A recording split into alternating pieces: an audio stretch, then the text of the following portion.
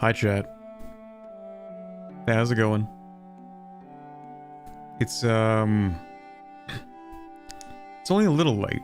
It's not even that late, to be honest. Every time I'm like 2 minutes late, someone's like, late bit? Late? Is he late, chat? Is he late?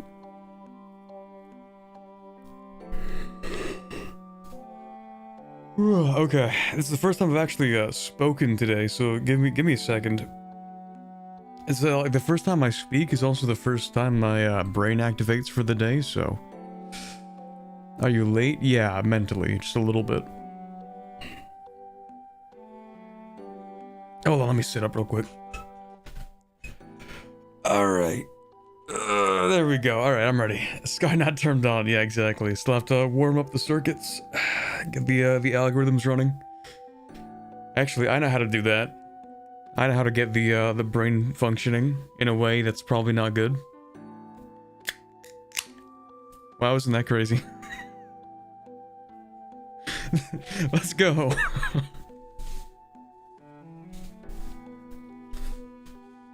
That's how you get warmed up. That's how you get ready. The daily, I guess it is daily at this point. Yeah, maybe it shouldn't be. The daily can of Monster. Let's go. Let's go. Can't wait for my death of a heart attack at the age of 34. That's gonna be great. Anyway, I hope everyone's having a good day. I realize for some people, it's gonna be like midday still, like me. It's like 1:30. Everyone living anywhere west of the East Coast in North America is just like probably working right now. Sucks to be those guys. Anyway, welcome Europeans to the chat. It's gotta be at least half, maybe even 2/3 of the current chat. Because it's like, what, 5 o'clock in Western Europe right now or something? I don't know.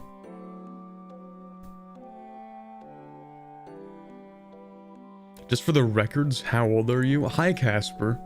A little, interesting of a question to start off with. 23. That gives me 11 years. Start the countdown. 11 years until my death of a heart attack at the age of 34. 1938, 1838, let's go. Yeah, see, there you go. People in Europe having dinner, me, I don't even know what I'm gonna have for dinner yet, let's see. Filling out your Wikipedia page, what's your street address in SSN? Joke's on you, I don't have an SSN. Because that's not what it's called. It's just called a SIN, actually, it's an SIN. Anyway, I have no idea what I was going to do for the intro to today's stream, because I always have something to say at the start of stream. But like, no, not this time. I genuinely, I have no idea what I was going to start with. Full of sin, true and real. Oh yeah, did you guys watch, did I release that yesterday? I think so.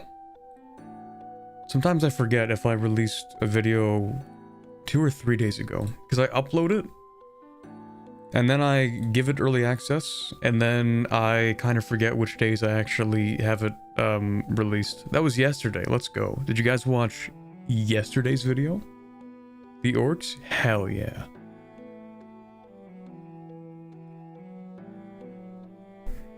Yes. Perfect. Yeah, it's kind of awkward, because I had a lot of people in chat, not in the chat, in the comments. You know what, screw it, I'm gonna refer to the comments as chat. Everything's chat now. Alright, people in chat were like, hey, by the way, they're actually making the Karakan bar, or whatever it's called, tree, and it's actually like the 4th largest tree that has ever been made. So that's cool. That's neat. You know, I'm guessing I'm not going to be able to transfer that save file over, right? When that update comes out, I'm probably not going to be able to actually do anything with it. Is Discord a chat or a sandwich? It has elements of both. It's been 1,000 years since I entered this stream. Hold on, you know what I'm gonna do? I'm gonna sign into... Wait, I can't sign into my own chat in Streamlabs? That's kind of cringe. How does that even work? Okay, fine, whatever. I guess I'm popping chat out. No, I'm not popping chat out, actually. I'm gonna keep my Streamlabs off to the side. That's cringe. So you should rush out a part 2 is what you're saying? No, it's the opposite. Like, the update comes out in 2 months, and I won't be able to make a part 2 for it. Because it's gonna break the save. The mission tree's not even out yet. I heard the devs say they did it because Corbett was playing Sap Chopper. True, yeah. It was a conspiracy the entire time. Corrupt from the top down. Technically, you could catch up offline and then continue on the new path in the video. That's true, I could do that. In fact, I might do that. I don't know. Depends. Because it's not like it really matters so much what you do in the first, like, 50 years. It's literally just the first 50 years of the game. You consolidate the area, and that's kind of it. So, you know what? It's not like I'm playing through an entire playthrough. Like, it's not like I'm playing to, like, 1580, and then there's a new formable or something, you know?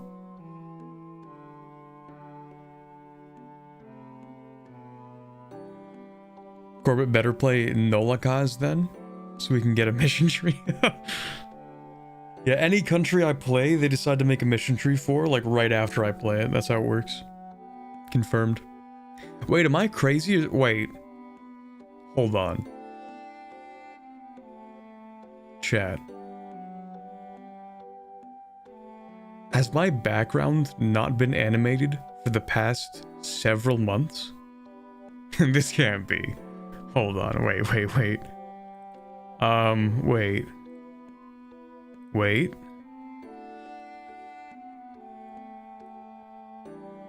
Hold on. What? Why is it not? Okay.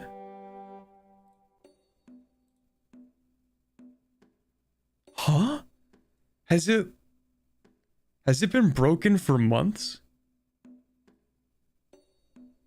Have I never noticed that?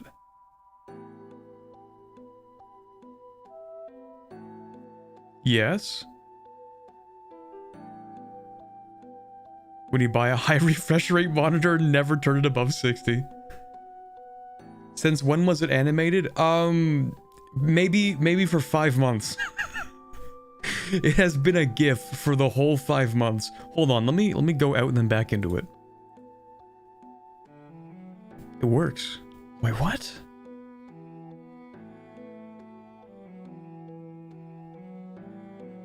The whole time. Wait.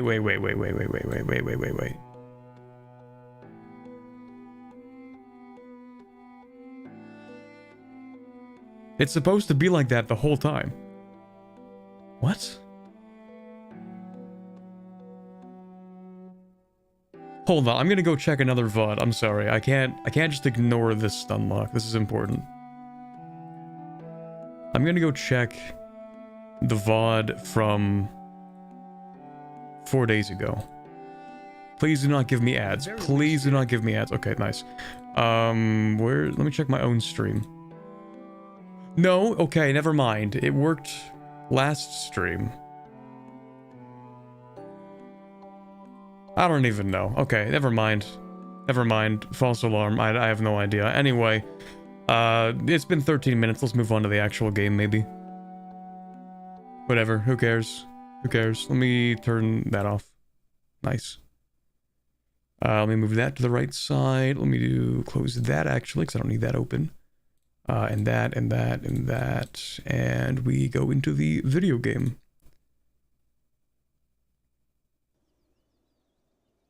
There we go.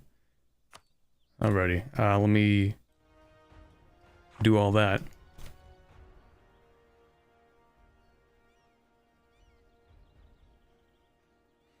Yeah, crazy stuff. Anyway, hopefully that doesn't happen again. Alright, welcome back everybody to the halflings that are not as chill as I thought they were going to be. So we've been doing some interesting things with the cultures in the region, you could say. Some fascinating ideas. Something like that. Yeah. The halflings are really not that chill, apparently. Yeah. Right. So, I don't remember exactly what the plan was from the start of last time. Lies and slander? What cultures? The only culture is halfling. True. I remember I had some kind of plan in mind. I was about to start a war, but I don't remember what it was. Chat, do you remember? Oh, also, I should give a bit of an explainer for the people who are maybe new, didn't watch the first two halfling streams. So, I actually don't know the lore behind these guys specifically. I guess, well, first of all, you know, Green Tide, rest in peace, Castanor, etc. And then we got some funky guys over here, some halflings. Oh, there are Visfoot halflings. I didn't even know that. Okay, anyway, so we got some guys from down here, and they're like, hey, there's a power vacuum in this region. We should send adventurers to set up a new halfling homeland. So, they did that. They sent people over. Yeah, halflings got tired of being oppressed and went to a scan. They're like, hey, hold on. It's not very fun to be oppressed, so maybe we should do that to other people instead.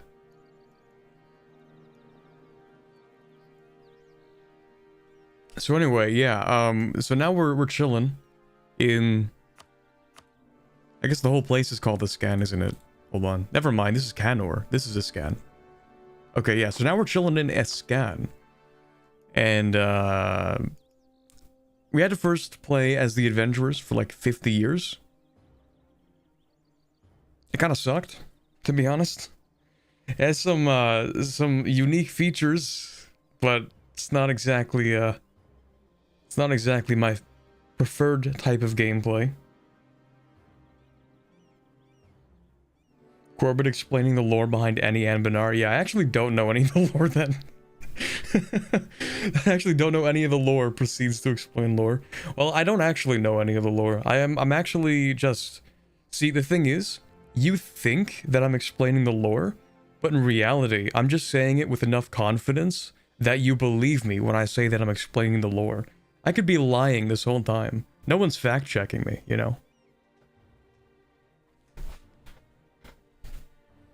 Escan literally means Eastern Canor. What do you know? That's crazy. Did the humans come up with that? That sounds like a human thing to come up with. Because, like, the elves got, like, a whole different language. You think they got regional dialects in Elvish? Or is it all just, like, one language? We know you lie about halflings being not chill?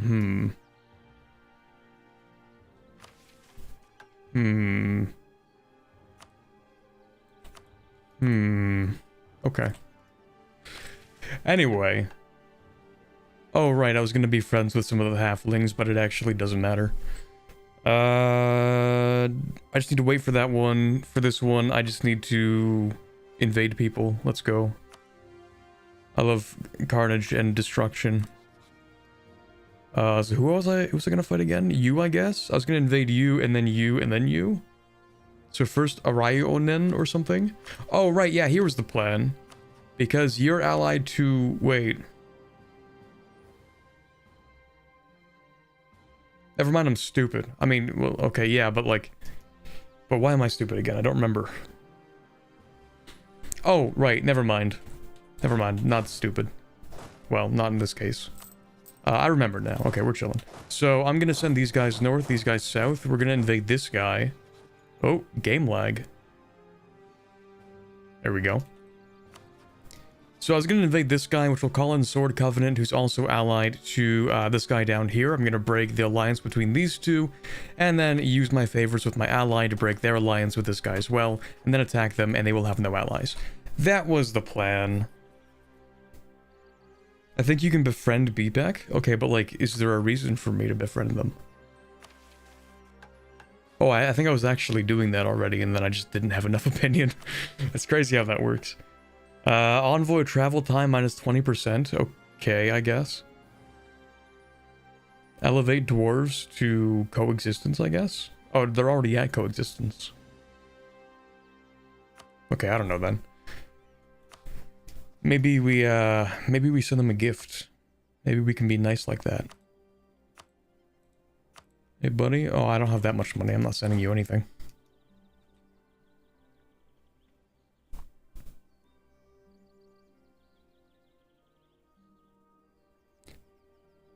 Sestir means camp.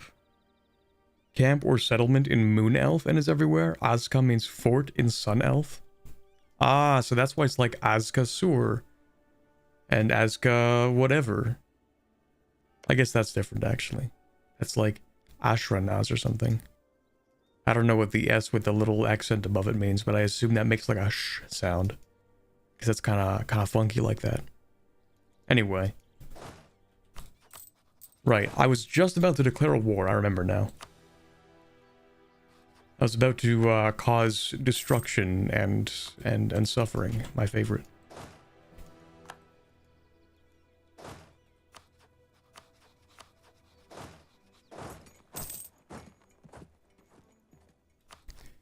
Okay, so I'm going to declare war on you. I don't think I care about this guy's stuff, to be honest. I might as well call in Marhold, because, like, what are they doing with these favors?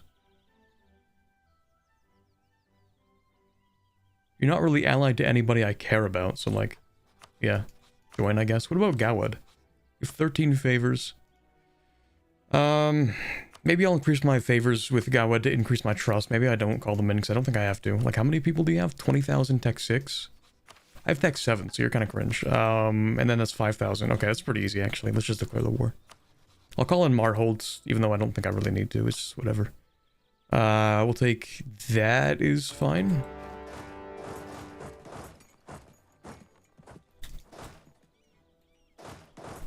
Get back here. Why are you running? Wait, are you in this province, or do you have mill access? Ooh, unfortunate. Really tragic.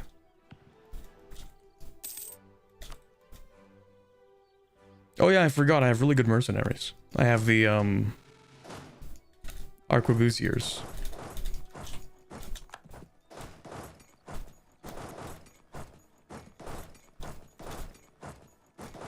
Oh, by the way, chat, are there any special mechanics for these walls? Because they look like they would have special mechanics, other than patricians, of course.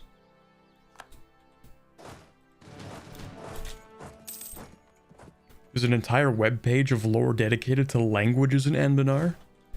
Beautiful. Uh-oh. You actually got morale back. That's an issue. Can I leave? No, okay. That stack is cooked. That sucks. Oh, and it's my artillery too. That sucks. Hold on. Maybe I can do something about that. I don't want to lose my artillery over nothing. Nah, never mind. Go back. No stack wipe? Okay. That's cool, I guess.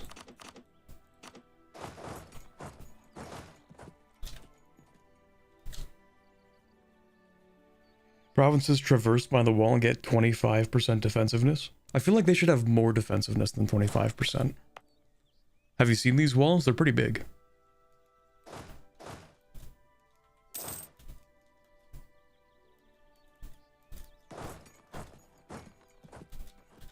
Like, those are the kinds of walls I feel like that would be the equivalent of, like, the Theodosian walls, you know? Where it takes, like, advances in artillery to actually take them down. I don't know.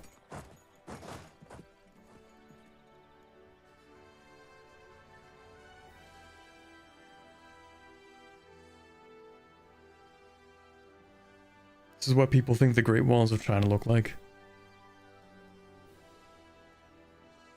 I mean, kinda, doesn't it? I mean, well, not really. The Great Walls of China are actually not really disconnected, like, not even slightly. They actually have a pretty funky shape.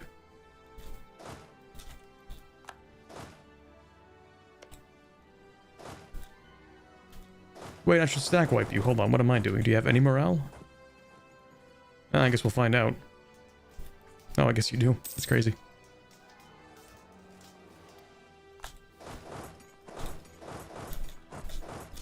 Please stack wipe. Please stack wipe. Thank you.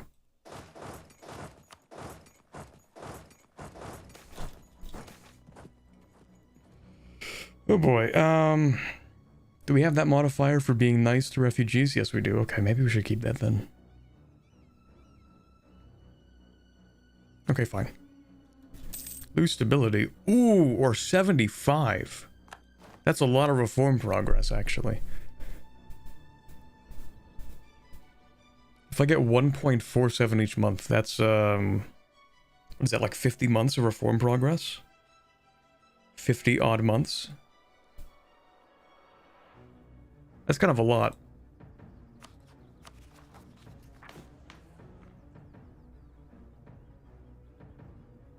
I think I'd rather keep the government reform progress, to be honest. I'll take the stability hit.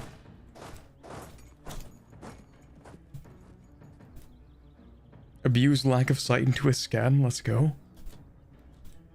Wait, who lacks sight in a scan?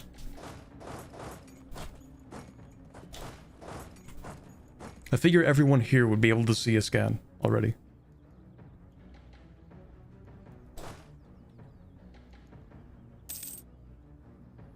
I don't know why stability hits always feel so scary when it's just a little bit of admin.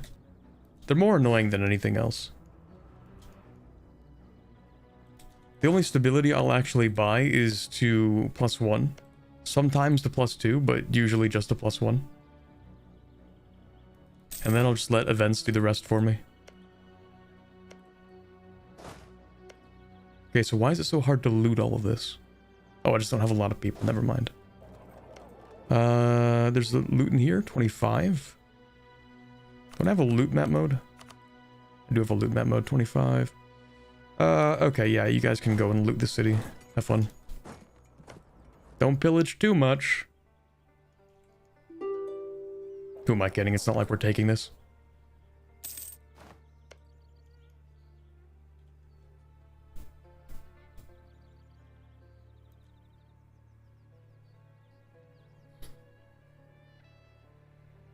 It's just because of the sound effect. Yeah, it's like when you get declared on at war, except it's actually worse because the only time the AI declares war on you is when it thinks it can win. And usually it's like a really high bar for that. That's when it's genuinely terrifying. Any mission tree that requires 3 stability at some point really is annoying as hell. Agreed.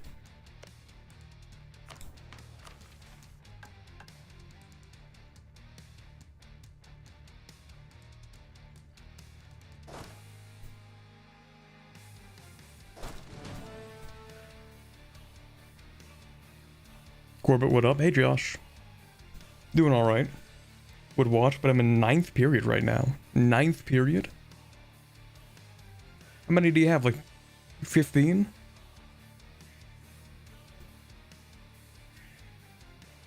When I was in high school, you know what we had? 4 periods a day.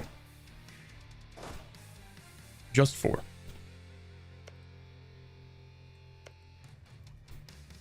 You'd have the morning 2, and lunch, and then the evening 2, or afternoon 2.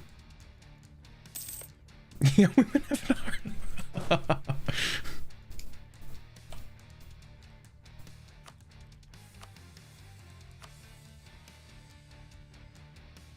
Okay, let me get rid of... Well, that guy's gonna be dead anyway. Just that one, money, war reps,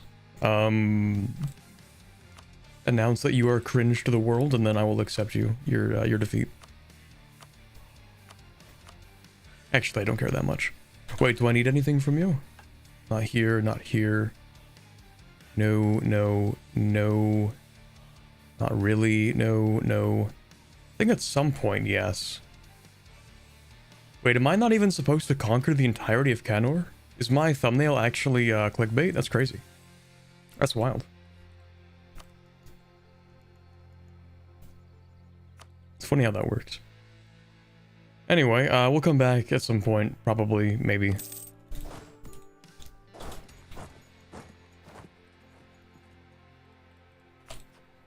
Okay, I did do the right one. Just had to check. Alright, I'll take all the money, all the provinces, yoink. Thank you very much. I'll go ahead and core all of that up, most of that up. And then we waste no time. Okay, maybe we waste 1 month. After that, we waste no time. Because I'm gonna ask you to break your alliance for favors, thank you. And then when I can invade them next... Please do not ally anybody in the next 4 days, I swear. Thank you. What am I going for? Cragkeel? Yeah, sure, whatever.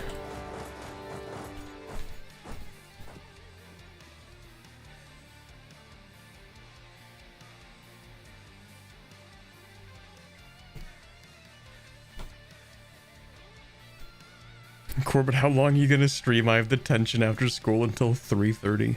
How is 3:30 after school for you? How does that work?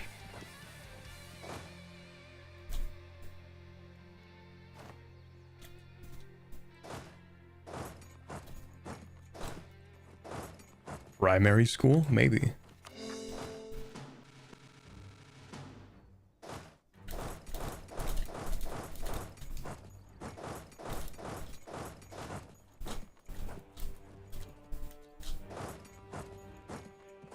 Get out at 2:47 p.m. Man. Kids these days getting out of school before the sun sets. Back in my day.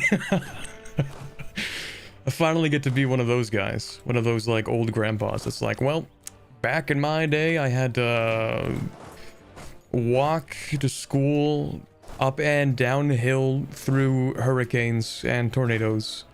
And every day I got hit by 3 cars. That's what it's... I get to be that now. Let's go. Corbett, you're barely over 25. What are you yapping about? I'm not even 25. Mods.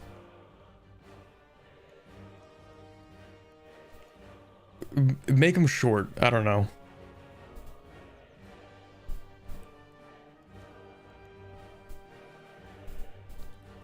Venail birthplace, the god fragment. I don't know if I like Venail finding this. Interesting. Hey buddy, you going anywhere? Oh, you're definitely not going anywhere. That sucks.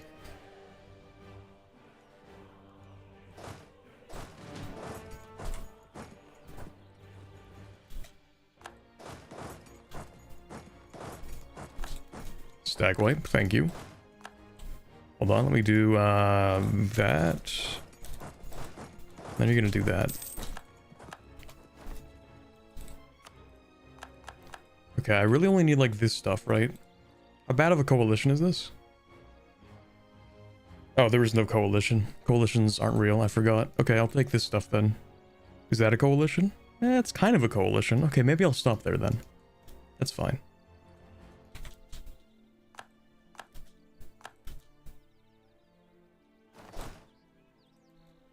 Actually, you know what? Send one person over here.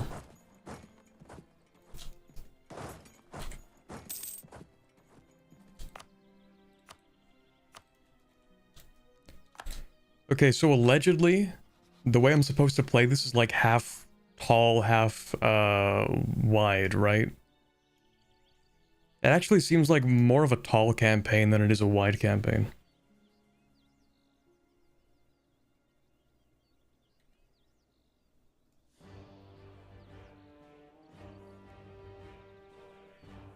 Kids these days think Frogger is just an old boomer video game. What they don't know is an authentic representation of our walks to and from school. Seriously. Yeah, back in my day, what's it called? What's it called when you're not allowed to cross the street with cars? Jaywalking, that's what it is. Back in my day, jaywalking was just regular walking. Back in my day, we just crossed busy streets on the highways. And that was normal.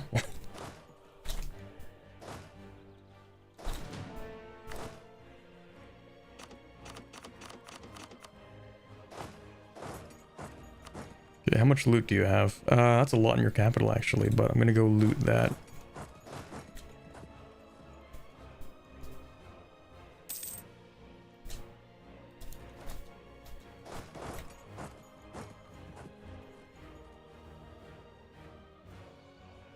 It's a tall campaign in the sense that you have to just conquer a scan, which is tall at Anbennar, to be honest.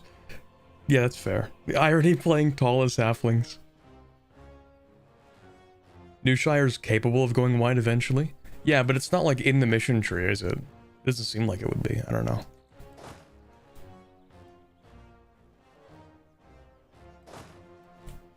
Yeah, I had to cross 18 lanes of traffic uphill both ways.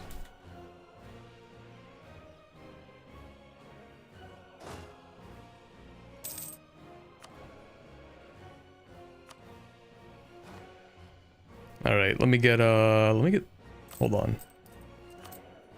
Are you half cost or are you just regular cost and I have good advisor cost? You're half cost. Okay, so I think you're half cost. Yeah, we'll go with you then, that's fine. In fact, if you're 31 and half cost, I do make a lot of money now. You know what? I'm gonna give you a bit of a boost. You can be level 3.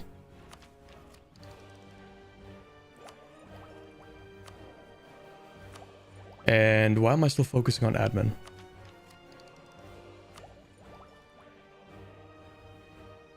I don't even remember.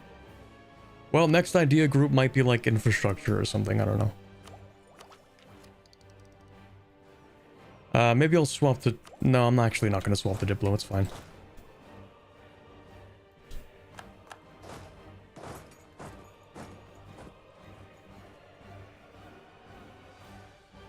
Subway Surfers is an accurate representation of my walk to school. True.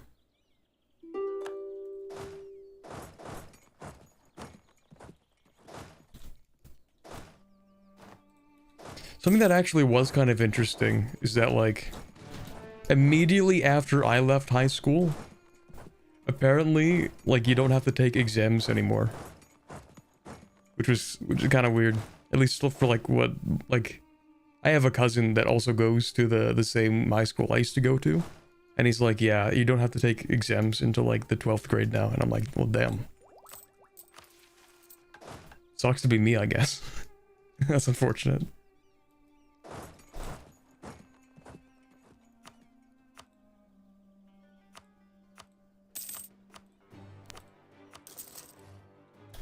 Do I have a bunch of governing capacity right now, actually? I do, so I'm kind of fine.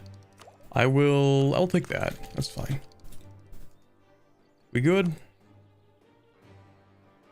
Yeah, it's not even that much aggressive expansion, to be honest. Yoink! I'll take that. It's quite a bit of Diplo, but I don't care that much. Oh, that's crazy. If we had taken one more province...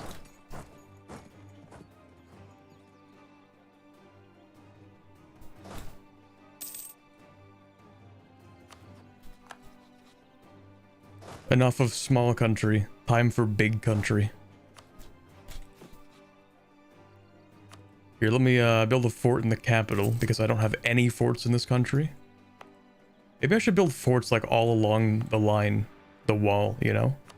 Maybe I should have one here. It's actually a really good city as well, so I might as well just, like, build one. But also I want to build churches in, like, every province, because I still have that thing, right? You know, the thing. The thing that things? That thing. Development of temples. Yeah, I might as well build a whole bunch to improve the development cost. So that and there, and that's probably fine, yeah.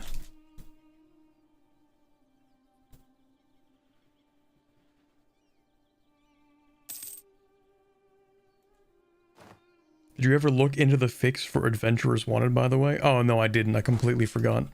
That's embarrassing. EU4 streamer building forts? What universe is this? Yeah. Me when I open up EU4 guide. Step 1, delete every fort.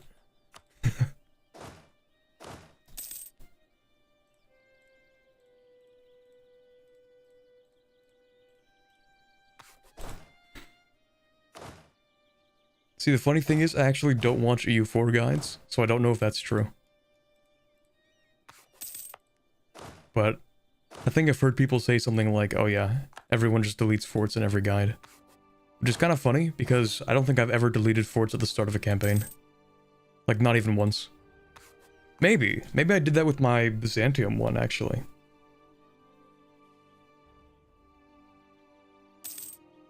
There's a text file in the Discord you can run through the console to remove all of them for everyone, I think.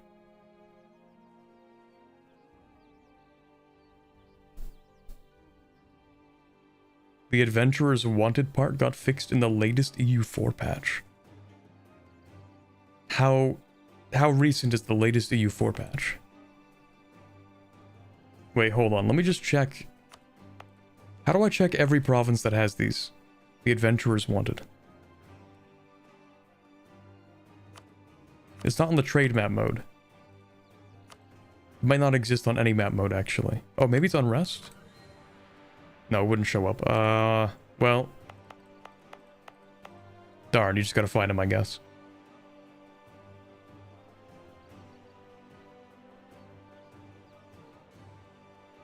Adventurers Wanted is fixed? Let's go. Okay, so maybe I'm just bad at the game then, because I have a lot of these. Wait, did I even give you better quest rewards? Oh, no, I didn't. That's really embarrassing. Yeah, you can have that, actually. Funny how that works. I wonder why nothing's... I wonder why I'm not getting rid of any of these. That's crazy. Crazy how that works.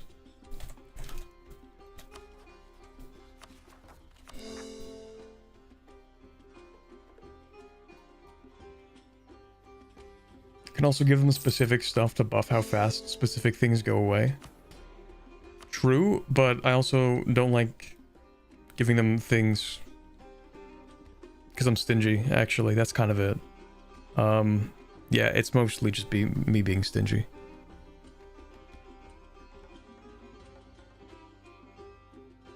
Read privilege description. Oh, it deals with it deals with like thieves guilds, I guess.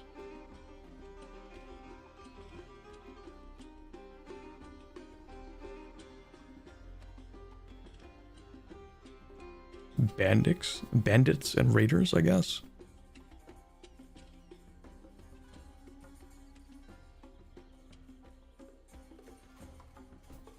Yeah, I'm too stingy for that, actually.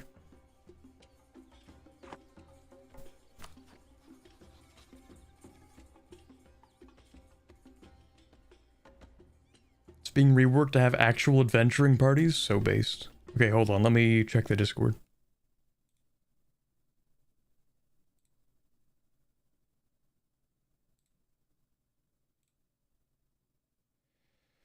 Okay, hold on. Yeah, I know the thing looks weird. Give me a second. So generous quest rewards literally doubles it. Based 60 loyalty. I didn't even know that. 30 influence. 60 influence is times 2. That's crazy. And then the privileges give a times 2. Except for some, which are only times 1.5. Whole lot of words. Too bad. I hate micromanaging. I don't know if I'm willing to do all that.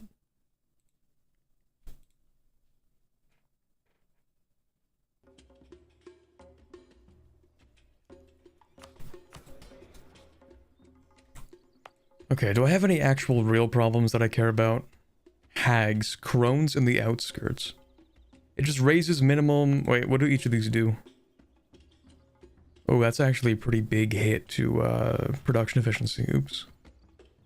That's not that bad. That's pretty bad. I have a lot of these. That's crazy. Plus 5 local unrest.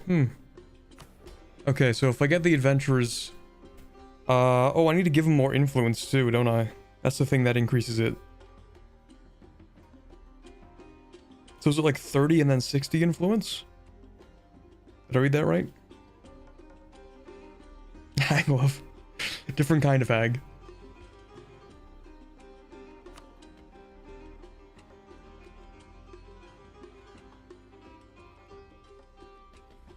Okay, you know what? You can have this actually, that's fine. That should increase the chances. Also, reduce advisor cost is always nice. Ooh, look at those cheap advisors, that's beautiful. You know what? I might even bump you up to level 2.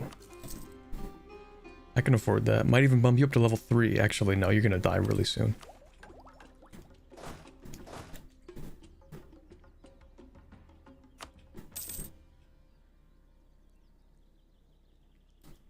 There's also the cult event that just deletes 9 dev off of a province.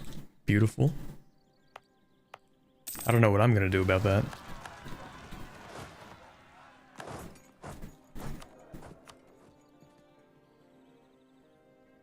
You're half cost level 3, right? That's what it looks like. Works for me. Beautiful. Very cheap advisors. What do I have to do again? Oh, right, I need to invade you at some point. I'll get around to it. Just gotta get rid of some overextension first. Let's go, adventurers defeat bandits. There you go, looks like it has been fixed.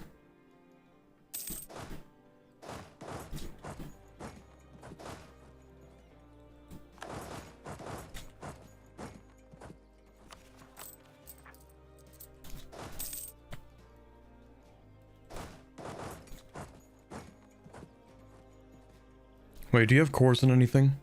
You do. How long is that gonna take? Well, it's not that many cores. Maybe I'll just... Yeah, maybe I'll just, yeah.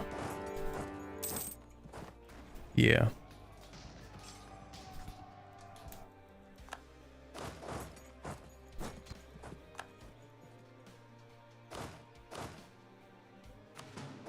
I assume you have siege, right? Never mind your cringe.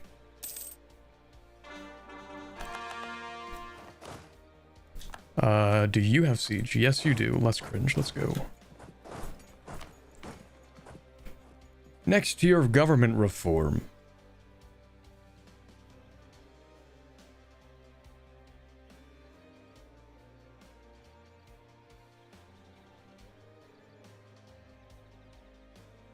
I'm leaning towards either this one or this one.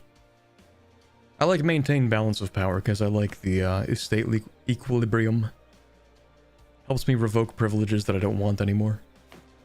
But it's not like I'm really using all of my diplomats anyway, even though I actually should be. Like, hey, do you want to be friends? Thank you. And also, oh boy. Yeah, people do not like me that much. That's crazy how that works. That's crazy.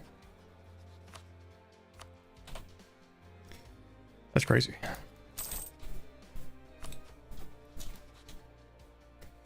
We do a little bit of expanding, just a little. Spoonful.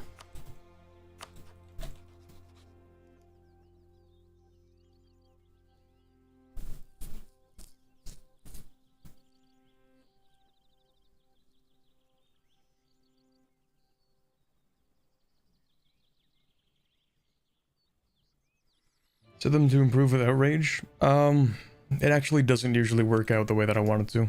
That's why I usually don't.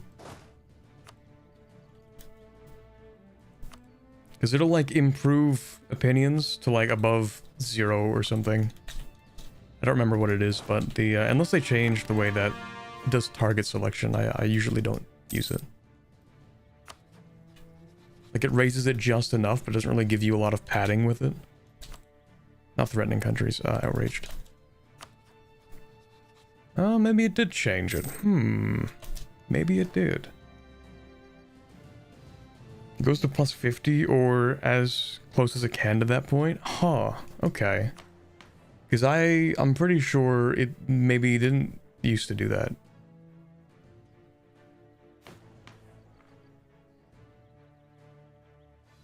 Seizing land from the clergy does not trigger religious rebels. Okay, that's cool, but... Is that ever seriously going to be an issue? Not really. I mean, the admin tech cost would be nice.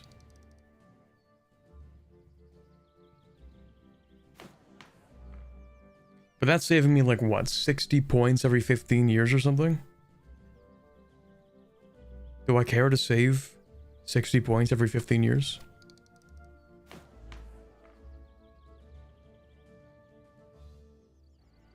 It does boost religious unity.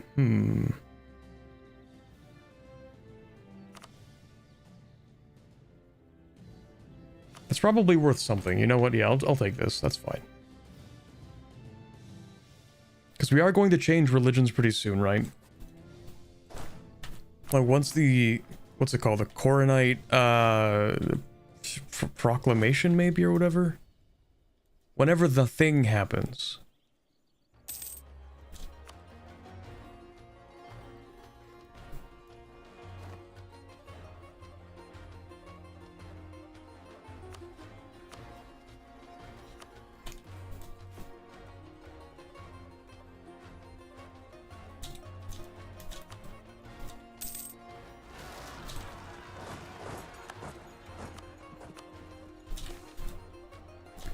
Oh, that's awkward. Anyway. I love professionalism. Let me go ahead and...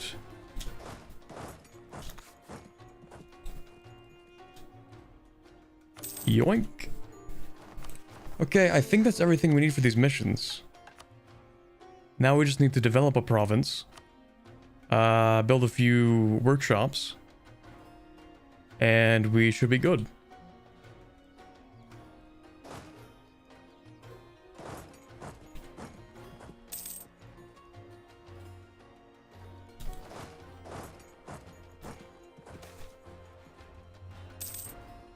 Support the kobolds? I love kobolds. They deserve support, to be honest. Hello, Mr. Shortbit. Are you enjoying the Raj? No. For people who don't know, I posted a picture of the Denijan Raj mechanics on Twitter yesterday, and... yeah. Yeah. It's so brutal. Like, you know, most disasters, you're like, oh, don't worry. It's fine, because I have time to prepare. Denijan Raj is like, no, actually, you start the game at the brink of absolute collapse, everything sucks, and we're gonna try to make it suck as much as possible. It's really great.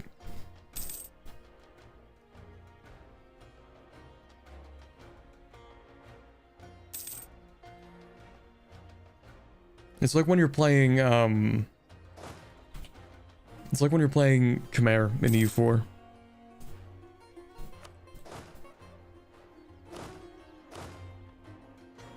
And it's just like, everything sucks.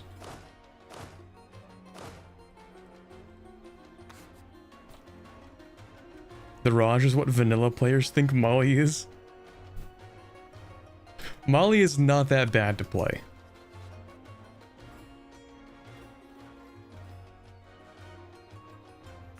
It's really not that bad. I'm currently done half the cast system rework. We're gonna make it better / worse. Oh, lovely. Yeah, I kind of just ignored that mechanic for the most part to get through the first thing that happens with Denijan Raj, and I'm not even done going through that actually, because it's extremely painful. Okay, maybe I should actually be friends with BPAC. How much money am I spending? Or rather, why am I broke? Oh, because I'm raising maintenance when I don't have to, that's why I'm broke. Yeah, it's fine.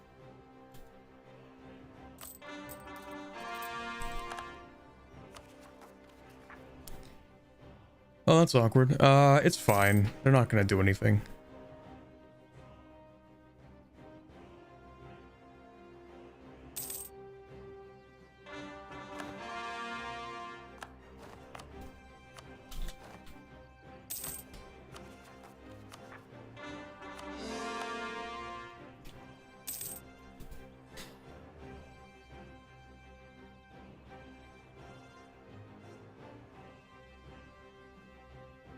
Then Genre was my first serious playthrough of Anbennar. I feel like that was kind of stupid.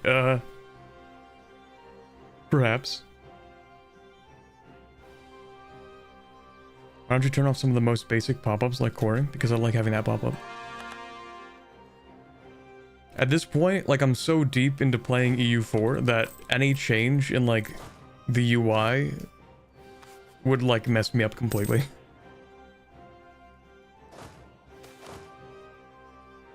It would ruin my, my muscle memory, pretty much.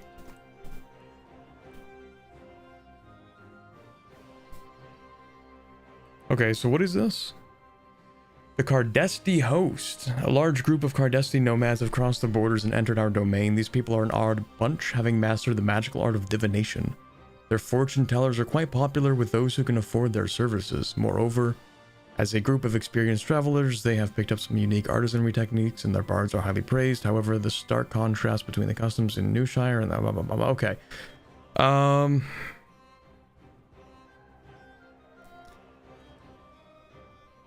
Do I care? There's no indication for what either of these options do. They can just kind of do whatever they want, I guess.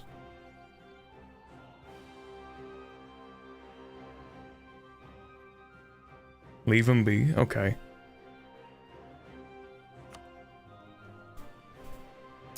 If they start trying to do a religious reformation in my country, though, then I might kick them out. Because I just want to play Core Knight.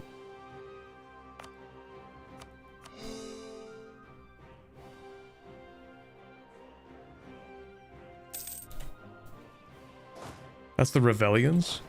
See, that's what I meant, though, right? Like, I'm using the Revellions as an example of, like, it happening at least once.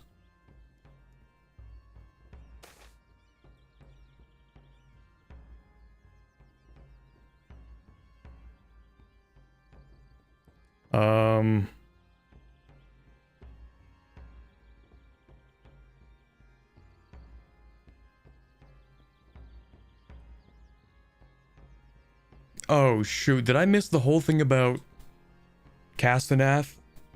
Or Castello, sorry. Did I miss the entire blurb of him dying? Or is this it? I guess this is the news, actually, isn't it? This is the thing, okay. So news from Elantir has arrived, spread widely by the order of chroniclers and proclaimed by Telemite criers in every major town. In a ruined precursor temple, a mural with chilling implications. A scene of utter destruction and ruin, a great fireball rising from the middle of a continent, raining stone and lightning down onto the land.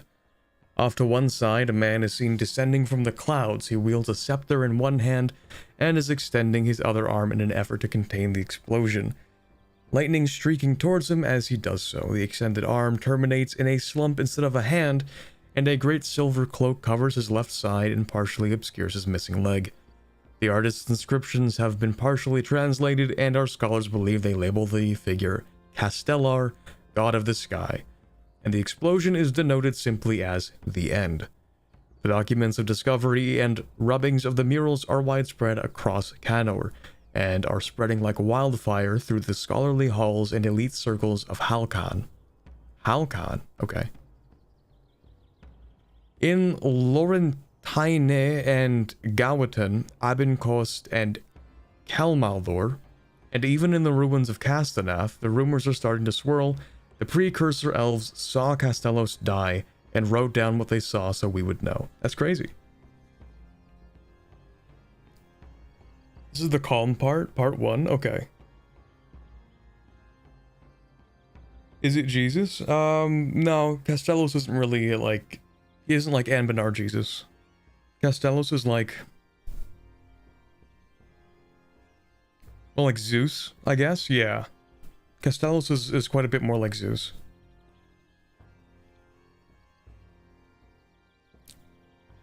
That's crazy.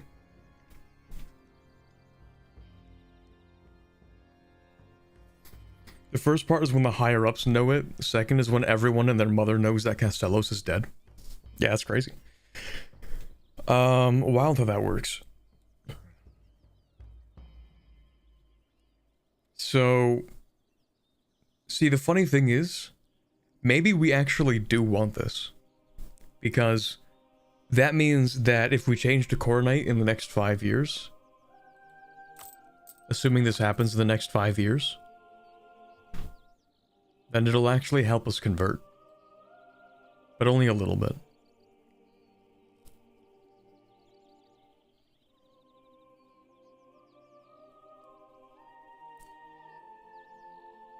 But in the end, I don't think these actually matter that much. I'll just take whatever I want. I'll go with the Diplo, that's fine.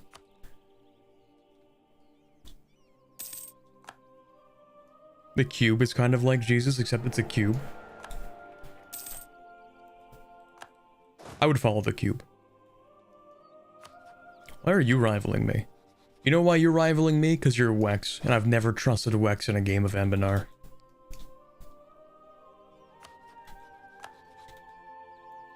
I should have read that, probably. Oops.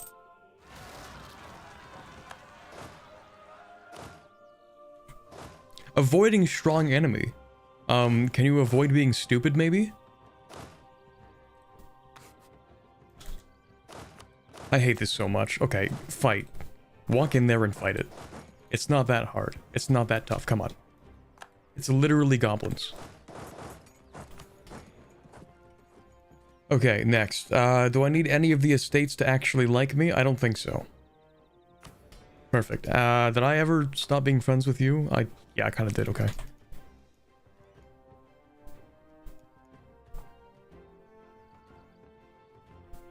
What slender is this? Wexenards assemble? Mods? Mods, turn the Wex Keep into an iron mine. Turn Iron Hill into an open pit iron mine. We will use it to create steel and build our hold.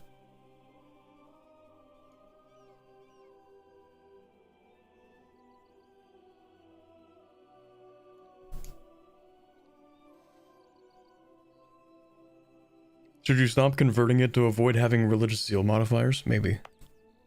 Probably should. That would be a good idea.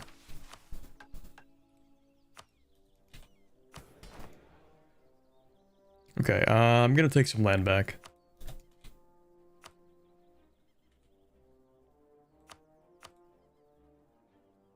Oh, right. One of my mission trees is literally just building things in here, so... Let's go ahead and build one in, like, here. That's glass. We definitely want a workshop. That is cloth. Is that part of the thing? That is. Okay, we want a workshop in cloth for sure. And, I mean...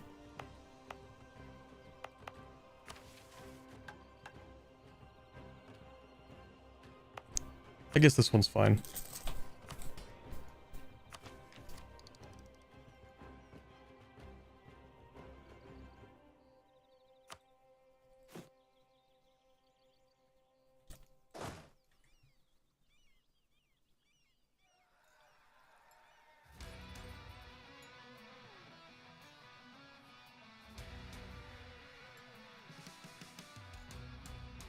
Wex, yikes, only Demaria, glory to the Silmunas.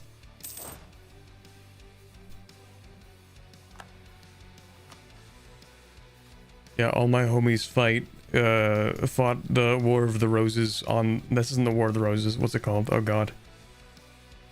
Hold on, don't help me, I'm thinking. Lilac Wars? Close enough. All my homies fight on the side that's not Wex. When they make the CK3 version for Anbennar, I will make it my sole duty to extinguish Wex before it becomes Emperor. I don't know how that'll have to happen, but I'm gonna make it happen.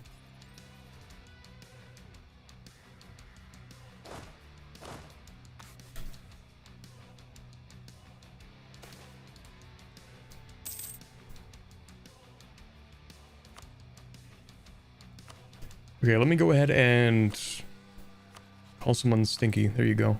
Vicious mockery. You,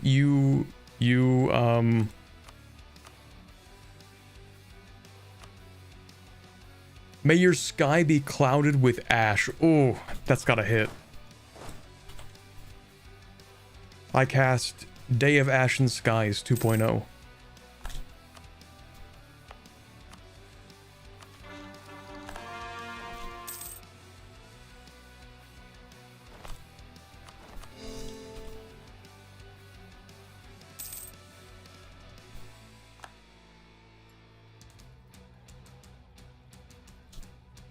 Does your crown's gem glow like a buffering symbol when you think? Yes. That's why it's always glowing like that.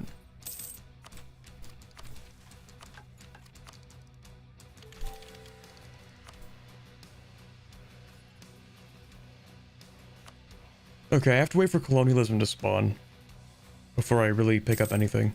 I mean, I really should grab this, but I'm gonna grab it in like a year. Yeah. Where are my rebels at? Mostly down there? Okay, that's nice.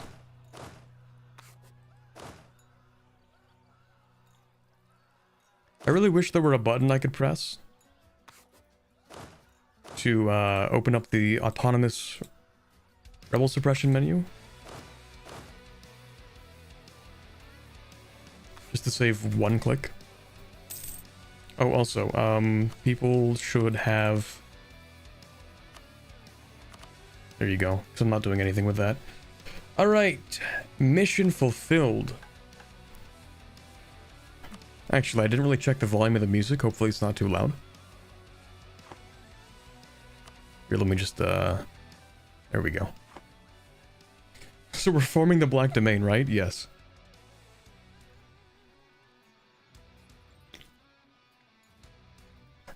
We're gonna have a republic where the power just cycles between like 8 different liches.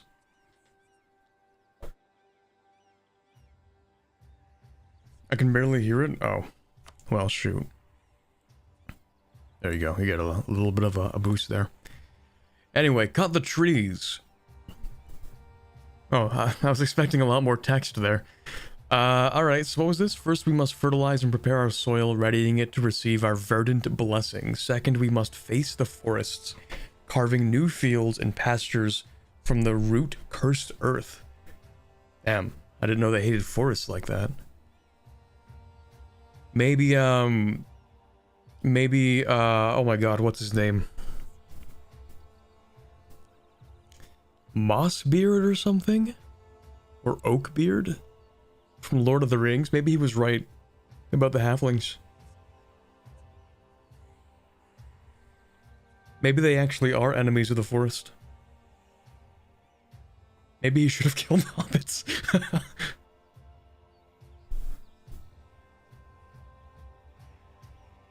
Anyway, cool. We get local development cost in... Is that literally just 2 provinces? Oh no, it's 2 areas. Never mind. So which ones? This one or this one? No. Mareskar.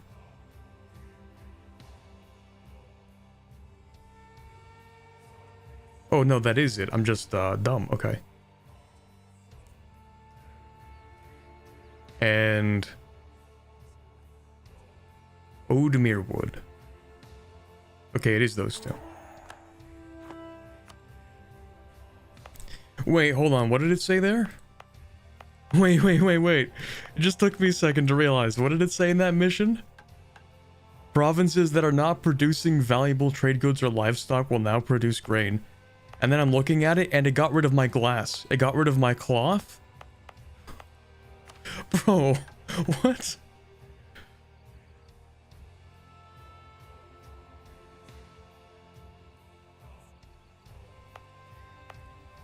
But my cloth, my glass, it was so valuable. It's not valuable to a halfling. Okay, get grained. Grain jump scare.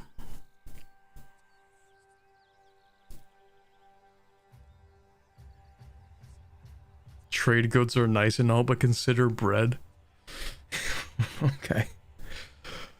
Alright, what's next? 3 areas in North Merewood need to have workshops and 15 development. North Merewood. Oh, that's North Merewood. So you need a workshop. You need a workshop once I have money.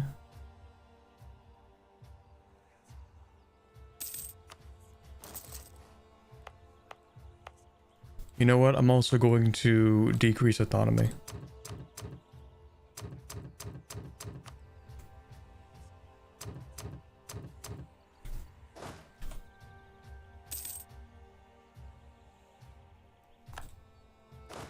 Oh, there he goes. Okay.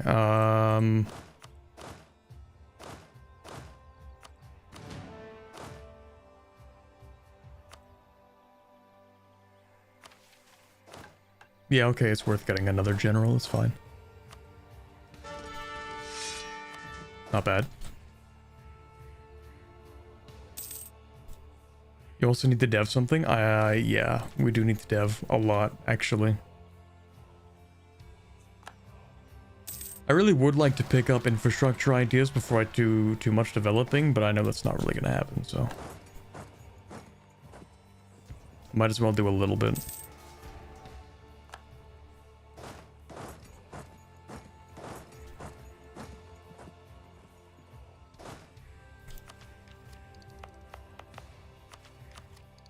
You know what? Yeah, let's do the other one first. The Eastern Farthing. Marketplace and 18 development in here. Okay, we'll go with a marketplace. Actually, we're gonna go with a temple first. I changed my mind. Oh, golden era for everybody. I love how the AI just decides. Oh, it's up in 5 years, everybody. Actually, it's not even up in 5 years. AI behavior.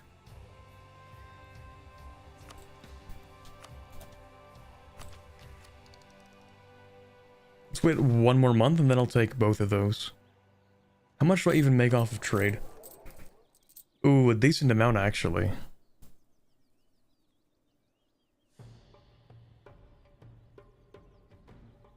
What is this? 10 years of reduced trade by 10%. What would that reduce it by? Like, I don't know, 2.5 ducats per month? 2.5 ducats per month times 12 times, well, also depending on the growth.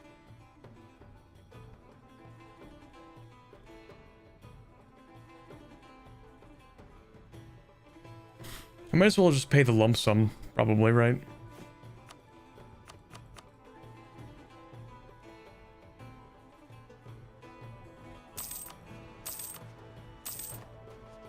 It's fine.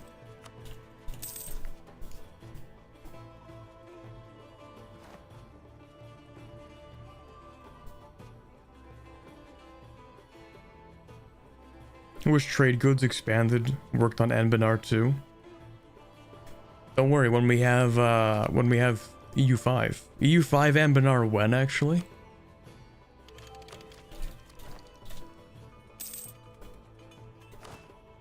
Oh boy, let's go. We got the ankle shankers. Oh boy. When Halfling armies transitioned out of their traditionally defensive warfare, the ankle shankers were a grey mill evolution of the typical Halfling guerrilla,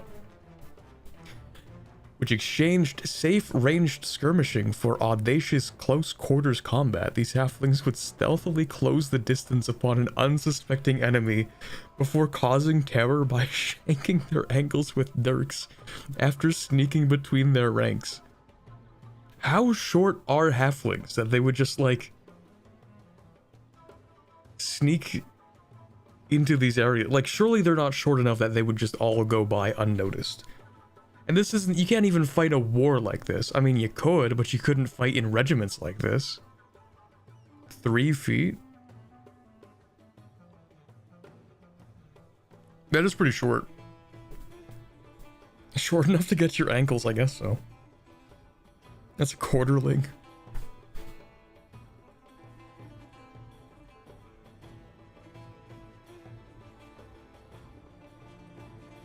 This is why you need grain in those provinces, is for guerrilla warfare. Yeah, seriously, like, you could probably hide in the wheat fields.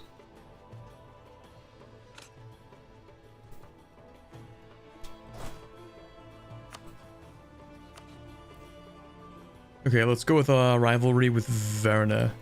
That's fine. Wait, so hold on, Wex rivaled me, but I can't rival them back? Oh, never mind, they changed it, that's crazy. Well, I still don't like you anyway, so. Tallest hobbits are 4 feet?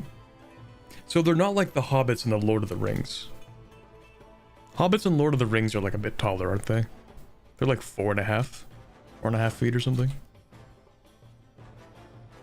They gotta be at least like 140 centimeters.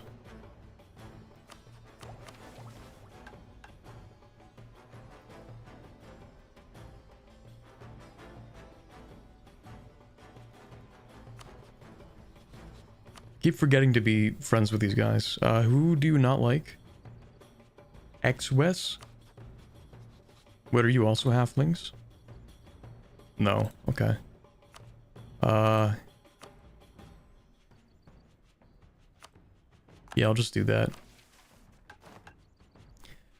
Fellow small fellows. This new home of ours may be enticing, but we shouldn't forget the places we came from. Indeed, we would do well to establish ties with some of our fellow halfling nations, that we might weather our troubles together. Let us set up safe routes of travel for our diplomats back to the western side of the Dame's Head to make these ties a bit easier to bind. Okay, nice. And then the other one is literally just being friends with dwarves, right? So we could do that with Azra Expedition, which I think I was working on a little bit, right? Yeah. Oh boy.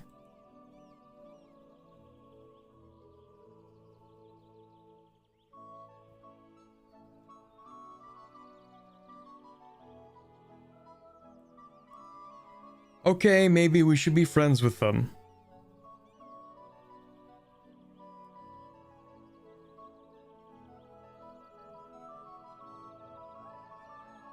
Okay, we'll be nice. We'll help them.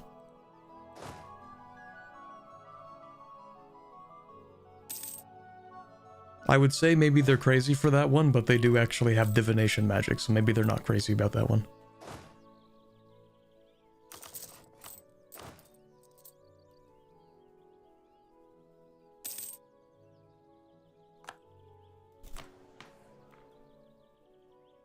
I keep forgetting we have expensive cavalry, it kind of sucks. Can you speak Canadian? I'm curious. Yes.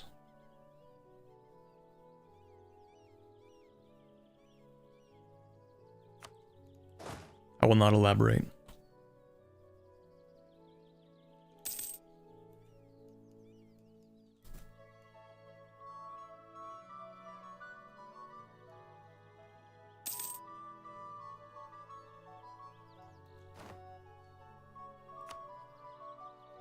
Oh, right, I built the thing, right? Yes. So I need to go ahead and throw a bunch of development in here.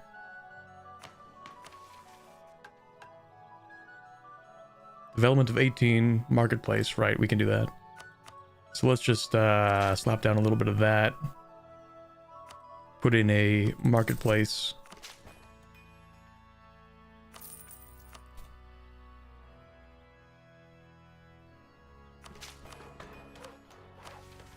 That should do it.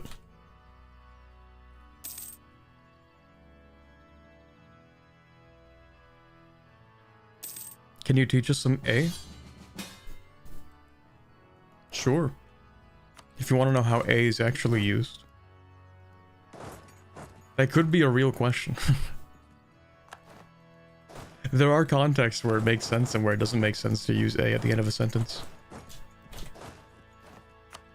Very versatile.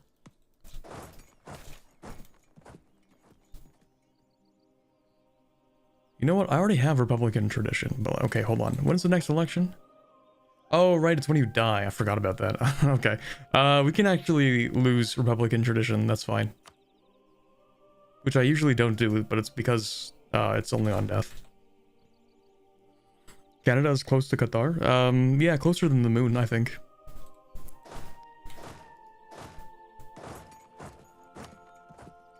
you called me in against my ally. You're kind of cringe, man. Maybe I shouldn't help you in this war. That's kind of mean of you.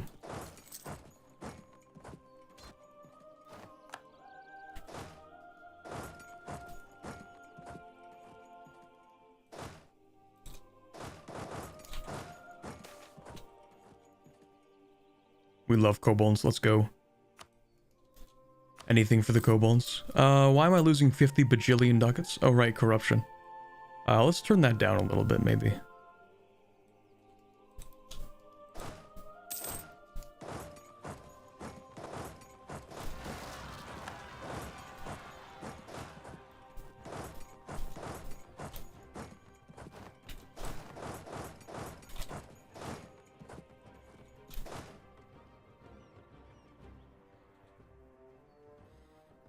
The Canadian A is like the Japanese desho.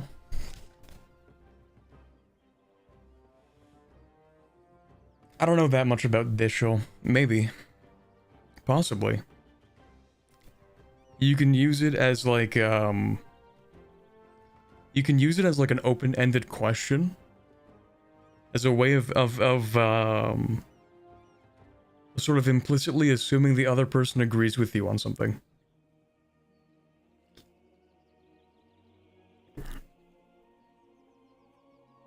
That's like the most common way to use it, I think. Is when you say something and then add A at the end to sort of like nudge the other person to agree with you. In Polish, you often say E, but as EJ, that's crazy. Or no as nie. At the end of a sentence. At the end of a sentence. Oh, no as in like the way that French uses it. The same way in, I think also in German, these like Oda, or something like that.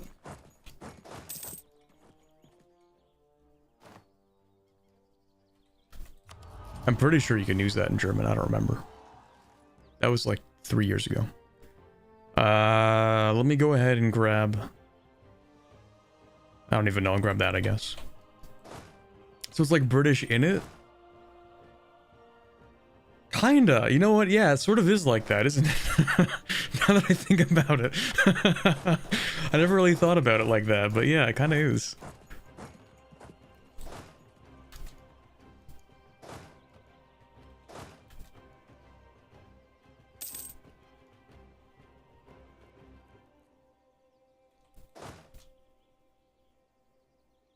What a horrible realization.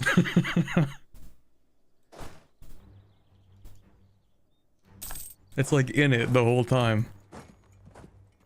That's crazy.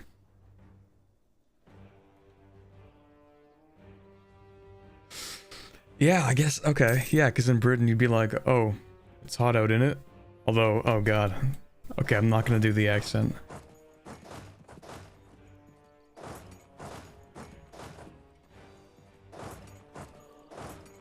But instead you just say, it's hot out, eh?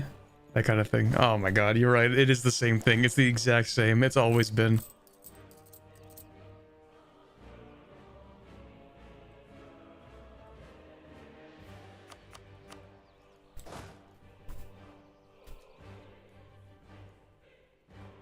Okay, I'd prefer if they didn't idle, actually. Hold on.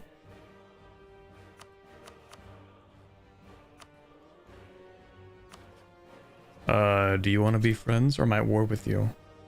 Well, I'm at war with you. How did I not notice them at war with a guy on my border? Okay, I'm not sieging that. Screw you, actually. You know what? I don't even want to be part of this. What am I doing here? I don't want to help you. I don't want to be part of this. I actually don't care about your successes, Rosiand. In fact, I prey on your downfall. Your territory will make great lodges for the halflings. I actually don't care in the slightest. I don't want to help you. I don't care. Leave me alone. Do the British accent? I feel like if I did a British accent, it would like... I'd probably like lose every British member in my audience.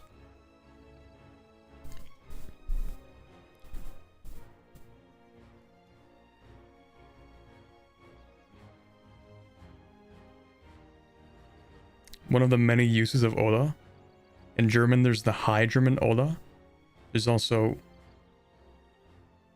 Gel, Vol, Va, etc. Huh? Okay.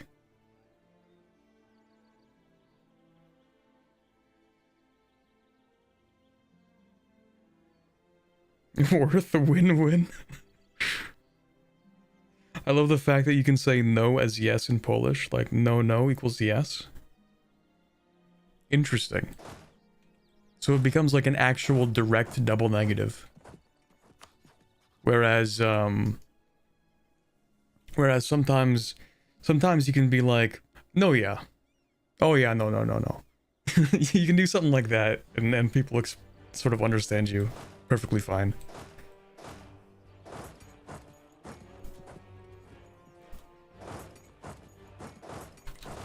No, yeah means yeah, and yeah, no means no. Yeah, that's how it works.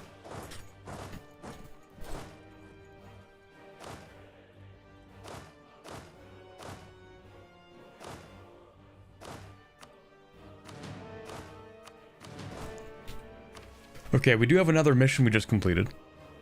The Eastern Farthing. We have more than a few Halfling immigrants in our land, celebrating our recent conquest of the lands north of our realm. Already they rush to fill the fertile lands of the people who came before them. Using this as a model alongside our advancing farming techniques, we can provide for even more immigration into our nation. The woods of Maresker could prove a promising start. That's crazy. What's happening to the other people here? What's happening to the Anbennarians? Never ask a halfling what happened to the Anbennarians in Ascan. That's crazy. That's curious. I wonder where they went.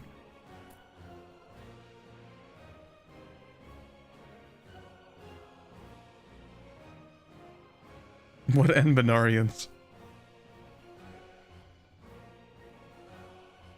Also, Polish no means yes in English? Okay, but how does that even work? Like, the word no, if you say no to a Pole, they'll be like, ah, you mean yes.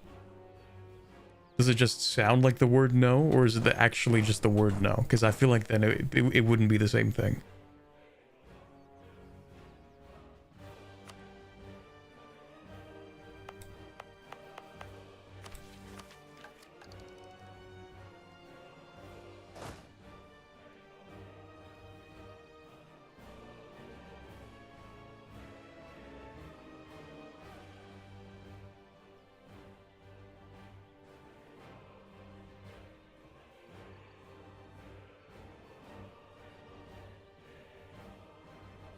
It's written as no? Okay, that makes sense.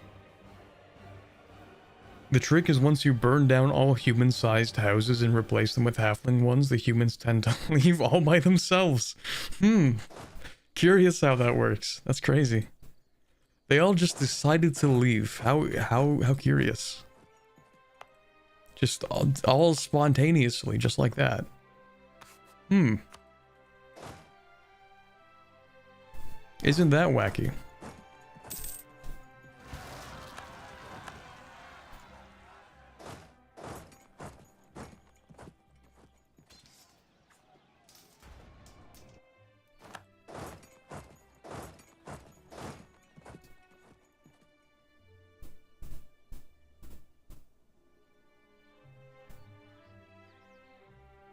In Polish, tak means yes, nie means no. No is a different word that is similar to yes, tak. Bruh. I'm Polish and I don't understand what the Polish before me said. Okay. Polish people attempt to communicate with any other person, challenge impossible.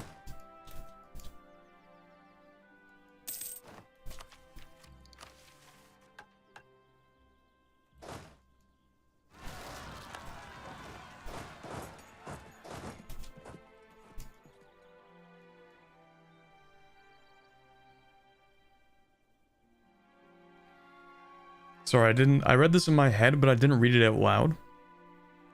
Thank you, Popenge, for creating a classic work of Canadian literature. I wonder how much should I accentuate, how much should I emphasize the accent for this one? Going down to the Tinnies, get me a double bod before looking for my dog in the flatlands. Who says flatlands of Saskatchewan? Who would say flatlands, though? Wouldn't you say, like, the prairies? The prairies of Saskatchewan? We have a spy amongst our ranks.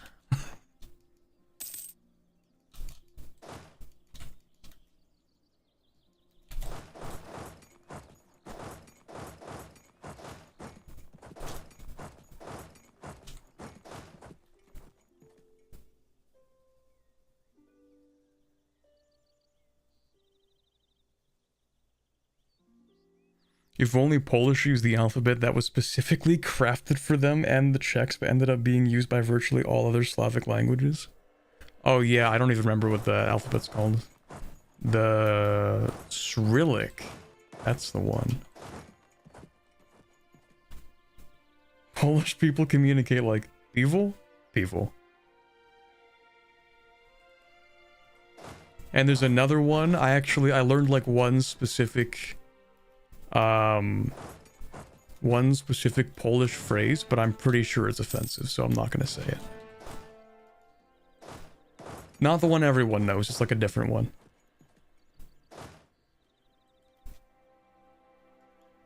And bubber. Everyone knows bubber.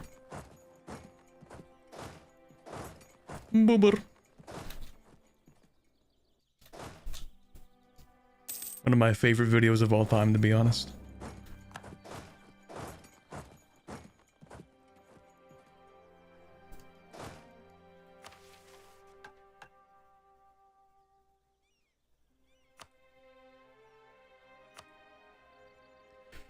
Alright, so we have to dev this, and this. It's all just developing at this point. I should really sit back and then just... You know what? I want to leave this war. I want out. Who's in charge? Let me leave. I don't want to be here. How do you have high war enthusiasm? Buddy, you are fully occupied. Is he stupid? I'm gonna take that, I guess. Okay, this is, you know what? This is actually not my problem. I'm not dealing with this because I don't care.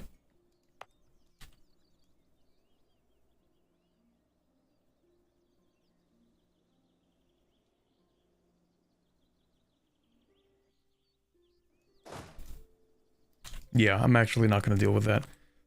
So who doesn't like me? Oh, right, we're at war. That's crazy. You don't like me, but I don't care. You don't like me. You don't like me, but I don't care either. You're fine. Corvuria, kind of chill with me. That's fine. You're actually kind of chill with me now, because you're too weak to hate me, I guess. I'll just go with, like, some pretty default, like, neighboring countries. That's fine. And then, I don't really have any plans to invade anybody at this point, because I don't really need to. I guess I'll just build a random spy network.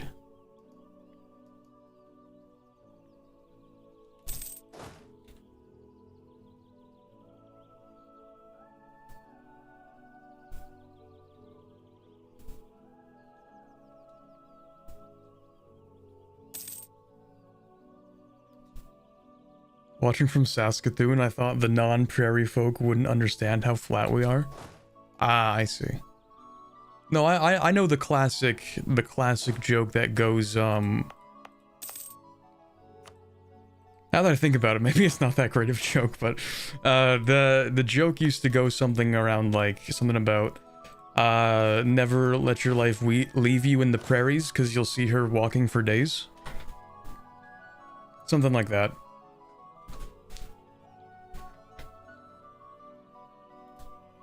Because of how flat it is, right? So it just keeps on going.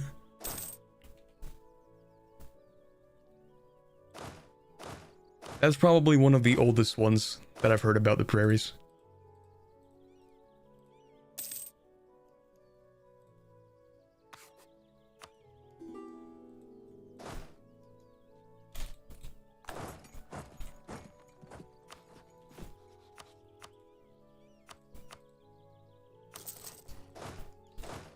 Probably went hard in the 1700s. Yeah, that's what I was thinking. That probably got the bar rootin' and hollering back in 1723. Hootin' and hollering, that's what I meant.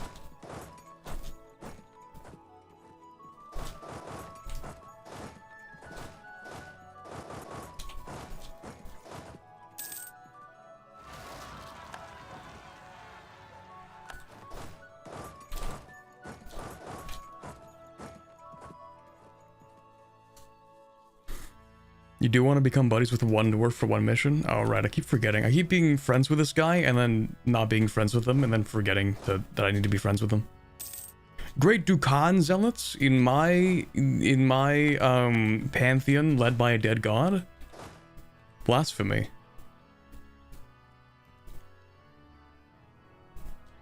It's really funny that we know that Castnor or Castellos is dead, but we still have like full Castellos worship. Are you the cool religion or not yet? Are you referring to Coronite or the cube?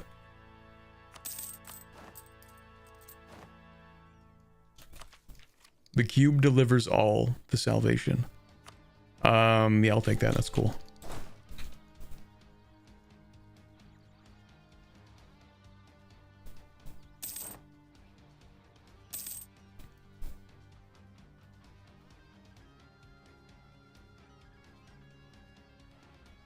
I don't know either of them. Okay.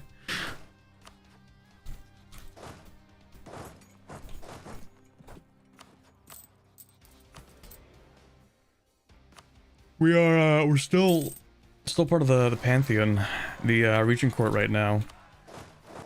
Man, I really wish I didn't have people like walking into my land though, you know what I mean? Like, you're at war with the guy who started the war, okay, have beef with that guy, don't fight me. This really isn't my business, and I don't want it to be. Please leave. I will. I'll send the Halfling Homeowners Association after you. Okay, so what else do I need to do? Development cost reduction. Right, I just need to dev this. I forgot. Let me do some of these. Oh no, you don't have a temple. Hold on, I want a temple for these before I dev them. Before I dev anything, I put a temple to reduce the development cost.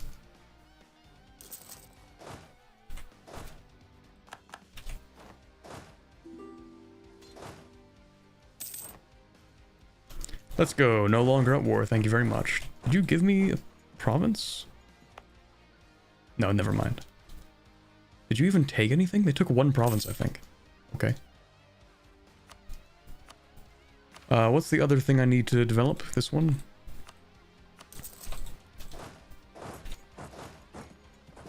Temples are tiny mage towers. True. Do they have, like, faith magic in Anbennar? I guess not, right? Like, some fantasy things have, like, faith magic where you just believe really hard in a particular god and then they, like, give you benefits. No. Stop. You've already called me into war. Don't ask for anything else.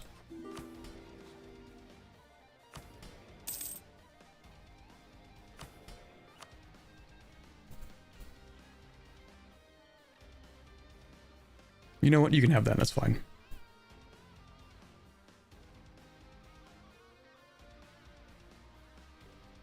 Okay, I've been getting rid of most of the adventurer things, right? Now that I think about it, I think I've only gotten rid of one so far.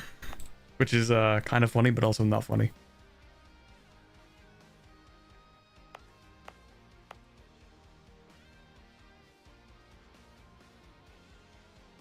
They're probably working on it. Probably. Maybe.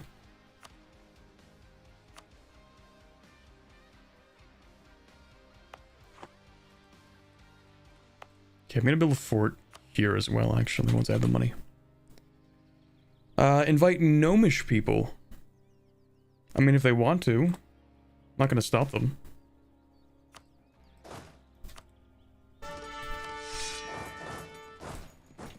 They're like pretty much halflings. Close enough.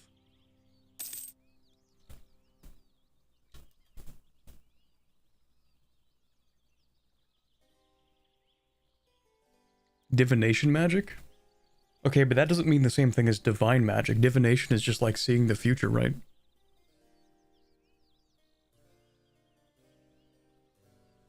It's basically Great and Old Dukan. Orcs pray and then they wah all over everyone.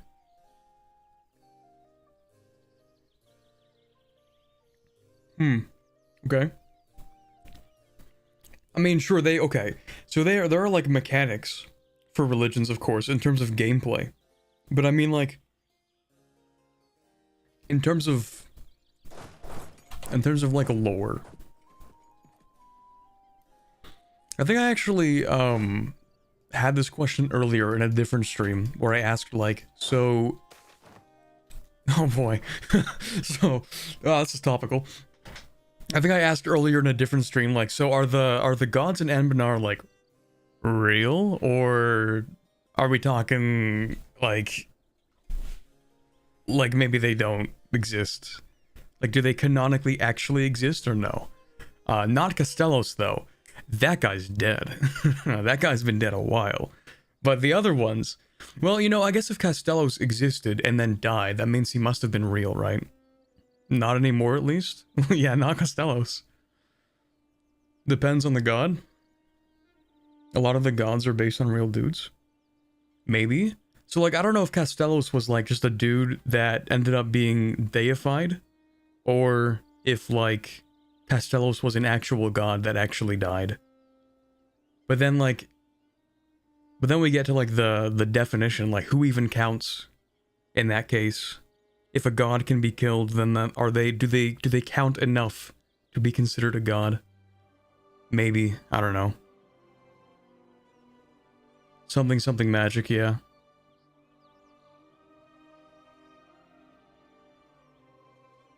Castellos used to be an incredibly powerful precursor elf mage.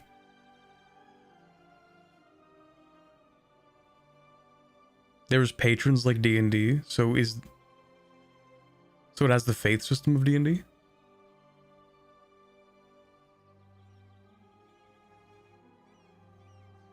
Corrin was an avatar of that other guy? Yeah, but was she really? Like, peeling back the layers of the game lore, you know, peeling back the idea of who Corrin was, and how she's important to the setting, and how the people who believed she was the avatar of Agrados, peeling all that back, was she actually an avatar of Agrados? Or did people just kind of like believe that hard enough that they didn't care? Explain the blood from the sky if there isn't god shit. Okay, I got nothing on that one. That's a good point. Corrin slander? Questioning the divinity of Corrin?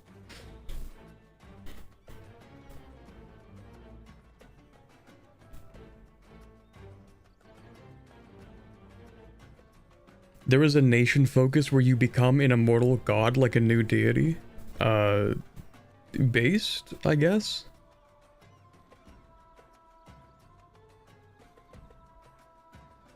Castellos was in fact the king of the precursor elves before his brother Ducaniel decided to give war a chance and spiked their floating empire into the earth.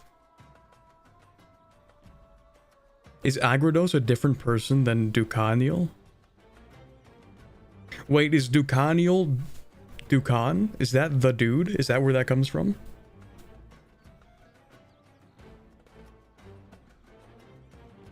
They're different people, but they're both brothers.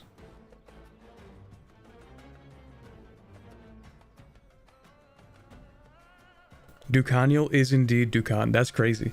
It's like it's all coming together in my head. If Adian isn't real, then why do I get Cav combat ability when I pray to him? Checkmate cubists. So true. Ducaniel made the orcs.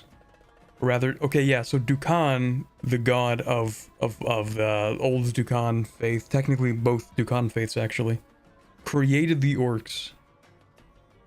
I still have no idea how that even happened. How do you create orcs? Snap your fingers, boom, get orked, buddy. Did he turn people into orcs?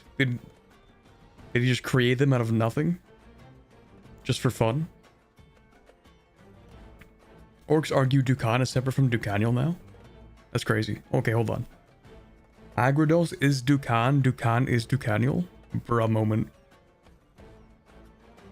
He stole a bunch of dead elf souls and made them into orcs? Okay, this is getting out of hand. This is like...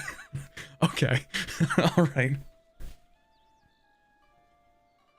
Okay.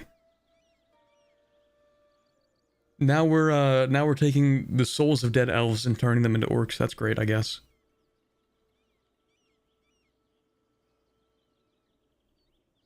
Ducaniel started the Civil War because he wanted to marry his niece? Oh, okay.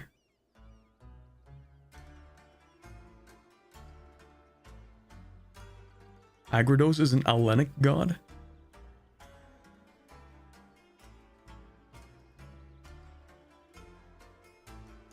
Is Corin not the avatar of Agrados? Or am I thinking of somebody else?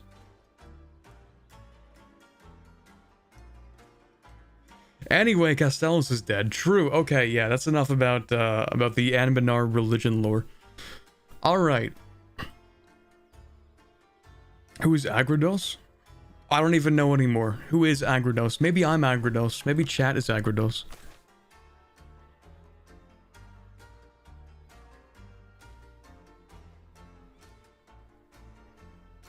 I don't know. OG God of War, then he did bad stuff, disgraced, then Corrin was like, maybe I become divinity pilled and replace the God of War. Maybe. Did she actually... Okay, she did replace the Goddess of War. Maybe I should just change to Corrin. Maybe I should do that, anyway. Right, Castellos is dead. Wow, isn't that wacky? That's crazy stuff. Pamphlets spread around Canor in the Divenholic wildfire. The claims printed there more inflammatory than the hottest embers. Castellos, the ruling god of the Regent Court, is dead and actually has been for a long time. Published by the Order of Chroniclers, the printings detail murals located in an ancient precursor ruin containing vast carvings depicting the whole course of precursor civilization. The whole thing? I kind of want to learn more about the precursor civilization, but anyway. The last of these murals appears to have been made after the ruin of Aelantir and depicts a deity named Castellar, known to Canorians as Castellos, trying and failing to prevent the calamity. Copies of the mural are printed on the back of every pamphlet so that all can see the sky god's end, and the Telemite town criers shout the words from the rooftops, Castellos is dead. I'm not going to read the whole thing completely. Here's just a little TLDR for this section. A bunch of people go to the top of the Magisterium and project the murals onto the sky so that everybody can see the murals and see for themselves that Castellos is indeed dead. Everyone's like, that's crazy. Wow, that's wild. He's been dead. And all these years, the Regent Court has been led by a dead god, and we didn't know. Which makes it even crazier, because if it didn't matter for the past 1,000 years, I don't know why it matters anymore, but you do you, I guess. Like, I feel like a lot of people could just be like, huh, that's crazy. It didn't really matter for the whole 1,508 past years. So, I don't know.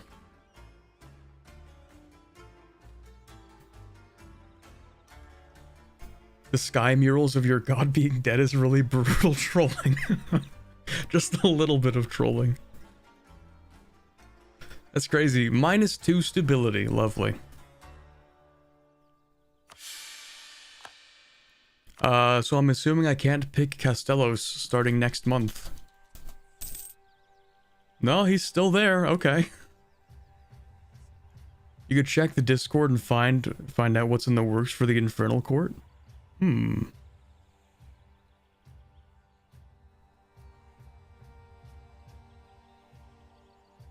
I think the dead god part is a huge bad thing because people after death are judged according to their personal deity. Oh, that's how that works. Ooh, yeah, that's an awkward one. That's crazy. That's wild. Yeah, that's kind of awkward.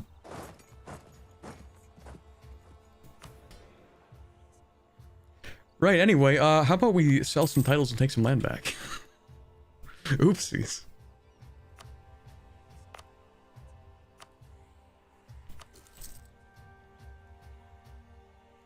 Okay, how about I transfer trade power to Middle Alen?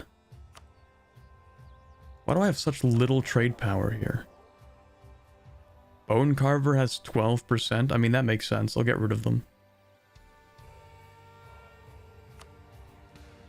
But I do own, like, most of the trade in this region.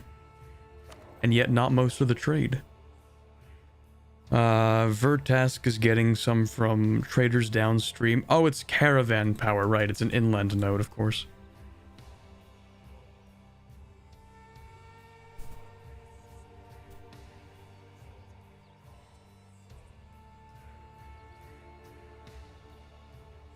Shouldn't Castello's worshippers go to purgatory?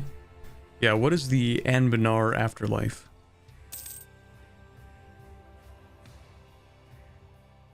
Yeah, which Anbennar religion is the correct one? the canon theology of Anbennar.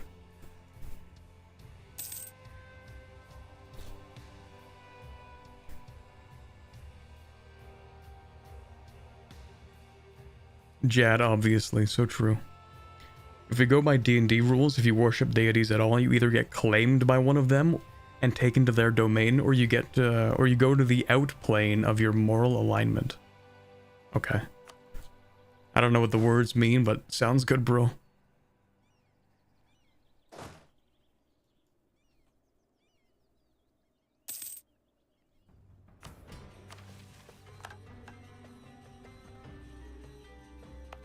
Okay, temple's almost being built there. Temple's built here, here, here. I feel like I'm going to end up having a lot of additional infrastructure, or governing capacity, so I might as well just, like, bump that up, right? Actually, when do I get my next idea group? In 13 years. 10 years, actually, but... Oh yeah, where's colonialism? Can I please... Is Venal completely dead now? No, they're not completely dead. There they are. And they do have a colony, so maybe they'll do something, I don't know. I would have thought they would have spawned colonialism, but that's awkward. So, who is gonna spawn colonialism? Not you. Gawed? Nope. Laurent? Is anybody other than Venail aware of Aelintir? Anybody at all? Do they have an old world province though? That's owned by Westdom. Oh, hold on. Hey, there you go. But I don't think it can spawn here. Because it is part of the Venail Island.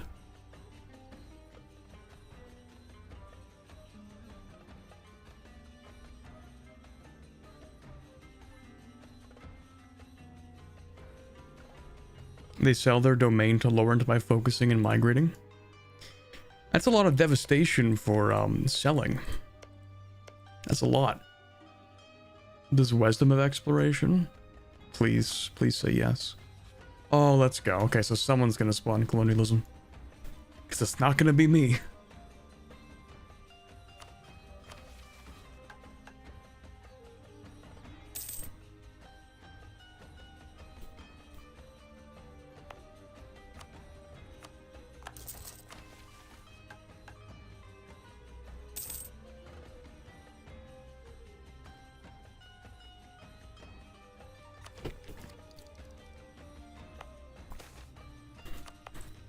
Okay, let's develop some things, maybe.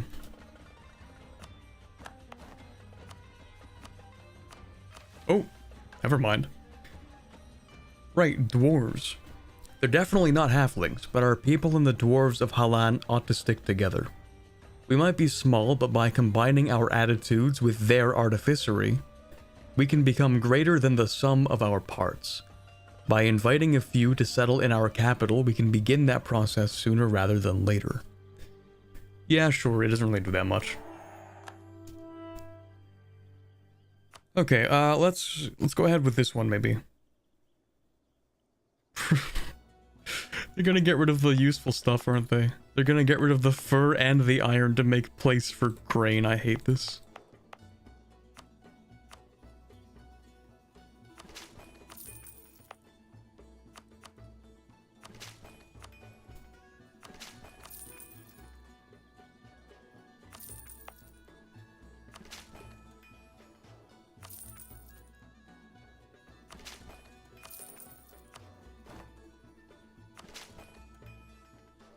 Oh, what?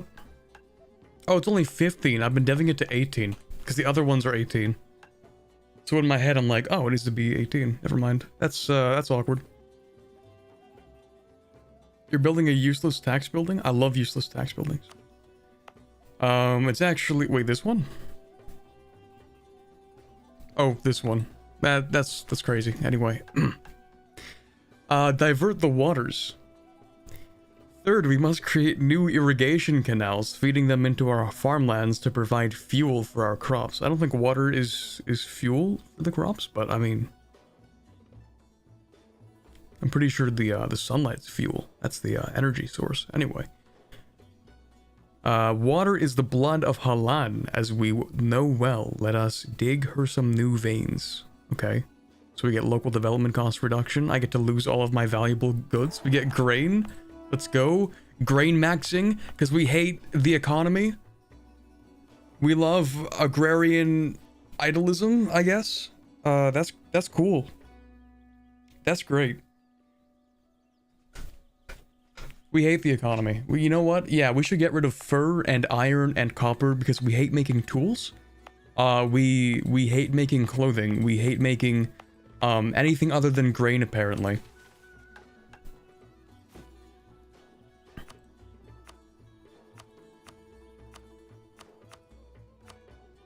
That's cool.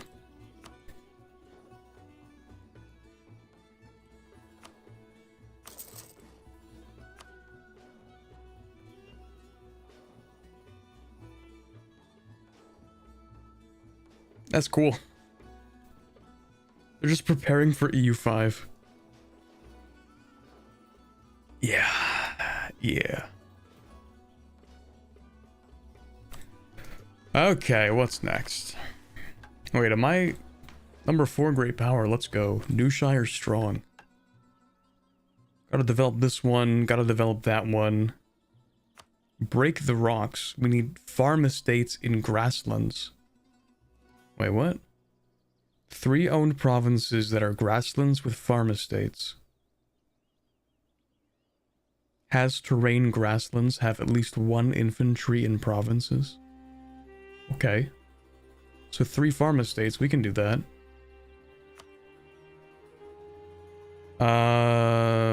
Within grasslands, specifically. Okay, let's look at this. So, is this grasslands? Hold on, there might be a way to check. Grasslands give you +1 number of buildings. Which means, if we hover over the number of buildings, it'll tell us which ones are grasslands. See? Isn't that big brain?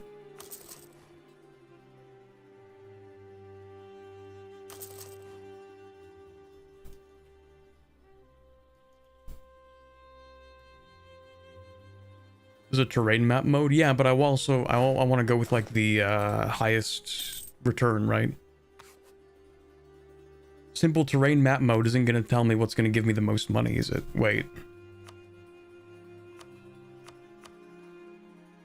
It's still not going to be as easy, technically, because then I have to, like, look at all the grassland provinces. I like my method better.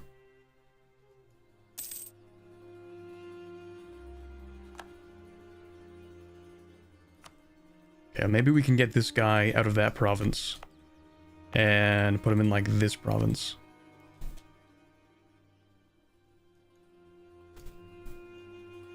Okay, let's speed 5 because we actually don't have anything we have to do.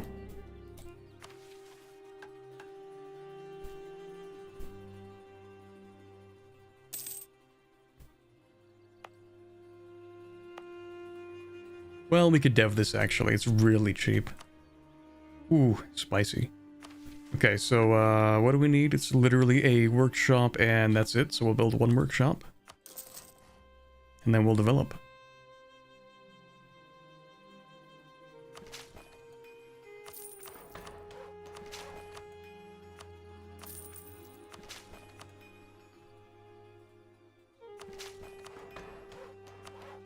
Beautiful. And then we just wait for the workshop.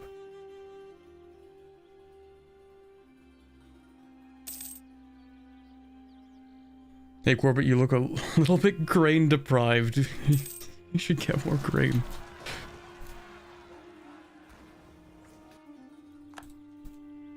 Why do halflings even need that much grain? Don't they eat like half as much?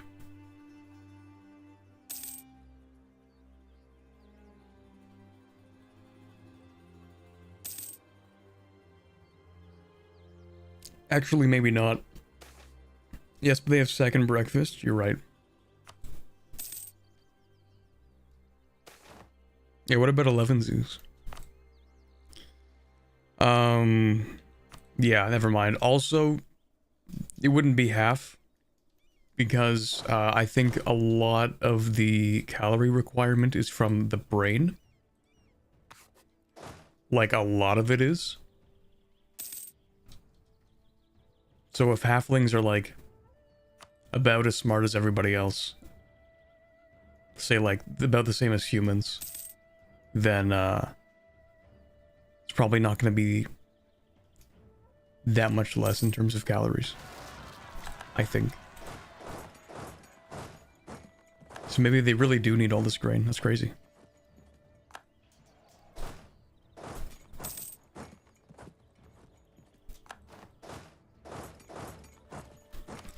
Okay, mission fulfilled. The southern far thing. And to the south. Okay. Alright, they're not giving me a lot here. Okay, what does this do? Oh, we do a little trolling. That's nice.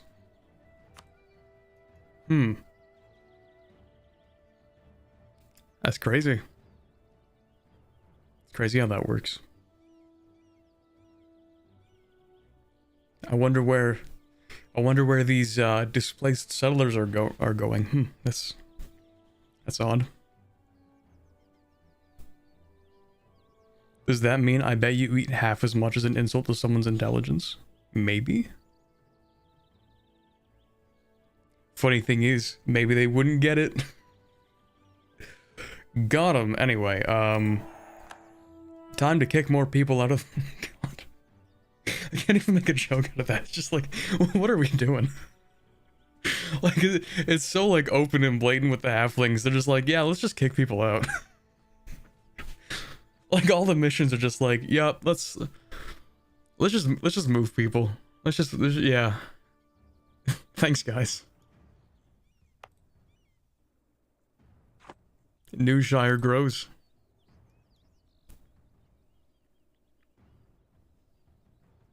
Do you want any of my dried cranberries I can share? No thanks, I've had my protein bar for today.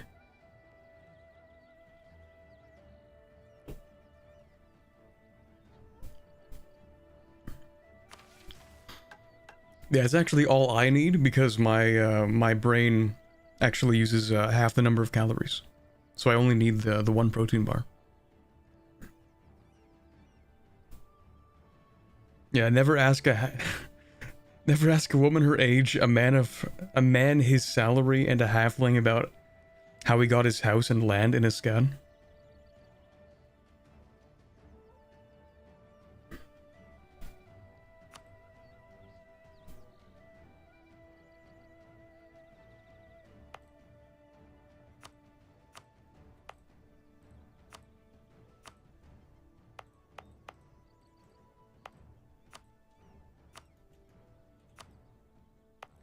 It's a lot of halflings. I'd even wager we have more halflings over here than we had back home over here. Wouldn't it be crazy if, like, so many halflings move to Newshire that, like, they all just get up and leave? That'd be crazy.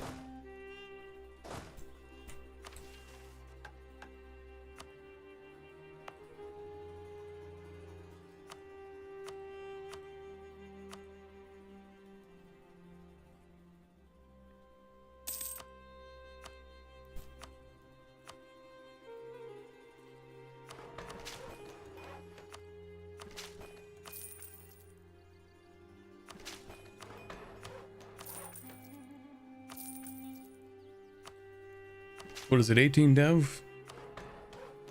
I hate that I'm developing with tax, but it is what it is. Right, and a workshop, I forgot about that. Workshop. And then I also need a third manufactory, actually, I forgot about that.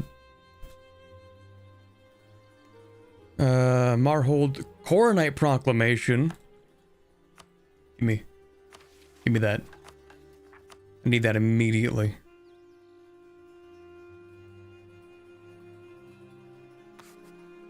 Am I gonna go Coronite? Do I canonically go Coronite? Or do we have like wacky Halfling religion at some point?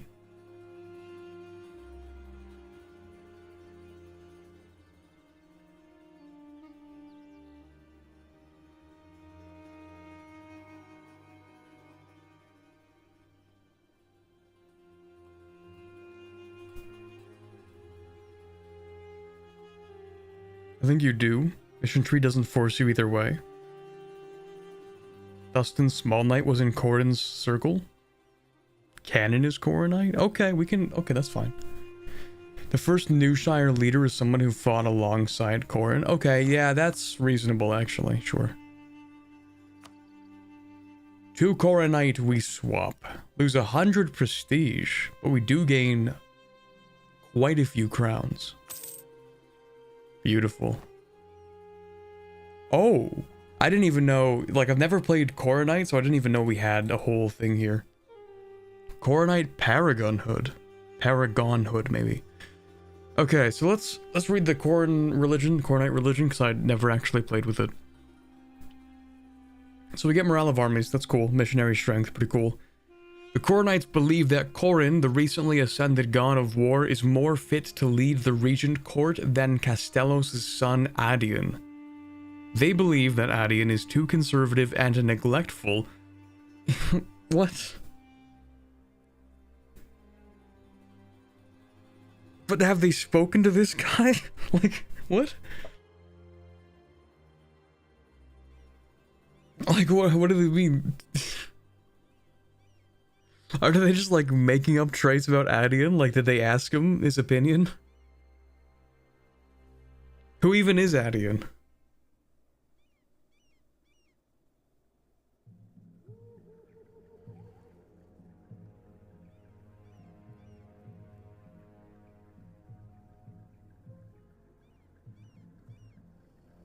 They've tried, but he doesn't answer their calls. That's why they think he's neglectful.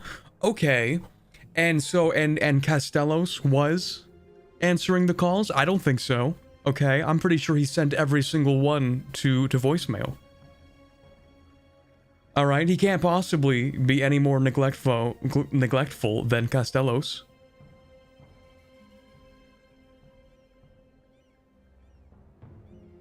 I checked on Wikipedia and Newshire is tagged as the Hazab cult religion? No shot. Nah, no shot. Castellos gave you admin mana, true. Castellos had a good reason to not pick up the calls, to be honest. Okay, so where is Adian now then? Where is he? Maybe he's been dead the whole time. Maybe there's some other mural that we haven't seen. And maybe he's also dead. And maybe he's been dead the entire time.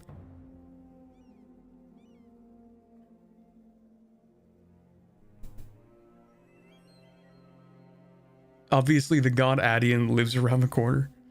Okay, anyway, sorry. I really got stunlocked by that. Because it's like, what do you mean? What do you mean that you believe Adian is too conservative and neglectful? Like, have you spoken to him? Did you ask him to maybe be nicer? Alive but didn't care enough to send an avatar. That's crazy.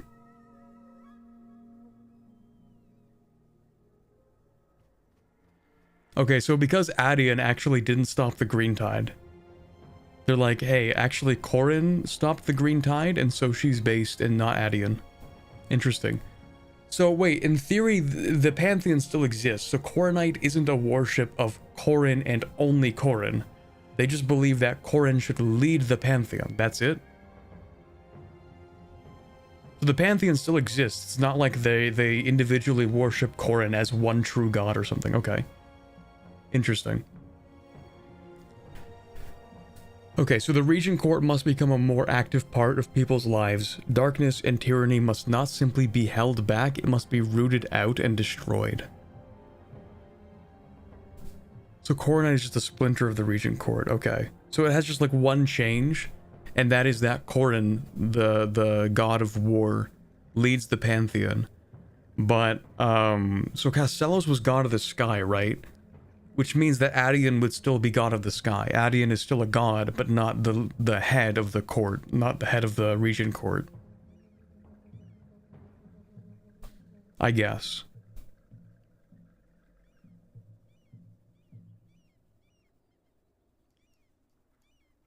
Oh no, are these Buddhist mechanics? Oh, please. Wait, it just took me a second.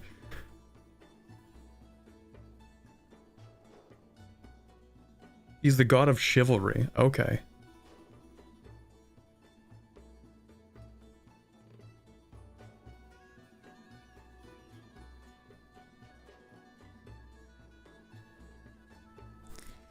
Alright, what is this? So, Corrinite Paragonhood increases from constructing buildings, developing provinces, and enacting government reforms. It decreases from starting wars, converting provinces, expelling races, and purging races. Okay. Some influences like modifiers that give yearly Corrinite Paragonhood decay may not be shown here. Corrinite Paragonhood represents your ruler's alignment with Corrin's ideals and ethos. A ruler too fixated on warring will be counted as blinded by zeal, seeing all who stand against you as enemies, whether they are deserving or not. On the other hand, a ruler may become complacent and find dormancy in protection, being content in rule and merely holding evil at bay, like the decadent Adianics before you.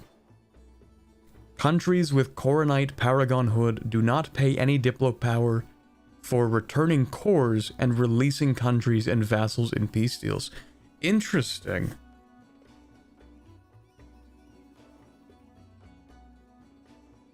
Interesting.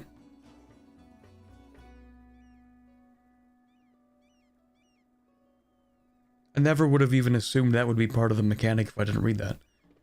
Okay, so if you are balanced, then you gain monthly war exhaustion reduction, discipline, yearly corruption reduction, and aggressive expansion impact reduction. If your Paragonhood is higher...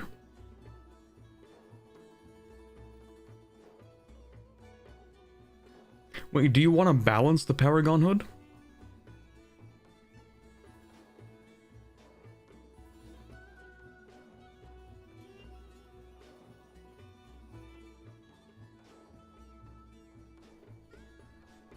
You want it in the middle? Presumably. I mean, they do have different things. It's not the same as Buddhist mechanics where, like, your life sucks playing them. It's not the exact same. You actually do have an option for different modifiers depending on how you want to play. It doesn't seem like you have to stay in the middle. You would think that you would want like 100 Paragonhood, right? Because the more, like, the closer you are to aligning with Corrin's ideals and ethos, i.e. the closer you are in Paragonhood, then the better, but like not actually.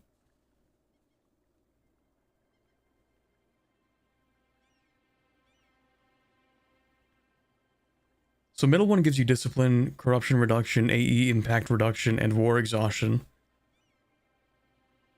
Having, I guess, too much Paragonhood makes forts cheaper to maintain. Yearly corruption reduction, and reform progress growth. And if you go way down too much... Wait, hold on. Yeah, if you declare too many wars, then it actually makes it easier to declare wars. Hold on a second. Corrin was also all about mercy, so Turbo Hell War is bad. I don't know, it's looking to me like Turbo Hell War is good. Missionary strength, war score cost versus other religions? They're not really selling me on the whole mercy thing.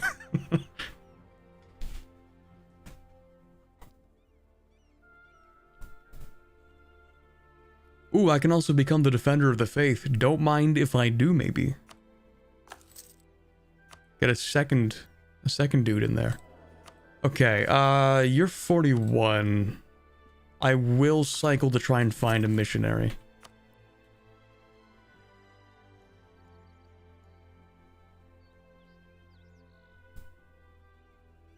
Every time I've played Coronite, I'm always way in the negatives. There are just so many wars to declare. Corrin would be ashamed of you.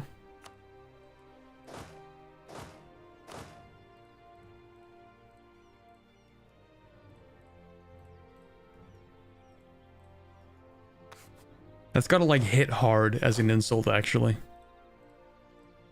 Imagine you're like in a Coronite country and someone's like, yeah, Corrin would be ashamed of you.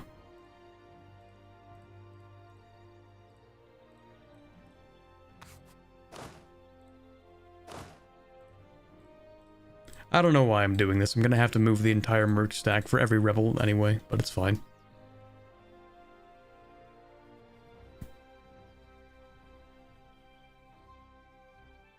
That's the right reading of scripture. More war. You get unique events. If you're in the Zeal, then you get crusade events versus others. Basically holy war. Interesting. Choose an order to help organize the faithful. Huh? Oh. Oh, now hold on a second. Let's take a look at this. Corrin teaches that it's up to each individual to do their part in the fight against tyranny and evil, and many of the faithful have started organizations to further Corrin's cause. It's crazy how we're talking about how we need to like fight against tyranny and evil, and at the exact same time we're like kicking people out and moving halflings into their territory. That's great. That's great, guys.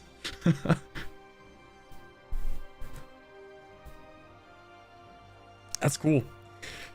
Alright, officially promoting one of these orders could help us organize the faithful. The monks of unsanctioned charity are an order of itinerant monks sworn to poverty in the name of Bega.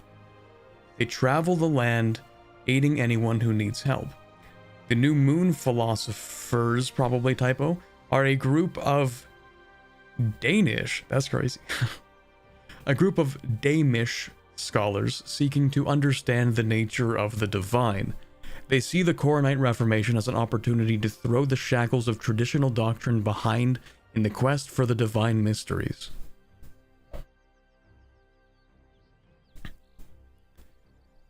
The Dowagers, maybe, are a small sect of Esmarial priestesses who see it as their mission to guide Corrin into a worthy ruler of the court. They can often be found as advisors to Coronite rulers. The Gallows Peak Grave Knights stress the importance of Nerat's orders, okay, and justice even inside Corrin's new court. Their primary mission is to rein in those whose zeal unwittingly makes them commit evil and destruction. Okay, so what is this?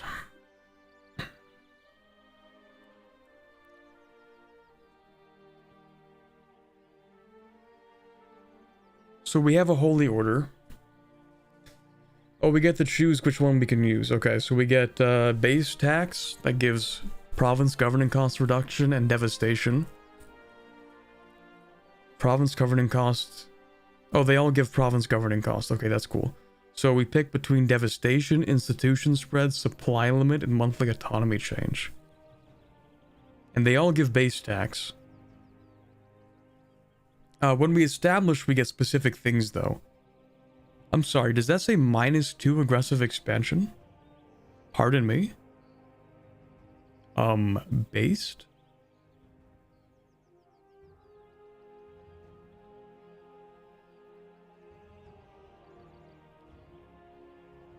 +1 innovativeness, that's really good, actually. +8 reform progress.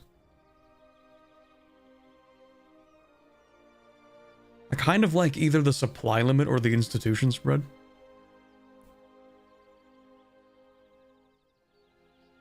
They do also give innovativeness.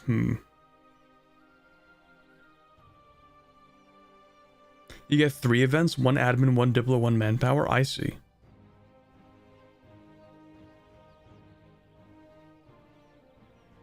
I kind of like the innovativeness. I think we'll go with this one. The dough wagers is the most fitting for Newshire lore.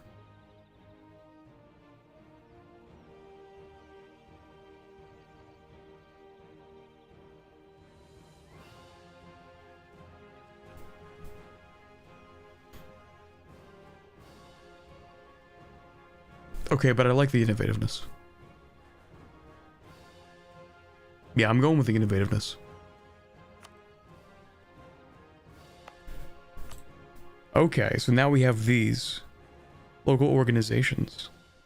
We're gonna get 2 more, I guess. Okay. Right, so we have the Aranite communalists wish to remove sin in excess from Ara's doctrine. They seek to promote bartering over speculation and communal sharing over personal hoarding.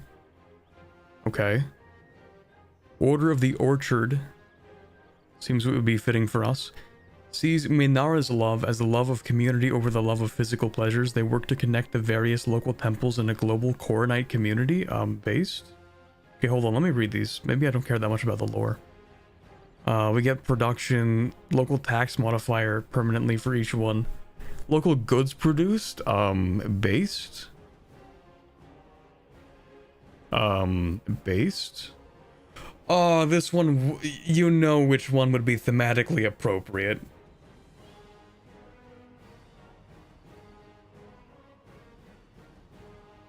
You know which one is thematically appropriate. That's crazy. That's wild. Okay, anyway, sailors, let's go. Local trade. I mean, it's not bad. Favors with a random ally, that's pretty cringe. When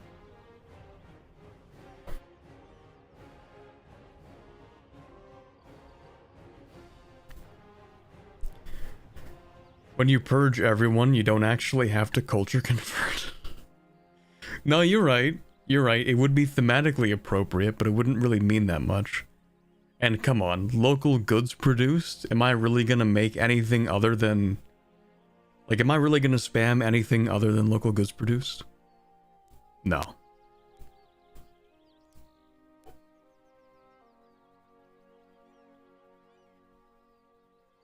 Yeah, I'm taking that one. Number 3.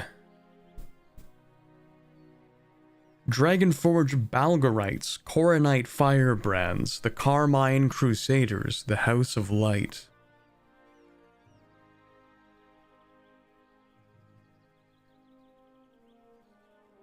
So, each of them give manpower. We don't care about this one, I don't think.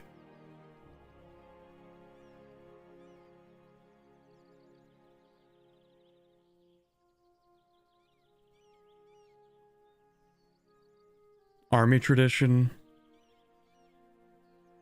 I don't really care about the local missionary strength. Wait, hold on a second. In order to even spam these...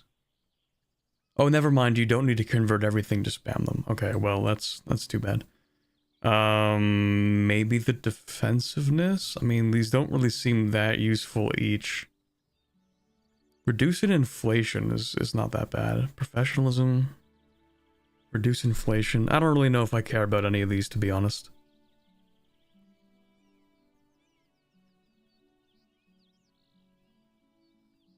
The Dragonforge Balgarites seek to emulate the great military constructions of their patron god. They see it as their duty to use their skills to feed Corin's war. Maybe we go with this one. You have a lot of converting to do? Yeah, but then after that, it's like, you can't get rid of orders once you make them, right? Can you move? Oh, right, I forgot. I'm covering it a little bit. It's these ones here. Local defensiveness, local fort maintenance is kind of eh. -1 inflation, +1 army professionalism, +2 army tradition, +25 institution progress in the national capital. Which actually is pretty good. but I also don't know if I care that much. Because we're gonna play pretty much tall anyway. I don't think like creating institutions is going to be that difficult for us.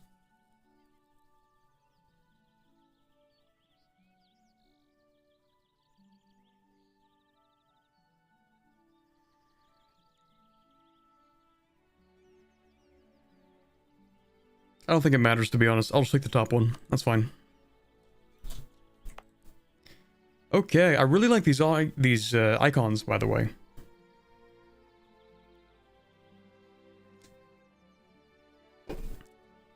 This is really nice artwork. I also hear that they're adding more artwork, more 3D models in the next update too. That's cool. The Blood Rain will do the thing for conversion? The what? Will do what for conversion? Huh?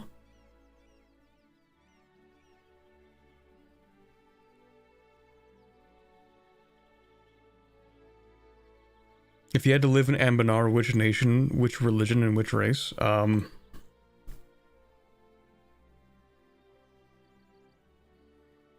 They all kind of suck, to be honest.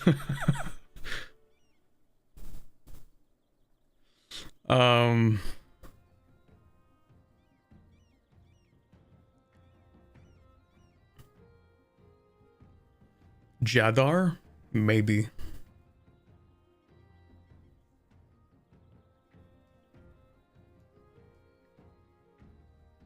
The real answer is, a goblin in Greedy Grin, because I think it would be funny.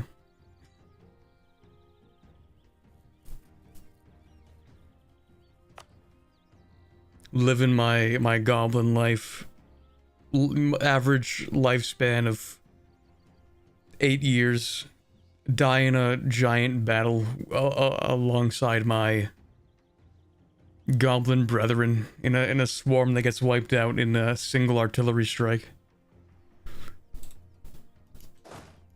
That's the best way to live.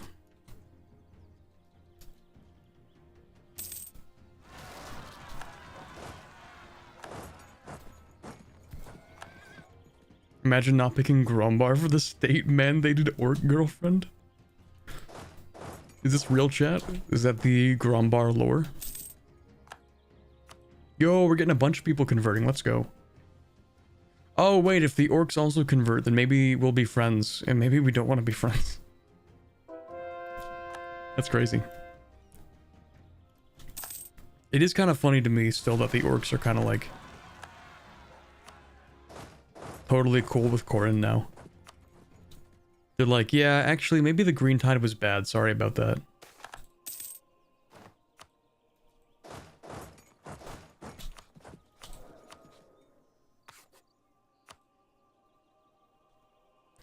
Ooh, that would be nice, but I do want a missionary strength guy. Wait, who did I get that was half cost? Oh, it was you.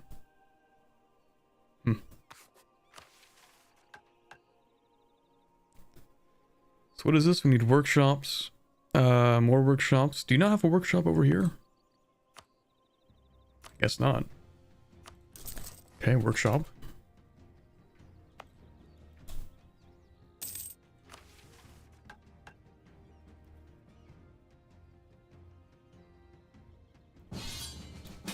Oh boy, what is this? This is a war that they have started. Frozen Maw is allied with Corintar. You're asking me to fight a fellow Corinite nation? That's it's pretty unbased of you. That's kind of mean.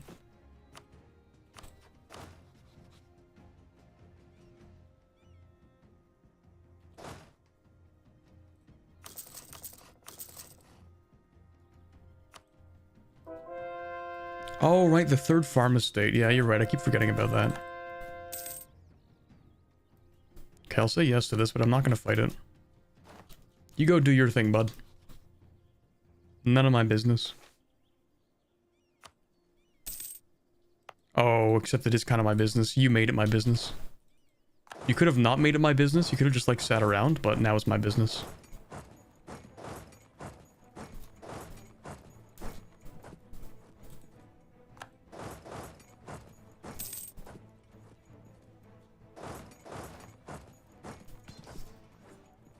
Ooh, mission. The Western Farthing. Oh, right, because it's the same requirement between these two provinces. Okay. Interesting. Curious. With Dustin Wall and Second Turnwell serving as symbols of our growing strength in Escan, our people are brimming with nationalistic zeal. Yeah, you don't say. You don't say. Luckily for them, we have yet to secure the lands to the west. Interesting. Okay, yeah, gotta make 2 more farm estates.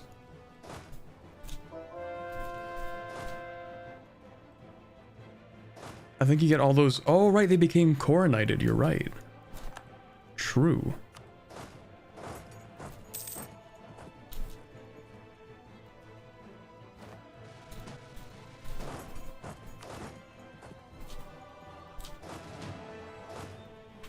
I can't wait to see the unit model of the halflings with guns. It's gonna be huge. Oh wait, no, these aren't even halflings. They're just like the regular Irish unit models. That sucks. Halfling unit models when?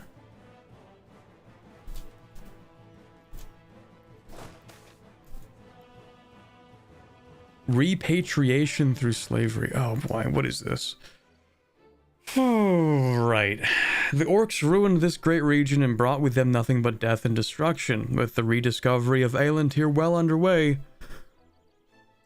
merchants from the Fortune Seeker faction have been selling orcish prisoners as workers for the colonies and have suggested we sponsor their operations in Aisawik in return for gold and investment.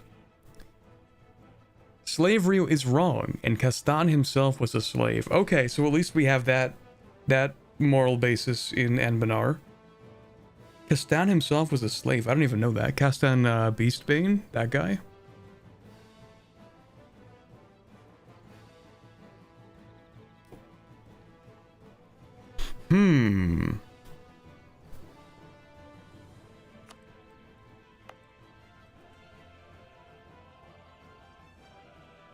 OG Castan? Oh, okay. Castan the first? Okay, so Beastbane is not the first. I actually don't even know what would be more thematically appropriate for the halflings at this point.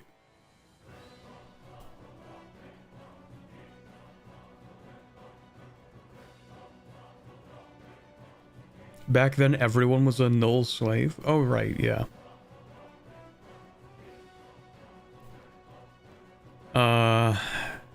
We're gonna say no. We're gonna say that's wrong. Yeah. Large tolerance decrease of orcs? Yeah, no, we're gonna say that. Yeah, we're gonna say no to that.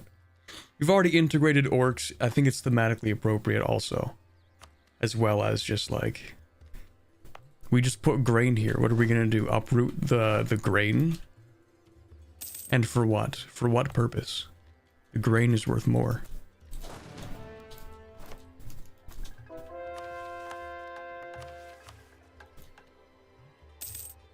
So the more I'm converting, technically the faster I will convert if I get to minus 33. Coronite is kind of nice-ish to orcs. I would assume so, because like a lot of the orcs are converting to Coronite. Like a lot of them actually. More so than the Regent Court people.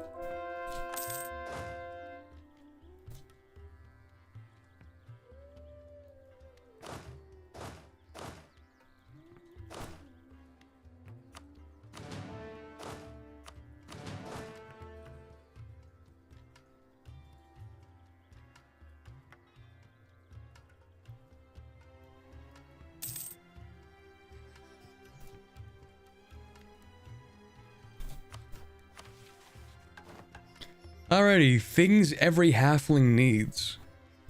Oh right, because we have money now. It's hard not to miss the little things from the small country. Things that we couldn't bring with us. The bright dyes of Viswal. The fine cloth of Newcobble. The rich tobacco of Tipney. That said, we have the land and the resources to import some supplies. Maybe we could bring a taste of our old home to Escan. Okay. So not everything turns to grain, that's nice. Oh, we're done with this too, that was fast. Okay, so what was this about? Second Turnwell having a counting house? We already have free enterprise, I think. Yeah, we didn't take the Castenath walls, so we don't have the Castenath patricians. So it's fine. Tea is wonderful. Clean colored silk makes for a rather fetching outfit. A calming puff on a pipe is enough to brighten any day. Halfling maxing, let's go. But something is still missing. Okay. Alright. Peregrine Kettlebrook was a young, plucky halfling entrepreneur. Second Turnwell was an up-and-coming trade center with hundreds of Newshiremen and foreigners flocking through it every day.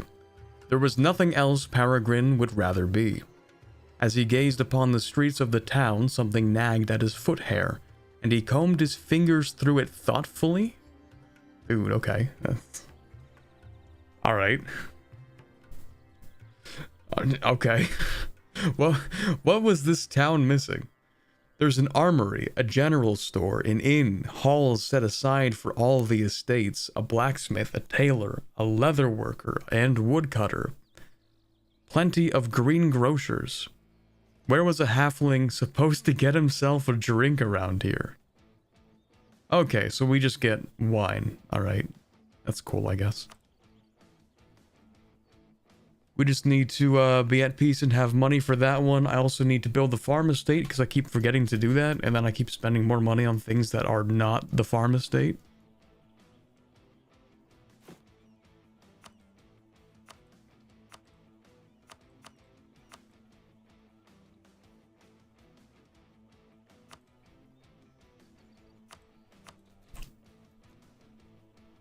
Do they not sell drinks at the inn? I guess not.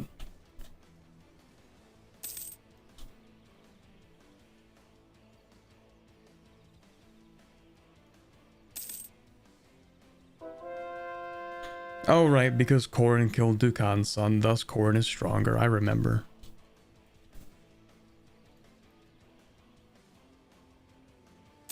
Okay, but hold on. So if the new Dukan, or what's the religion called? Great Dukan? If the people who follow Great Dukan only follow Great Dukan because they believe Dukan's son is the not avatar, champion of Dukan, right? So would they not just like revert back to old Dukan?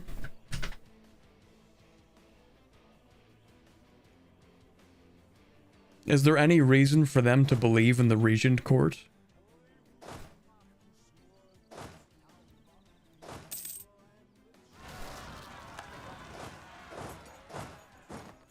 Because Corinite is more than just Corin. It's the Regent Court with Corin at the head. Shouldn't they have like some kind of weird hybrid Dukan Corinite faith?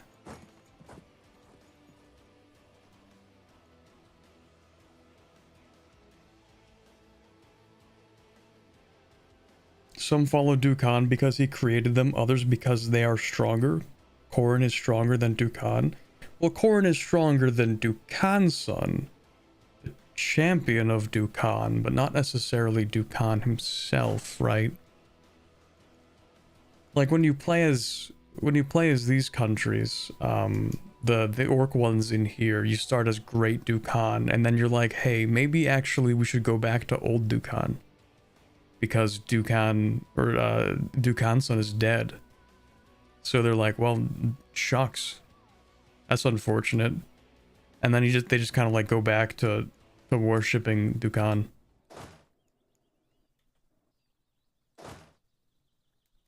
Dukan is imprisoned, so he can't be that strong?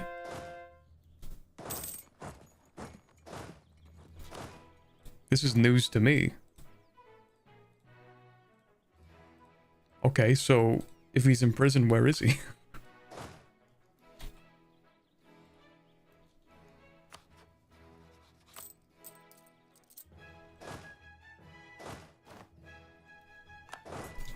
Can you like go free him? In the Regent Court, you worship one or two gods only anyway. Orcs just worship Korin, I guess. Old Dukan religion is about finding Dukan's prison and releasing him? So based. So you can release him? Wait, can you find Dukan and release him? The reason for the Green Tide was that the Great Dukan was believed to be imprisoned by the Regent Court? Question mark? No, maybe not.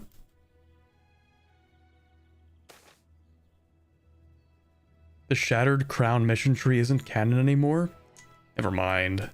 Unfortunate. Okay, what is this?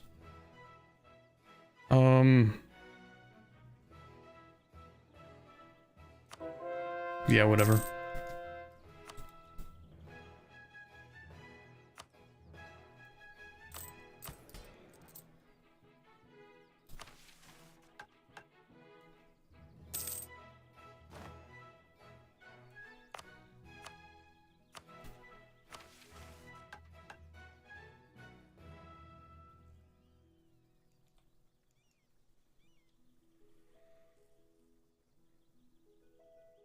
Dukan is just a bastardized name of the precursor elf Dukaniel.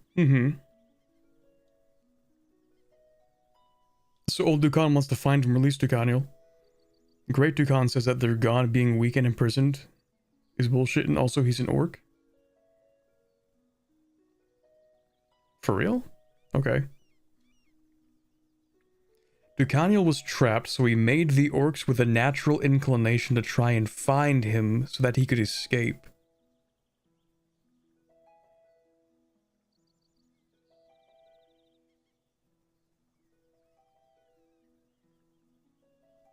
Wait, so Dukan... Okay, right, so Dukan made the orcs. That's confirmed. That's canon. That's real. But he made the orcs specifically to get him out of prison? How is he going to do that from prison?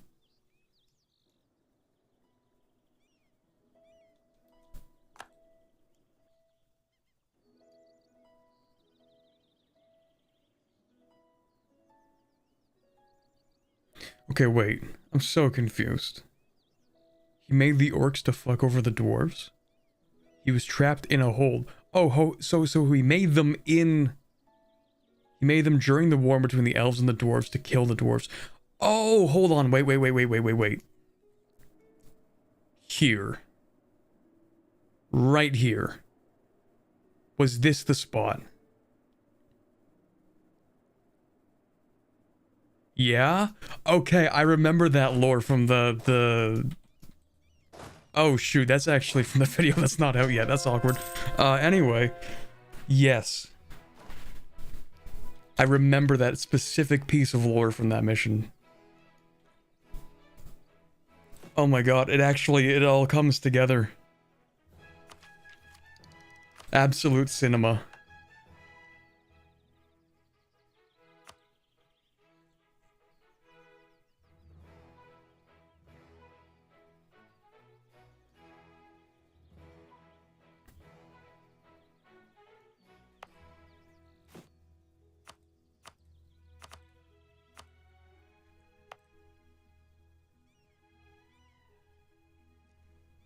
Okay, what does this do again? Innovativeness. That one is...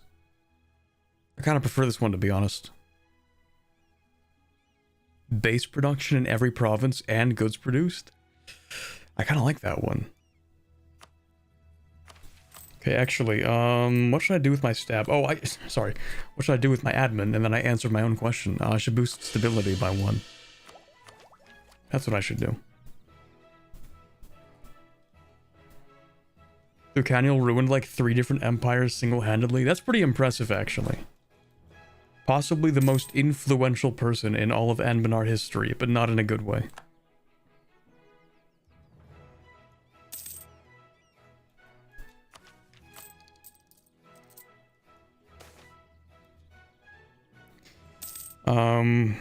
Yeah, that's fine. They can just do whatever they want.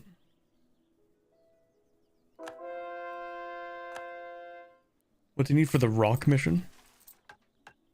Another farm estate, because I keep forgetting to build one.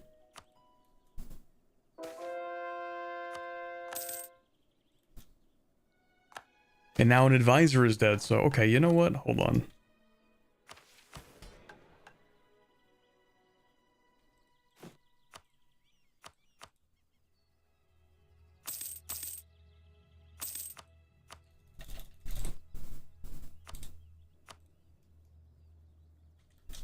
Give me like 1 more month. Okay, I want to build one of these in grasslands.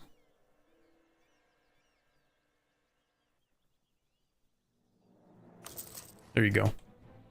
That'll be the last farm estate we need. So no more farm estates after that. Well, not yet at least. That's fine. That's okay. You need to stop, please.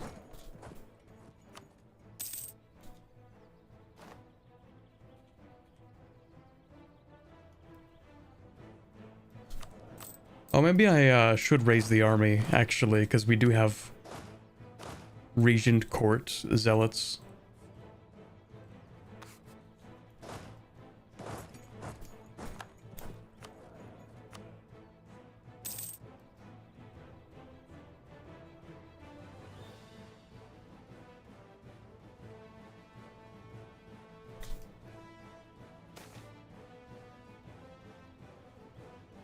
Invite gnomish people. Sure, I don't really care.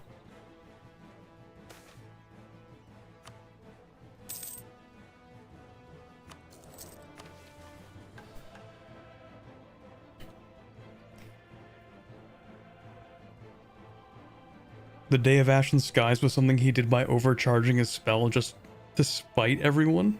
Nice. Is there a map of what the elf continent looked like before the explosion anywhere? I hope so. Oh, he did it by crashing the elf city and using their deaths to cast the spell. I see. Yeah, that's kind of, that's in line. That's pretty thematically, yeah. So why did they fight the dwarves? Was it just like on site?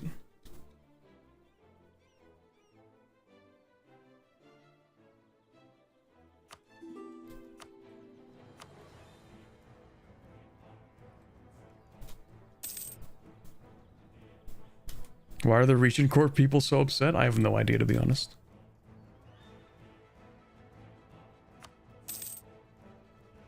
Because they want the god of chivalry to lead the court, but that's cringe, so we're gonna say no.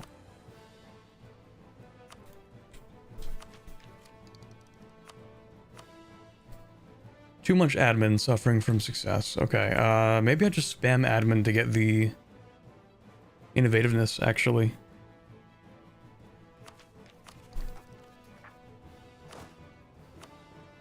Maybe not spam, but you know. Put it in a few places where we don't have good trade goods anyway. Like, I think it's fine to put it in the capital. I do like innovativeness.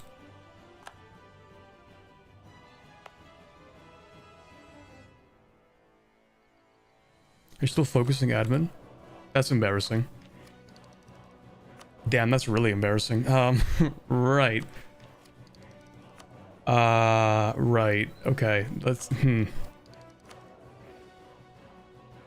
Okay, maybe I focus on something else.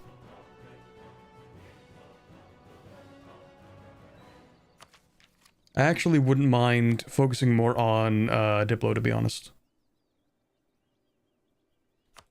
So I can spam out production development, because I think I want production development right now. Even though at some point I will be taking infrastructure ideas. Might even do that next.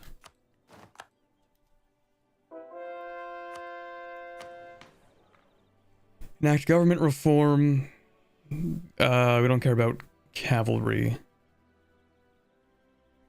We don't even have special units. Bottomless bags? That seems like a Hobbit kind of thing to have.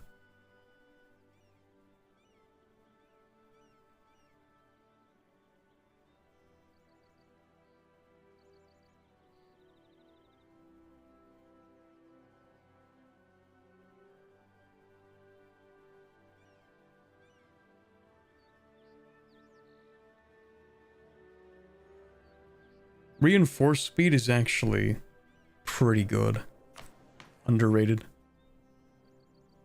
What are the issues with our military? Cavalry's expensive, shock damage reduction, regiment drill loss. In theory, to counteract regiment drill loss, we would take this to balance it out. It's not like I drill anyway, but maybe I should. Because now we have the money to, so maybe I should. But no, I don't care that much. Yeah, we'll go with this. Yeah, we'll go with that. That's fine.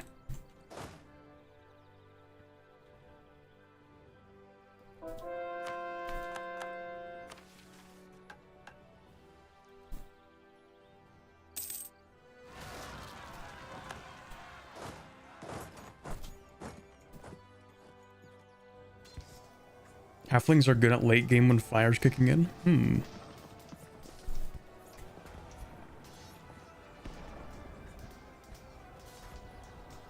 Okay, so the war happened because the dwarves were the only thing in the planet as advanced as them.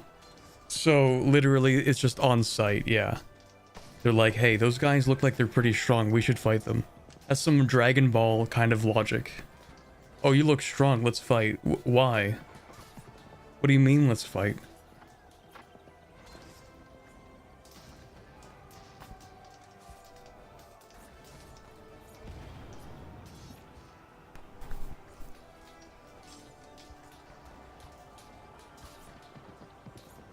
The dwarves had some insane hyper-tech back when the dwarven pantheon was intact. Oh, for sure, yeah.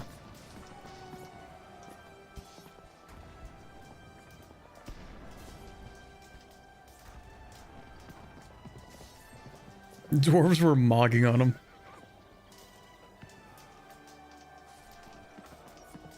Most of the elves did decide to peace out with the dwarves. It was just Ducaniel who disagreed. So you're telling me this one guy said, no, we're gonna keep fighting the war, and then he proceeded to ruin every empire on the planet? Impressive. That's gotta be like a monumental mess up, though. Like, how are you gonna continue a war so needlessly that you end up destroying both empires? Well, there were only 2 empires. Okay, yeah, but they were pretty big. They were big ones. He's like, nah, I need to kill those dwarves even if I die. He was like, some of you... He was in the war room with the top elves in the empire, and he's like, some of you may die, but that's a sacrifice I'm willing to make. And then he went ahead and did it. Impressive.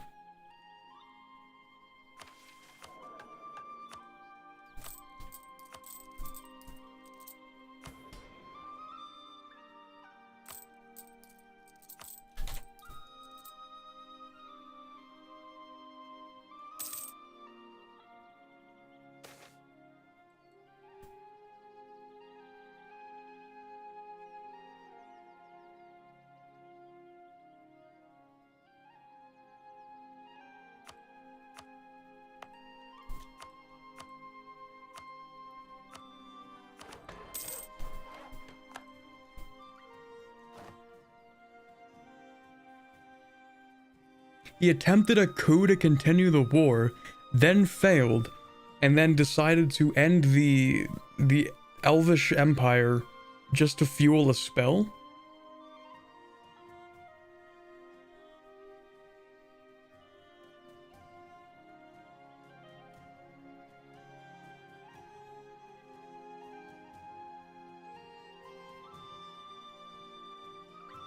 Oh, yeah, yeah, yeah. So the Dwarven Civil War. Oh my god, there's so much. It's gonna be great. You guys are gonna love the dwarf video when it actually comes out. Because it's so funny. The pettiest grudge between Arg Ordston and Rubyhold for like no reason, man. Like... oh my god, it's actually hilarious. Yeah, so Arg Ordston being like, hey, hold on a second. Pardon me, why did you allow Rubyhold in? How about we start a civil war because we don't like you for that? It's actually not at all Rubyhold's fault. That's the funniest part of it. Is that from what I can tell, it's literally like Arg Ordston, it's all in their heads. They're like, actually, we don't like that. We're gonna start a civil war. But in the Arg Ordston tree, they blame it completely on Rubyhold, even though it actually has almost nothing to do with them. Funniest thing I've ever seen.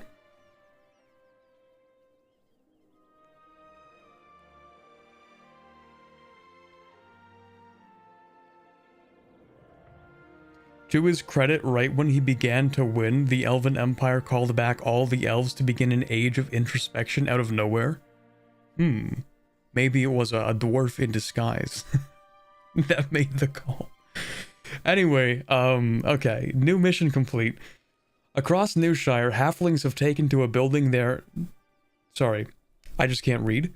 Across Newshire, halflings have taken to building their homes into the rolling hills and dales that make up much of the local terrain.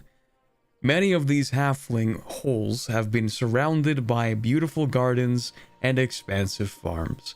And since our home is more a collection of countless villages rather than large cities, there's more than enough room to go around.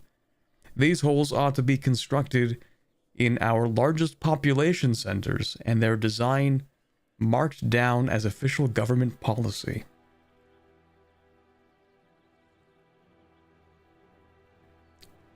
What if you run out of hills, though? What's next? You gonna, like, build in the Serpent Spine? Become Dwarves 2.0? There are only so many hills.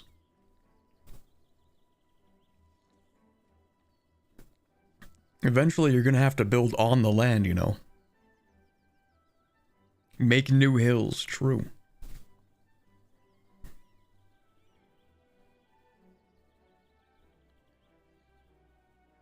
The very last mission of the entire Arg Ordston tree is them finally admitting, yeah, we caused the Civil War actually, but it doesn't matter anymore because we're fixing it.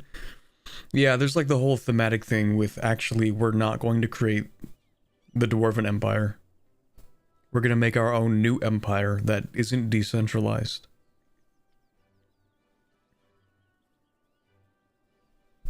Take over Marhold, turn it into a giant halfling hole, true.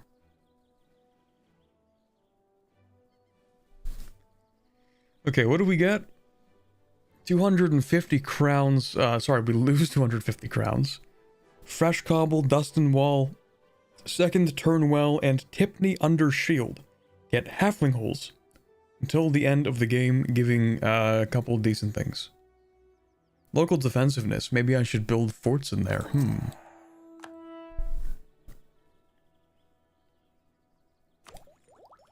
Oh, right. I think someone also mentioned, like, we should read these. I think we read the first 4 of these last time, and I'm gonna wait until I have the rest of them unlocked to read them.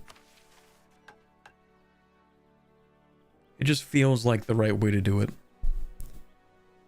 First, free fare. Okay. We need Dustin Wall to have a courthouse. We can do that. That's pretty cheap. 1 courthouse coming up. Grombar no longer a valid rival. I'm not doing that. No, thank you. I would like to be alive still. Actually, we're not even that weak. Number 4, great power. Number 4, economy even. But half that of Gawed. Yeah, no thank you. I will go ahead and sell these titles and take the land back, though. What else do we need? A temple in Dustin Wall? Okay, we'll get around to it eventually. Oh god, right, there's all that. We're not ready for that yet. Then we need courthouses in these 3 buildings. Actually, I might take that opportunity of, instead of courthouses, I might build forts in here first. Because these are the 3 places that we developed. They're like the local capitals, I guess. So thematically speaking, it's appropriate.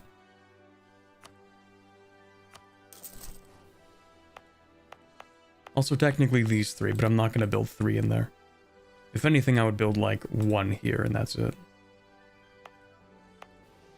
I know I don't need to build these, so it just feels right to do it. I don't know.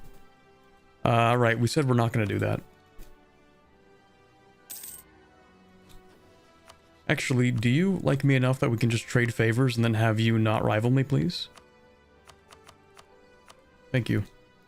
Well, they might still.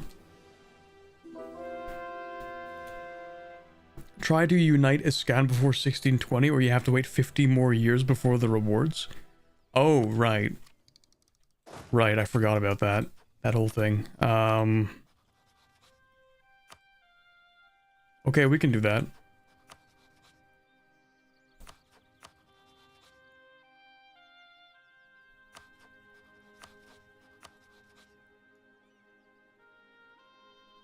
What's my AE? Oh, it's pretty low right now. Okay, sure, we can do that. Let's build an army. I'm not giving you money. Let's build an army. Actually, is my artillery good yet? No, that's next tech.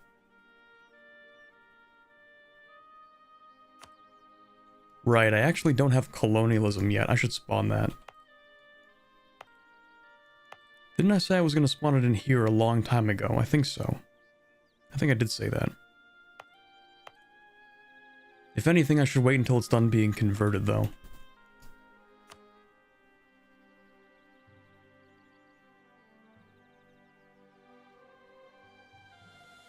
Maybe even build a mage tower.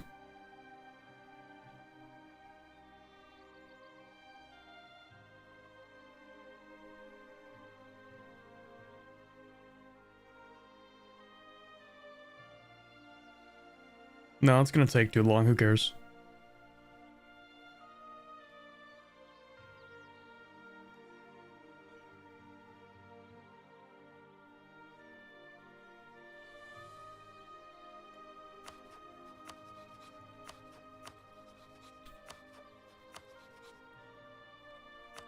So what parts, what counts as Escan? Do I need the entire subcontinent? Or just the regions? Do I need, like, the full regions? Like, do I have to fight this guy? I don't want to fight this guy. Not Corvuria.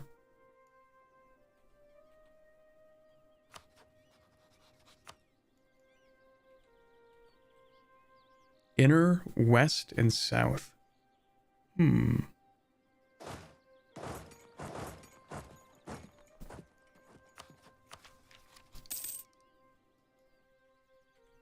Okay, maybe we can do a little bit of trolling.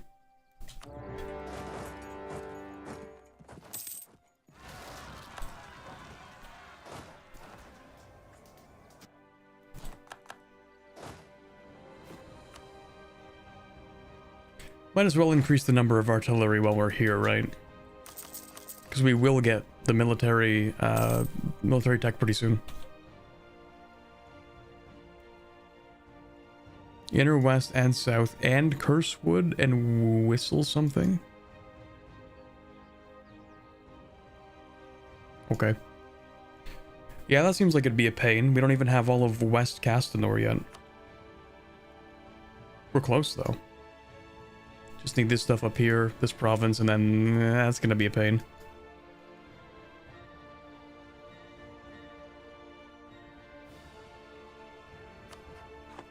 Not looking forward to that one.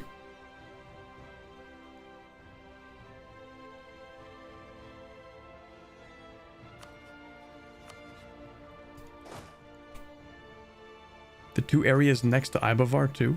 Like this? Luciand? Dude, I don't want to fight the Empire of Anbennar for that. Seems tedious.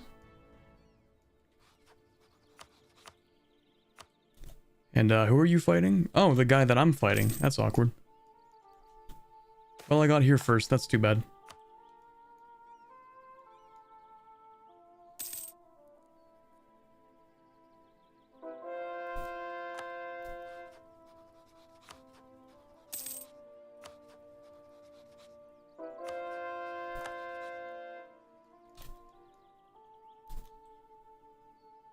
The mission tree will eventually make fighting the Empire way easier. Oh. Interesting.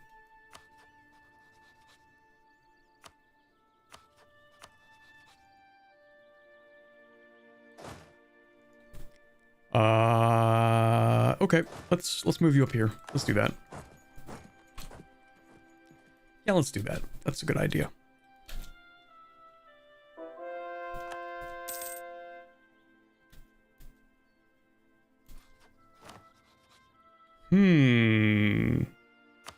Defender against Clouded Eye.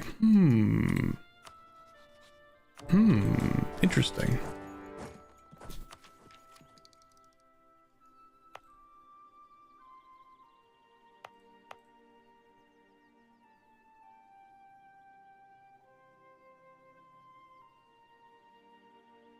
How long is that going to take? Monthly speed of conversion is 6.3, so like another few months. Okay, we can wait a few months. Yeah, easily. Oh, hello there.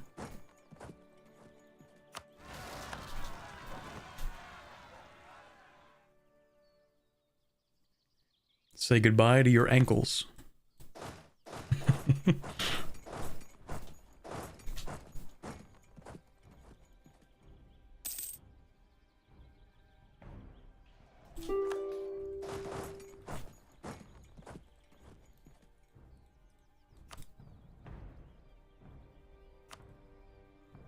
Okay, I don't know why I'm allowed to do this, because they don't have anything else. They will literally disappear, but I'll take the free prestige, thank you. In fact, that's also free prestige. Because I don't think they're going to exist anymore after this, so... Yep, there they go.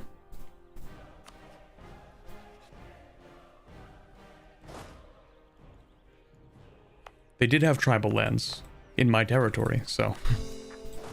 Not anymore.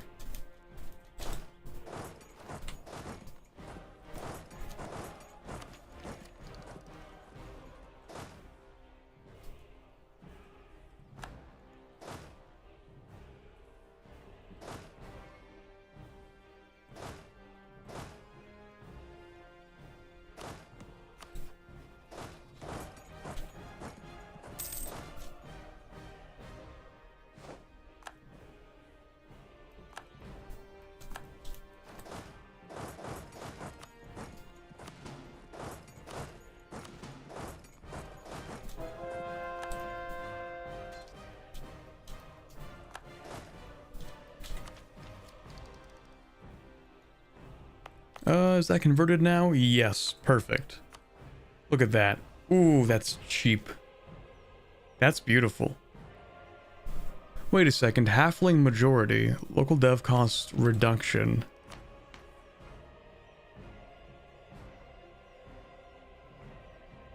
Never mind, I'm thinking of a different fantasy race.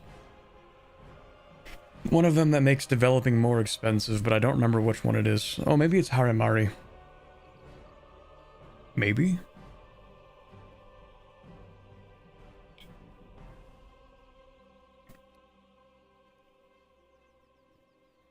Orc? Oh, it is Orc.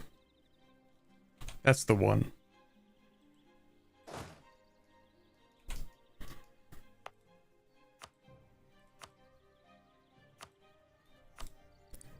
Alrighty, 5 points to develop this. Beautiful.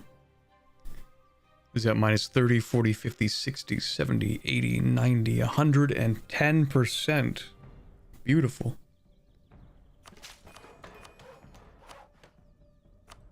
We'll get colonialism real quick in there.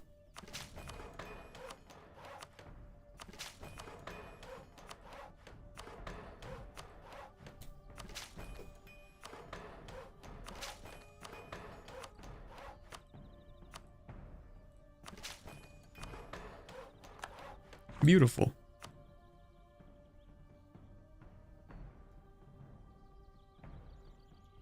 I didn't build it in the capital because I wanted the,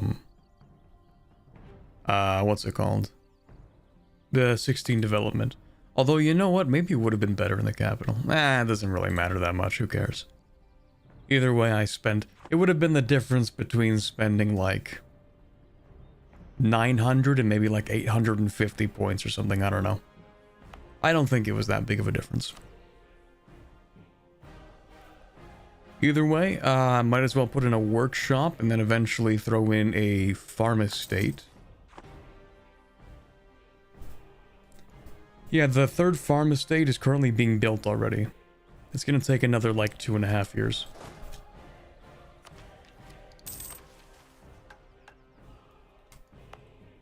Anyway, big province, very nice. It's gonna spread relatively quickly. Oh, except you, because you have a disgusting amount of devastation. Maybe we should help you with that.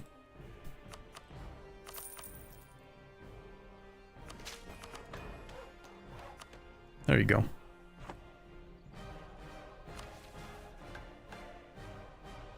Oh, right, I'm supposed to be at peace. That's crazy. Anyway.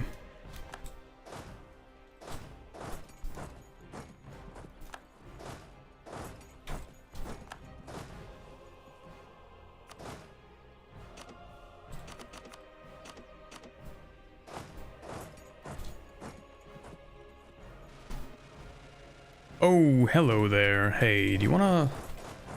Yeah.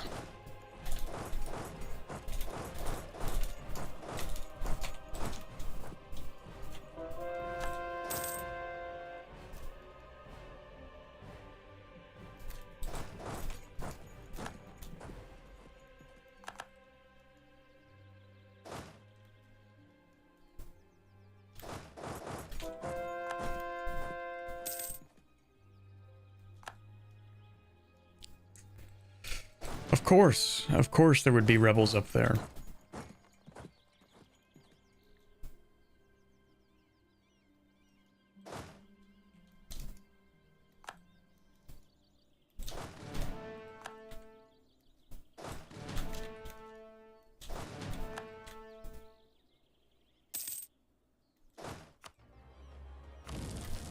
Please don't. Don't do this to me. I'm just a little guy. Just a little halfling. I'm not gonna do anything.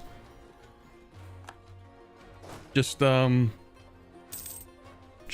make sure we can... Just make sure you don't put armor around your ankles. Please, thank you. Oh shoot, did I do the exact opposite thing? I meant to, like, put these guys here. I'm so dumb. Oops. Anyway, yeah, you're supposed to be here, actually.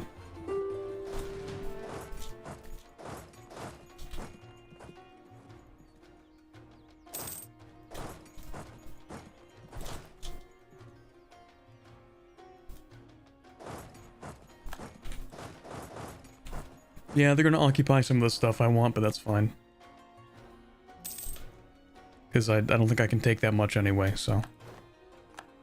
Not a big deal.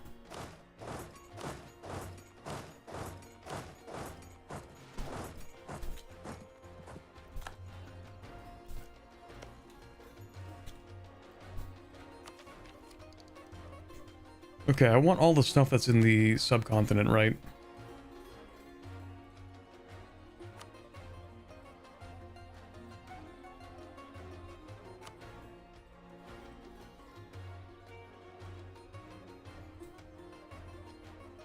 Okay, that works for me. Nobody even cares. Yoink! Thank you.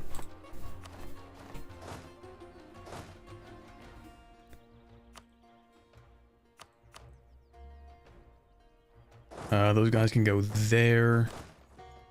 You can go here. Get around to those guys eventually. Core all that up. Yeah, no wonder... No wonder we had to swap religions the way I'm coring all this up. I'm sorry, that was a bad joke from beginning to end, but I just had to say it anyway.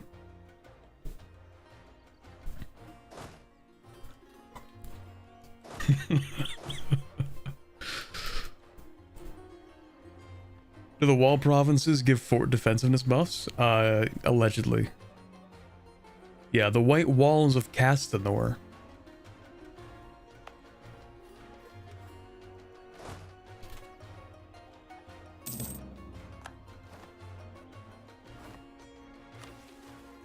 Okay, the first free fair.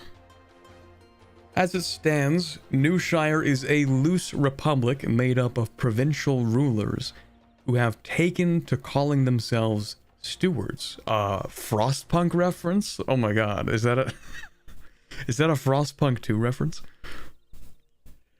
Though this has worked for a time, if we wish to stand on the same level as the myriad other nations in Halan, we should choose one of these stewards to serve us as a figurehead, of our country. Let us gather them at Dustin Wall to decide who shall represent us.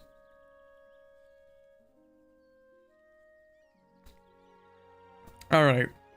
Town Hall in Dustin Wall, lose 100 admin. The first of many. One of the many joys of the small country was the New Cobble Pie Festival, where the entire nation would gather to sample the finest foods in all of Castanor. That's a pretty halfling thing to do, yeah. Despite the name, there was more than just pies on offer. Pastries of all kind, freshly made cakes, bread still warmed from the fire. Truly a wondrous celebration of the halfling appetite. I'm actually getting hungry myself just talking about this. Sometimes I'll be at the store and I'll pass by the bakery section and I'll be like, oh my god, that smells so good. But then I'm like, I must resist. I cannot buy 600 baked goods. It's not good for me.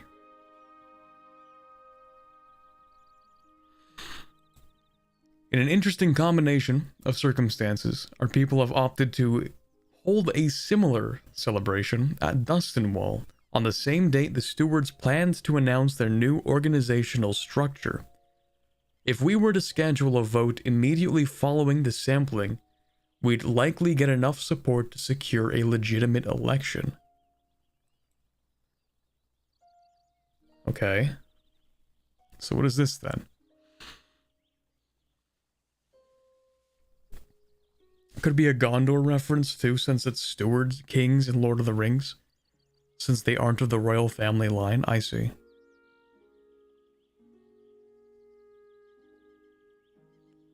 I work at a grocery store, the temptation of the bakery section haunts me always, yeah. Maybe I'll go buy something. Maybe I'll go and buy something from the bakery section. Maybe like tomorrow or something, I don't know. It's Friday tomorrow. You can treat yourself on Fridays. It's the golden rule. Alright. So we get what is this? Enact the Newshire Stewardship Tier 1 government reform. Gives trade goods size in provinces producing grain and livestock. I assume that means like plus 25% goods produced. I assume that's what it means. Allows plutocratic, makes sense. Increased female advisor chance. Institution embracement cost minus 10%. Institution spread plus 10%. May recruit female generals. Minus 10, maximum absolutism, and then the mages are a little bit happier. I don't know what the mages are happy about with that, but okay. I don't know why they care, but sounds good. Okay, so New Republic type, that's cool. That actually, invalidates a few of the things we have. Our nation functions as a decentralized agrarian republic. Okay, so every 15 years our people select one of the stewards from their villages to, I guess, rule over the country? Or act as the face, I guess. Alright, what's this? Alder Kettlebrook. That's crazy. Didn't we talked about this guy in a different event earlier. Yeah, 15-year-long terms are kind of crazy. But considering in our campaign, we did have, you know, ruling for life. presidents, it is a better change in theory. But yeah, 15-year-long terms is brutal for actually getting monarch points. It's kind of insane. Anyway. Alder Kettlebrook, a middle-aged halfling of 33, was hardly anything special. He rose every morning at the crack of dawn, padding his way to his kitchen to make breakfast for his family. He watered his plants, smoked his pipe, saw his partner to work, and soaked up the morning sun before second breakfast. Of course. Saw his partner to work. They got like an egalitarian society going on in Newshire? That's crazy.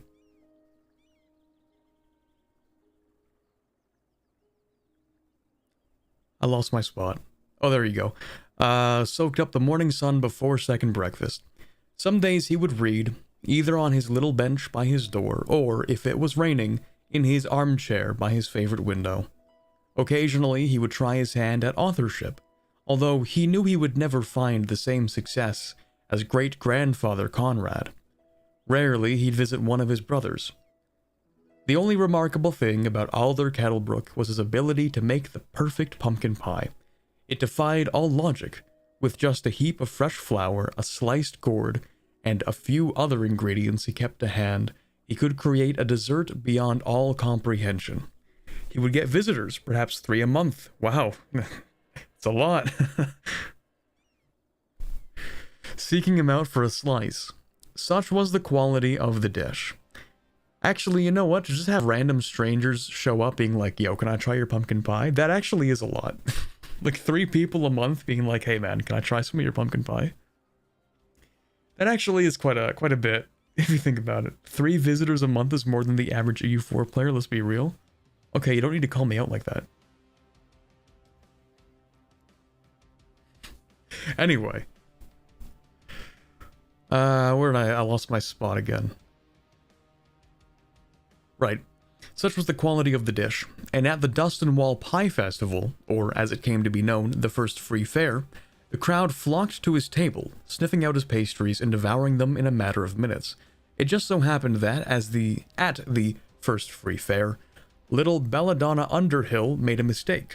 You see, she was supposed to bring the box of votes for the election to the stewards, and the box for the samplings to the judges, but she was awfully distracted by the colors and crowds that she may have mixed them up. Alder Kettlebrook was not a steward. It was rather surprising, then, that Alder Kettlebrook became the first steward.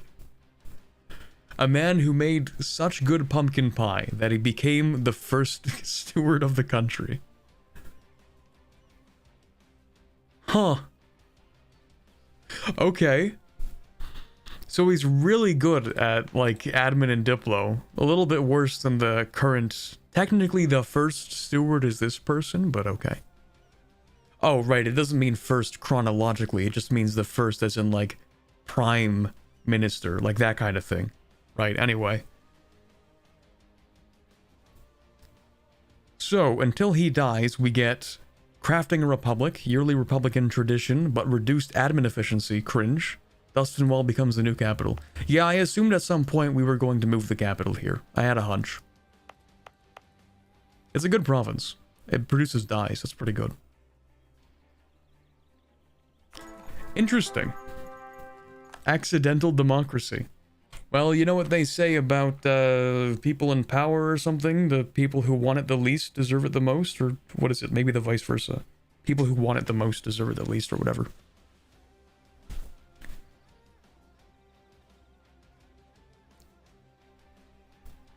Does admin efficiency work on your admins?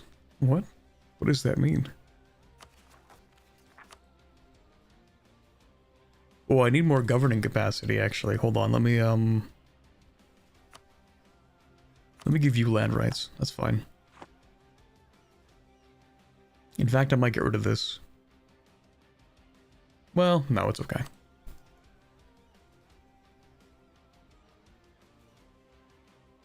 So there are like 4 or 5 locations that can potentially be the capital. Interesting. Is Lucian still alive? Husian? Got him? I have no idea who that is. This guy, I guess, right?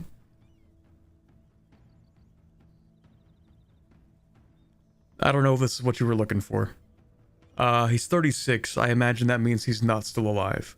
Different guy, probably. Also, what time is it? Oh my god, it's actually kind of late. Been streaming for 3.5 hours. It doesn't feel like it.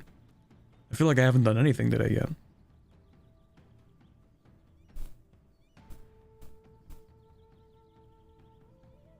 Okay, so we still have to wait for the farm estate to be done in about 2 years. We need to add a temple to here.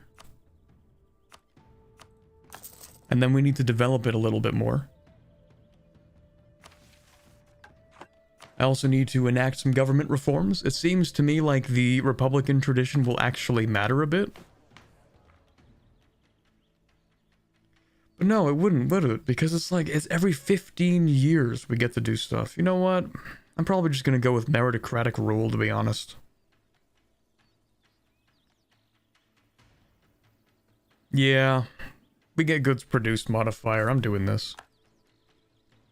Consolidation of power. I actually really don't want longer elections, please. I'm okay with this. That's okay.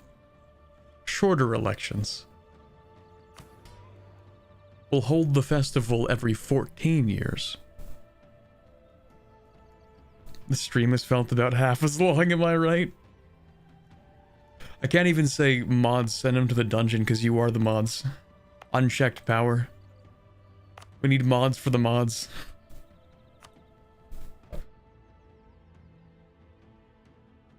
You can't re-elect rulers? Okay, well, I guess I'll die then. I don't know.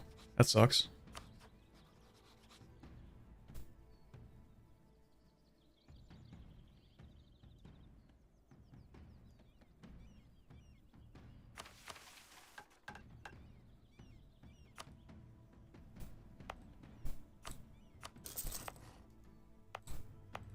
Oh right, I was gonna build a castle there, but then I decided against it. Actually, no, I didn't. I just didn't build one.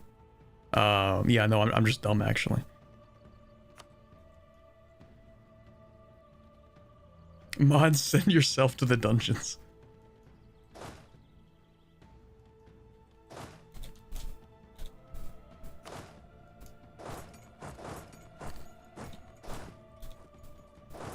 Mods, make him experience the life of an Anbenarian in Newshire in the year 1496.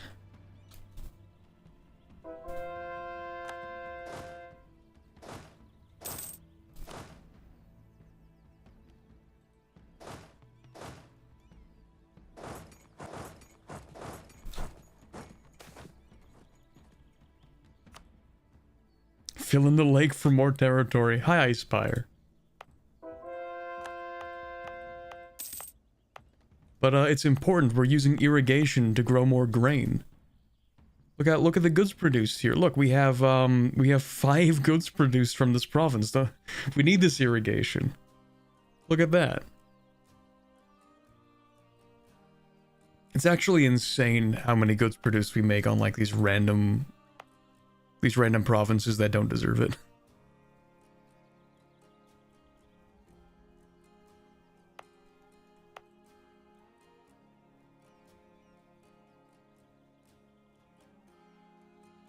It did say something like increase the size by 25%, but I don't actually know what that means. Steward oversight plus 25. Okay, it's just 25% goods produced in livestock and grain, I guess. That's crazy. Production leader in grain, Baramand, could never.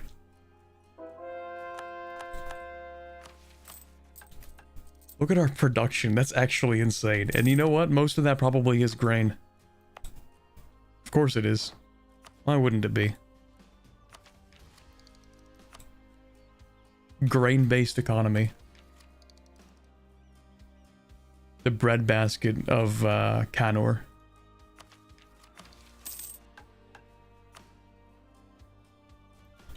Okay, so I need a courthouse in here, courthouse in here.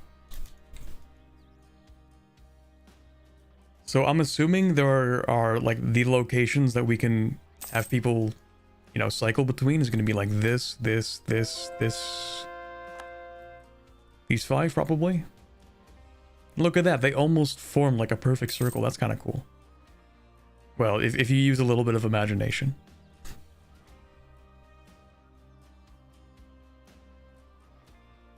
Also, Icefire, you should make an Anbennar video. Let's go.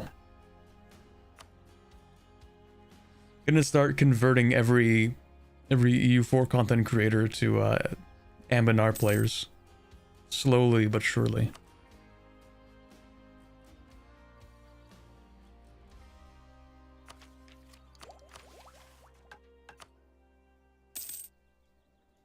Only if you teach me.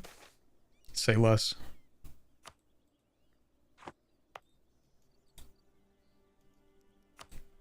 Okay, hold on. What was I gonna do with this?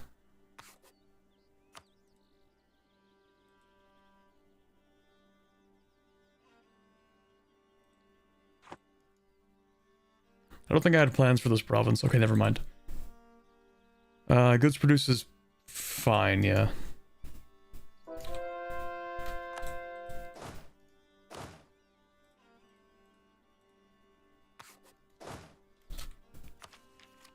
Alright, we'll schedule your first Anbennar lecture for in 2 weeks.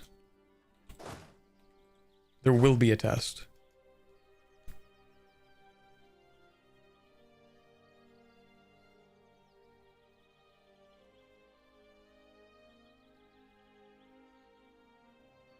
Isn't say less like polite shut up if you think about it? Not in the way people actually use it though. Like, in theory, maybe.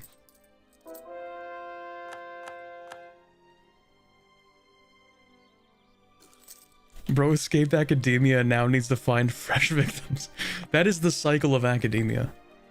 If you think about it. Step 1. Go into academia. Step 2. Leave academia. Step 3. Realize that you actually kind of liked it a little bit in some messed up way. Maybe it's like Stockholm Syndrome, I don't know. Step 4. Start making lectures for other people. Finish uni, become lecturer. Yeah, I wasn't joking when I said I would maybe one day want to make like a lecture on the Aztecs. Like, that's not even a joke. I would probably want to do that. Yeah, let me write a 15-page paper on the Aztecs, just for fun, actually.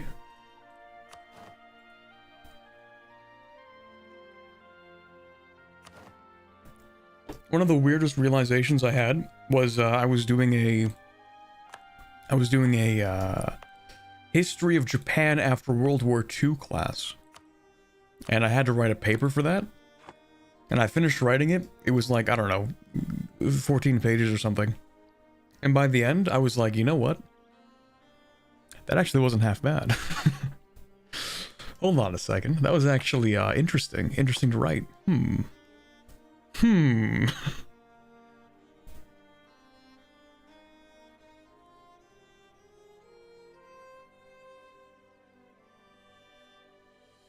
All you need to know about Anbennar is that Suriel is the one true god, and Jadar rather, is their prophet. Yeah.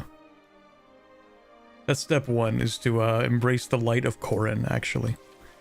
Anyway, we finished another mission. We've been blitzing through these, to be honest. Like, we started like maybe with these ones complete today, and we've just been zooming through these. So, enshrine the Farthings. Up Creek, the Taran Plains, Adenica. These 3 historical areas have long served as the core of our growing nation. As time has passed, we have incorporated 4 more distinct territories into a realm. The Farthings of North, East, South, and West. Now that we have the administrative ability to do so, we will incorporate the Farthings eternally into our country. Newshire shall forever hold the domains of the Northern Godshield. Yeah, we'll see about that one. We get permaclaims? Okay, that's cool. But are they permaclaims on things I've already taken?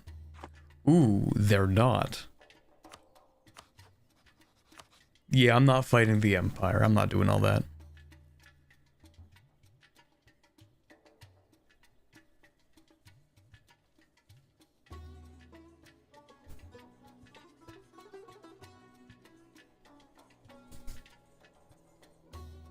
Can't get a better topic than that for a weeb. Okay, no. I have to stop you there. The difference being that this was an actual research paper divorced from weebiness, okay? This had nothing to do with anime. It had nothing to do with manga. It was actually just straight political history, alright?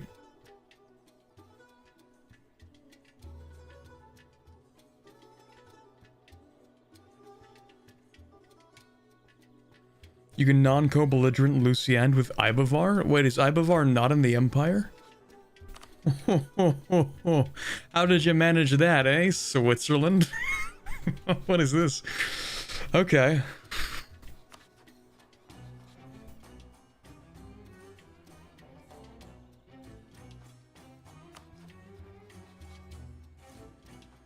It's still the age of green tide. How long would I have to do this? 17 months. I could get a claim here and then get another claim by hopping claims. And then declare war on Ibavar. Call in Gawed. Ooh, I could actually do that. Big brain play, to be honest. Hold on, let me get my claims up here.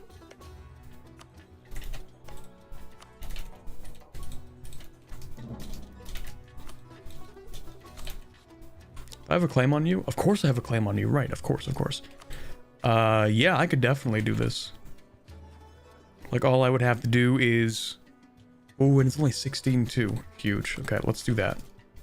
I should do that before I can't do that anymore.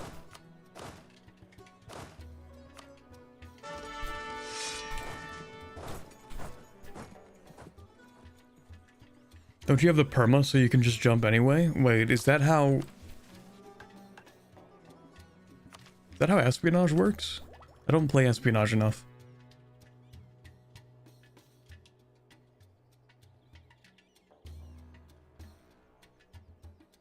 Can claim entire states. I mean, if they own something that's part of Whistlevale.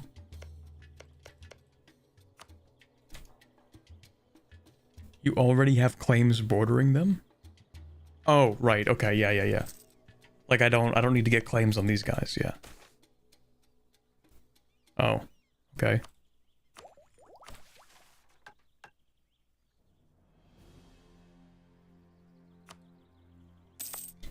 I also need to dev this a little bit. I should do it. That'll be done, that'll... Oh my god, we're getting through a lot of these. So we need 4 farmlands with barracks or training fields. Okay, we can do that. I really didn't build a lot of barracks because we have actually a lot of manpower. Did that say grasslands? Or farmlands? Farmlands, okay. Farmlands don't give you... No, they do give you possible buildings. Okay, so we can do the same thing that I did last time. Farmlands? Farmlands? Farmlands?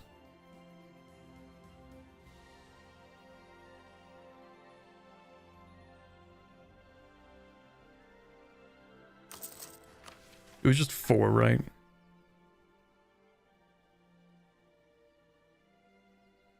Four barracks and farmlands. Okay, nice. Chat, am I about to finish this entire mission tree in the next, like... maybe next stream?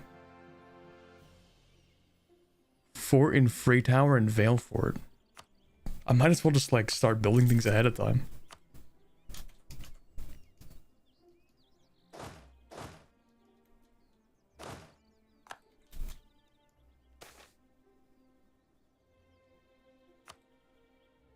Sure. It grows? No. Wait. Wait, what? Wait, what? Huh? He doesn't know. Clueless.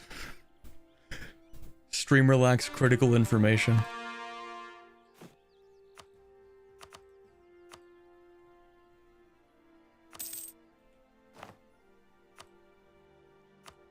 Damn. That's crazy.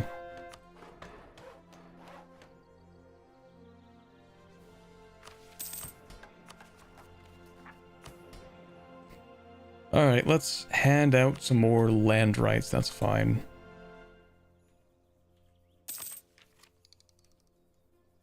You've only seen half the tree, am I right?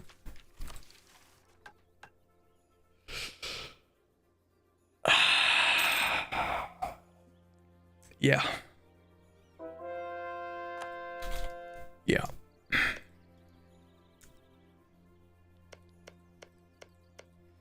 Yeah, you're right.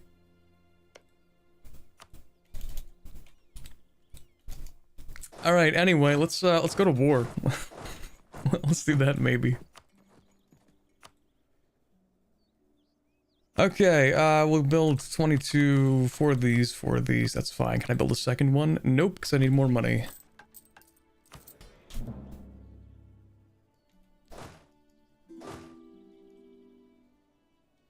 Can you check the rocks mission? Oh, you're right, the farm estate is done. What happened? Oh, right, because I have to do that weird thing. Okay, we can avoid the war for now, that's fine. Alliance with Magdalair. Who are you?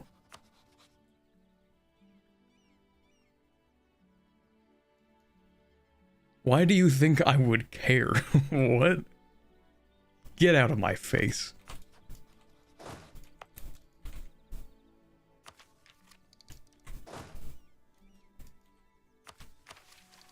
Okay, so what do I have to do here? Put infantry in grasslands. I don't know if I like the fact that we need to put infantry in grasslands. What's the, what are the infantry doing? That's farmlands, actually.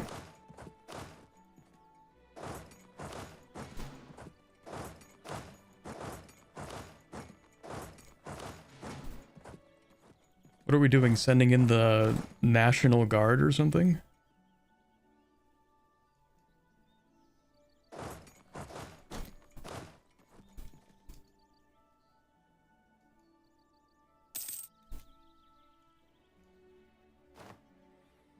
Can't tell what distresses you more, the joke or the potential implication that I'm actually being literal and you're only halfway there.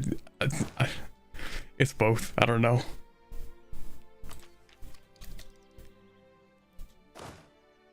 That grasslands would work. Okay, break the rocks. Fourth, we must use our newly fueled laborers to work the less arable lands of our realm. Thus, the cycle shall continue forever. I don't know about forever, but okay.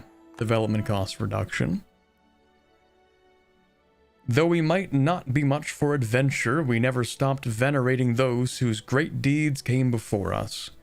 Of these heroes, none stand quite as short as Dustin Smallknight, who led us to Escan, fought back the Green Tide alongside Corin herself, and established the Smallfellows, the predecessor to our grand nation.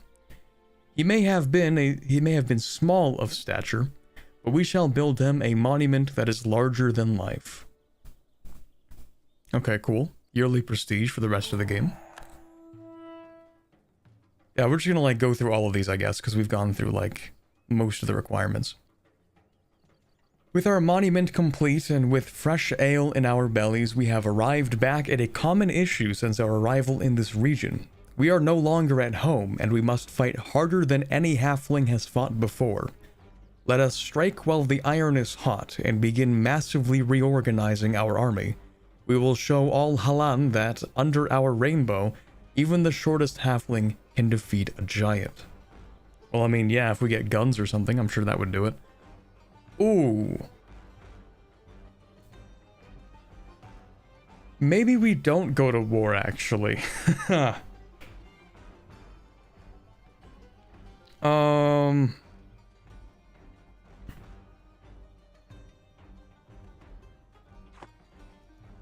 Yeah, let me sit on that for a bit, maybe.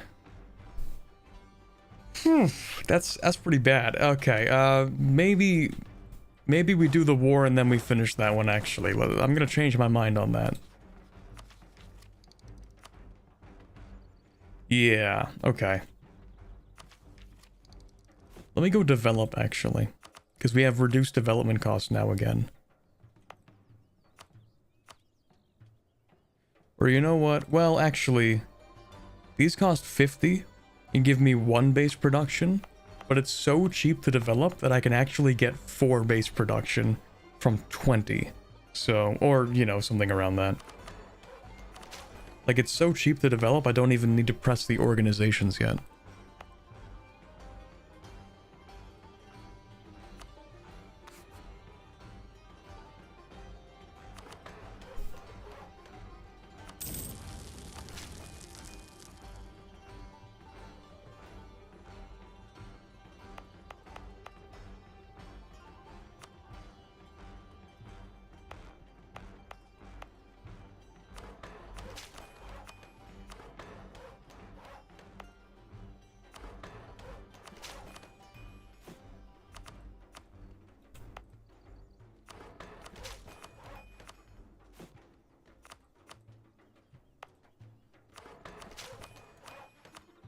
I think either way I was gonna put in this one, right?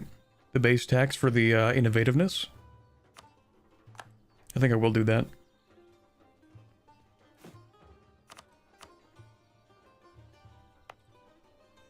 I like how it's called False Harbor and it's next to like 2 rivers.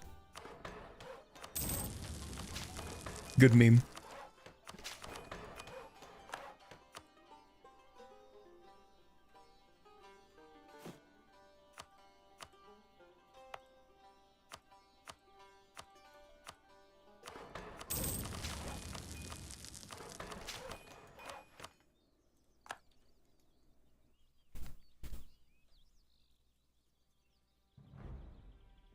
Okay, chat, so in the middle of the war, tell Corbett about a new mission being finished so he presses it. You think I wouldn't read it?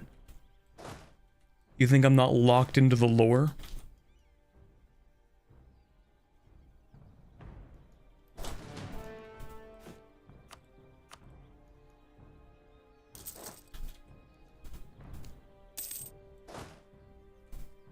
The elves are gonna have no idea what's about to hit them. Are you good at your job, actually? You're half cost. You're 53.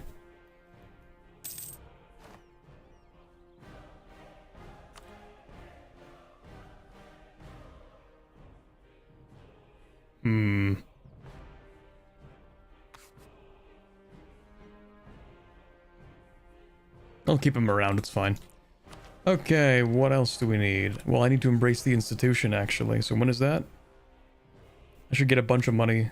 Or, like, sell titles and seize land or something for it.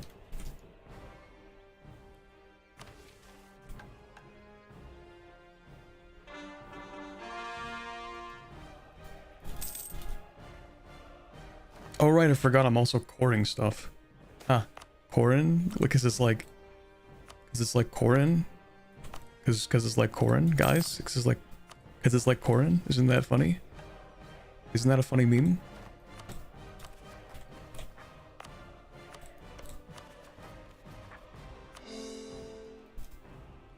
Already made that pun? Okay, and who says I can't make it again? I will do it a 3rd time, in fact.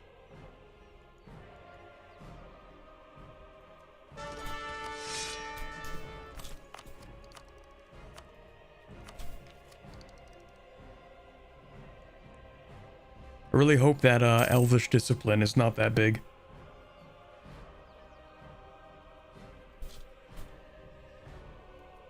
Being sentenced to 40 years of no gaming for being too short is evil. Wait, how long is this modifier? Okay, it's only 15 years. So right, that's what you were talking about with it being buffed, actually.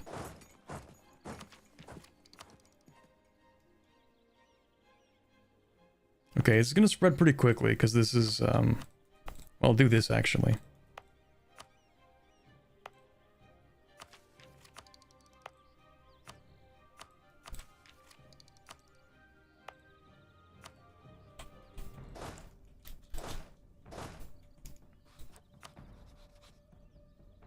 Oh boy, that's a lot of people. That's okay. Right, Age of Unraveling is done. Let me go ahead and, or it's now here rather.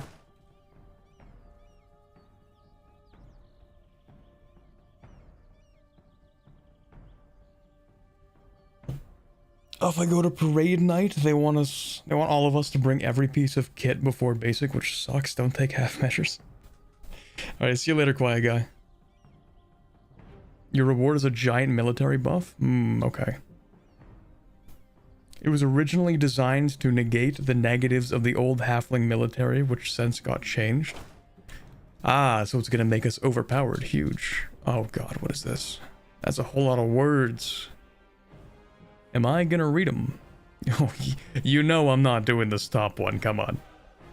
You know I'm not doing that.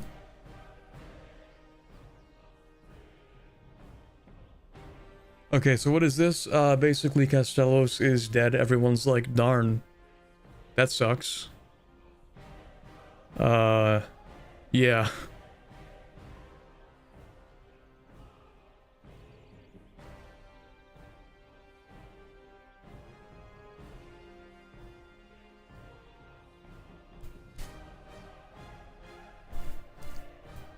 Yeah, I'm not doing that top one. That's too bad. That's unfortunate.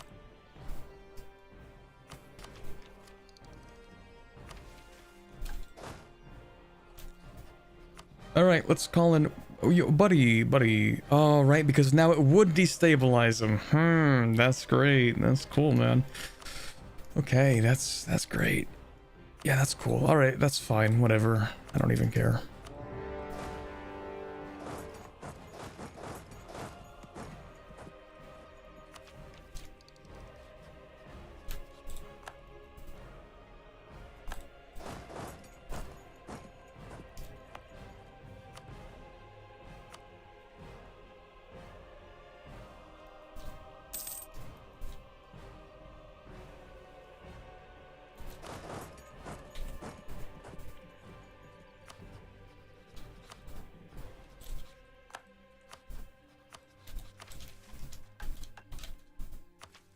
That mission keeps calling to me. I keep looking at the pop-up in the top left and I'm like, oh, mission. And then I check and I'm like, oh, mission, right.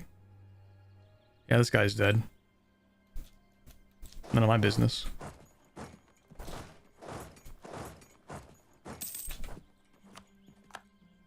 Actually, who am I fighting? I'm not fighting you. Who are you? Not a subject. Okay, I'll get you out of the war.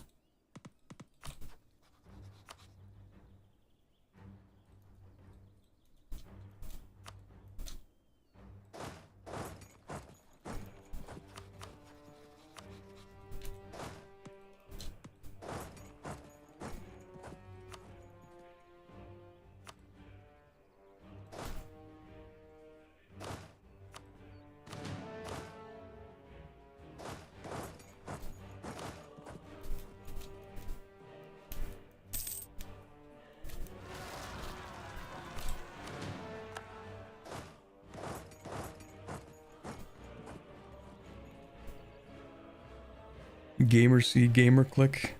The buttons. I must press the buttons. I beg. Release me from my prison.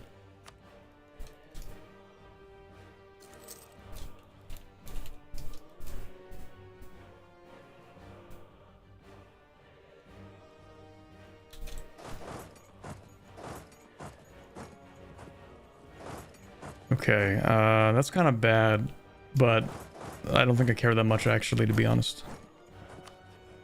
I don't think it's that big of a deal. Just gonna walk around here, see if there's any army. Which I don't think there is, because I think it's all over here. Let's see. It's gotta be 20, 30, 40, maybe 45,000 over there. And how many people do you have? 45, that's 50 something-ish accounted for. Out of like 80,000? Maybe 72,000 actually. Oops, slapped my microphone, my bad.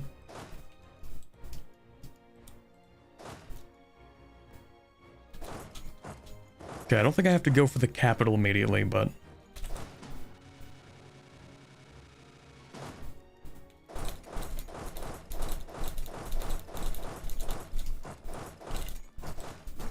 we can do this.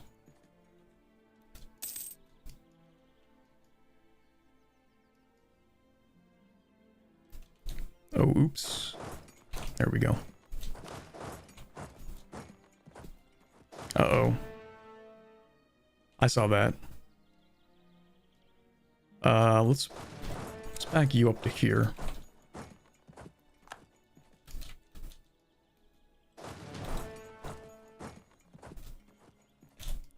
Oh, shoot. Okay, hold on.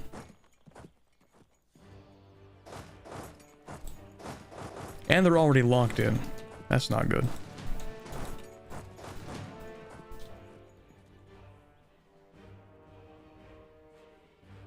Yeah, that's not going to be good. Oh well.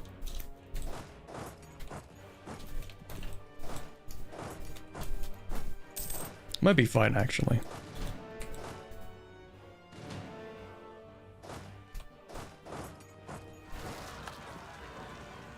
That's fine.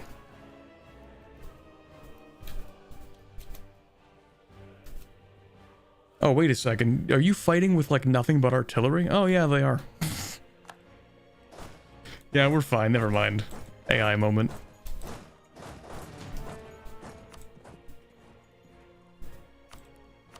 Okay, so literally, I just want to take this. I just want to fully annex this guy and then leave. I don't care about anything else, I think. Was that 47 versus 47 aggressive expansion? It's the same. Okay. But this guy would be non-co-belligerent, so I might as well just take it from this peace deal. Oh, but I can't do that because I'd have to 100% the whole alliance. Okay. Maybe I'll just take it through their menu and then do like a white piece or something because I don't actually care. Yeah, we'll see.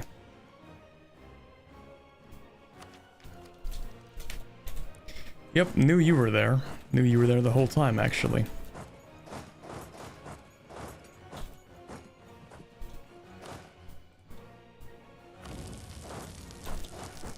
Uh-oh. That's a lot of people you have, actually. Hold on a second. This is kind of bad. Okay, those units are cooked. That's okay, though. It's like 4 infantry.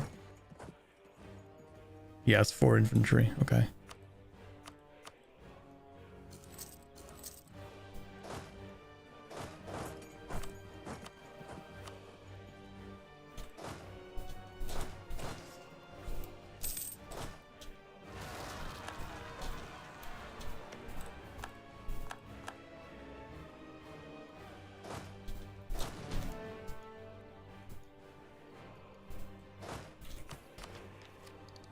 But yeah, when can I take this institution, actually? Oh, right now. I mean, I should probably wait anyway. 87%.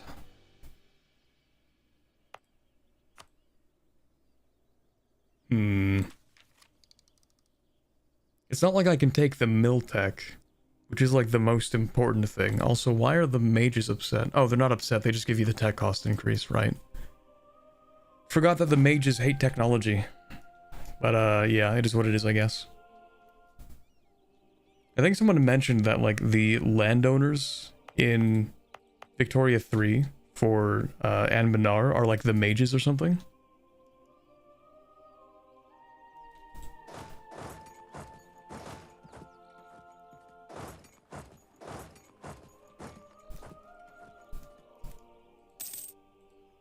Who canonically wins the Ascan Thunderdome anyway? It's kind of broken apart. Yeah, that makes sense.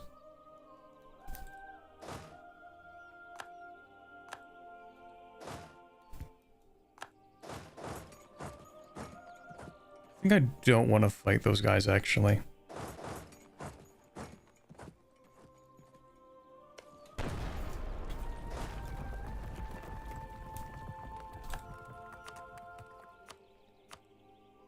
Can I annex you? Not yet.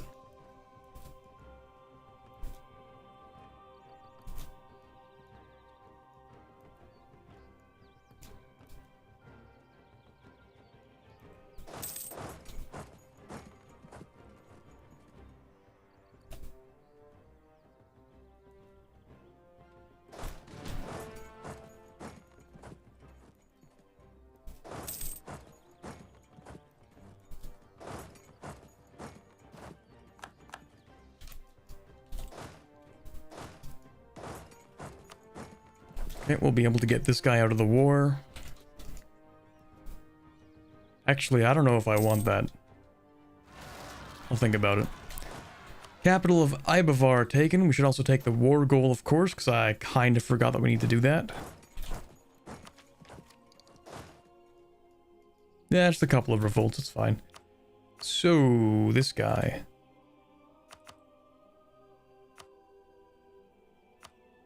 You know what? Yeah, sure, you can leave. I don't even care, to be honest. War reps and whatever money.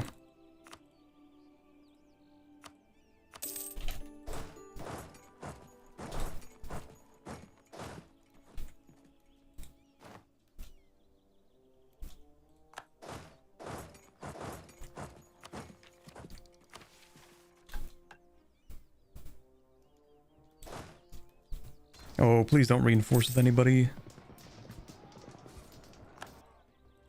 Let's go. Okay, we should be able to peace out with Ibavar on a white piece. Yeah, there we go. So I'm thinking I'll just take this whenever they're ready to give up.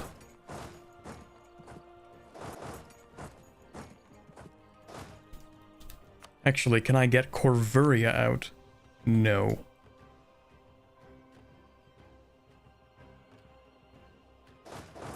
Okay, that's fine, actually.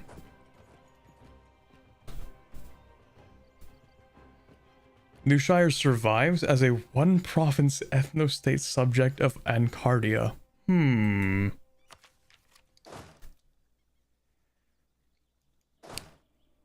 So the canon Newshire is,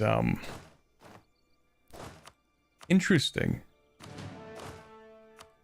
Never ask a halfling their political opinions.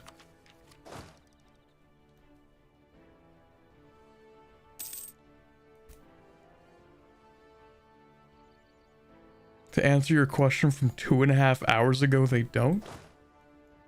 Which question?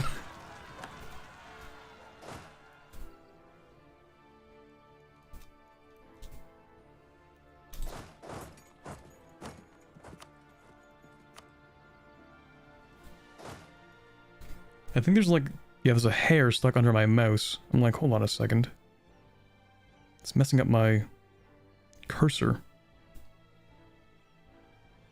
There we go. I should fix it.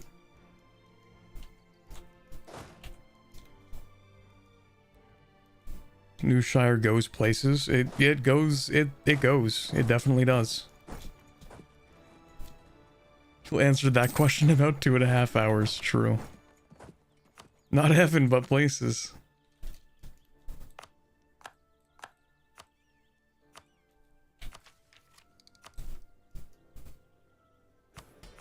Oh, maybe I should ask Ibavar for a bunch of money. Do you even have money? You have some money, I guess. Maybe I should extend this war and, actually, I should take money from Corvuria, maybe.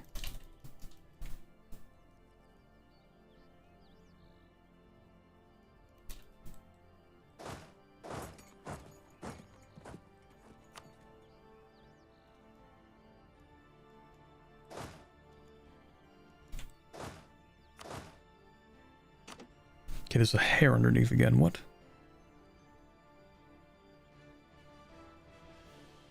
I can't even grab it. Yeah, that sucks. Right, I want to leave some people behind because there's no reason to have this much attrition. It's dumb.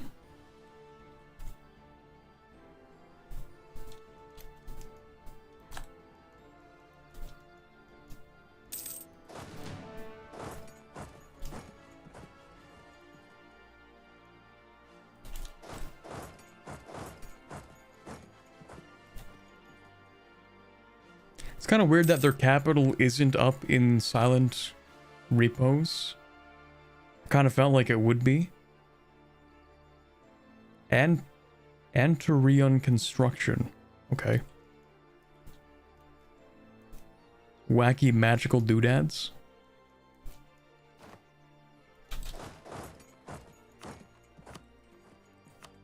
Please full annex? Oh my god, man.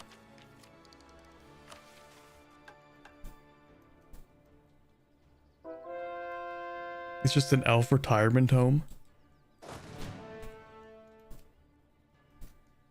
So you're telling me you gotta take care of the elves for like 200 years? Or for like 100 years?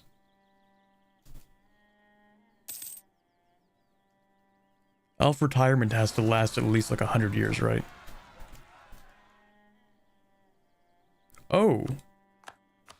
Well, that's something. The bronze domain of Catarata.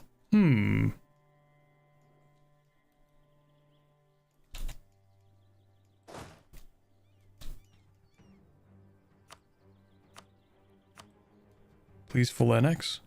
Please. These guys actually have a lot of people, please.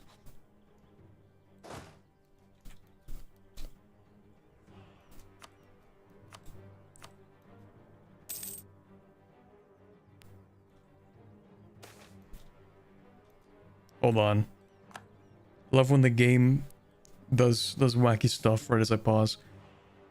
Okay, what is this? Independent preachers. I think we're fine, actually. Gain Coronite Paragonhood? Yeah, I think we would want to do that.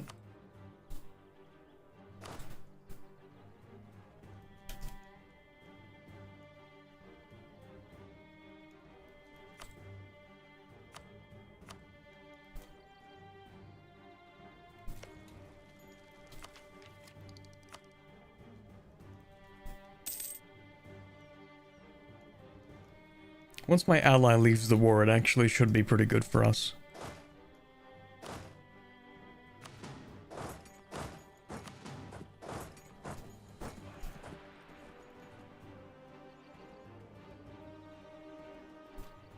Did they just stack a bunch of artillery? Hold on a second.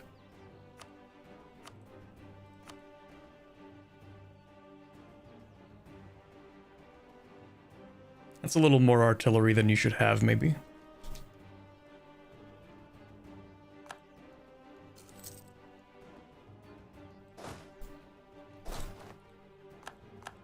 There we go. Perfect. Okay. So, now I should be able to peace out. Thank you. Take your money, too.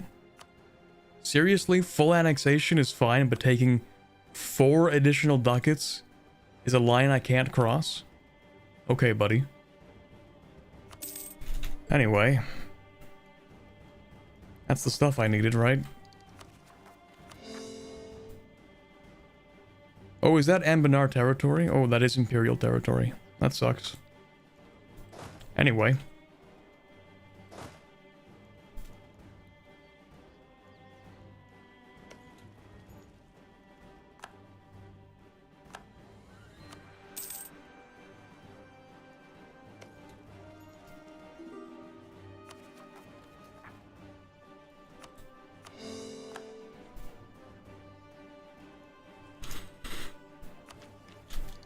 Yeah, I'm not giving that back, actually.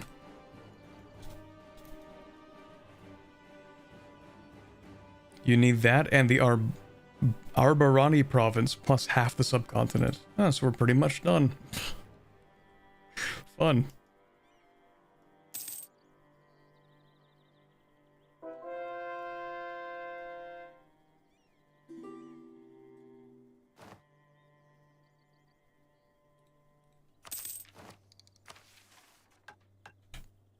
It's calling to me. Ooh. No.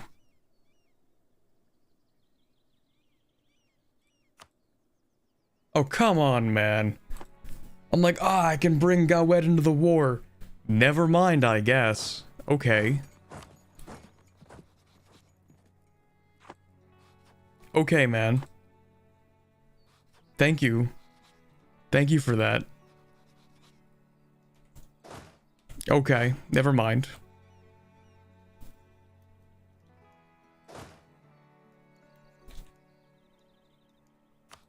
Yeah, maybe I will go with the Laurent Alliance. With a powerful mage ruler? Friendship ended with Gawed. Laurent is my new best friend.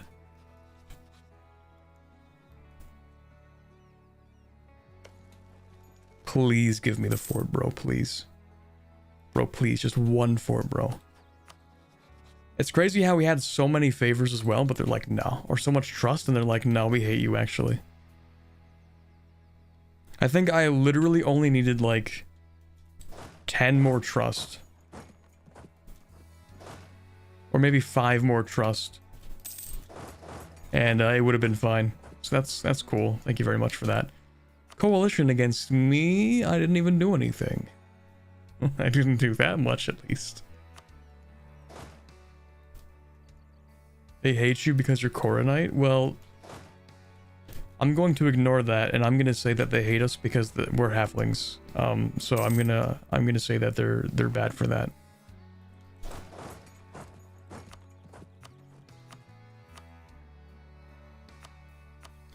Really, you're not willing to cough up a single ducat? Maybe I do have to burn your capital to the ground. Oh, that's why this keeps getting unoccupied.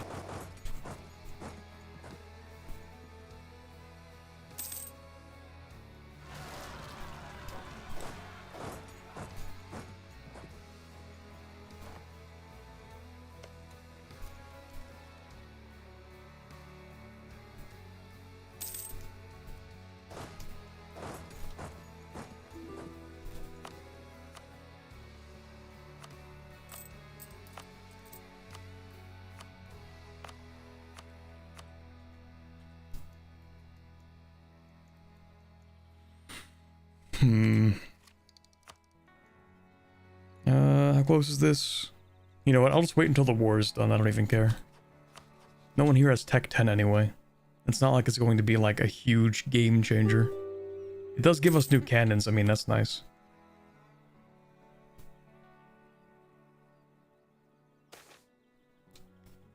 Recruit the dwarf? You know what, actually, you might be useful. Maybe I do want to recruit that dwarf. Half cost, level 3 dwarf?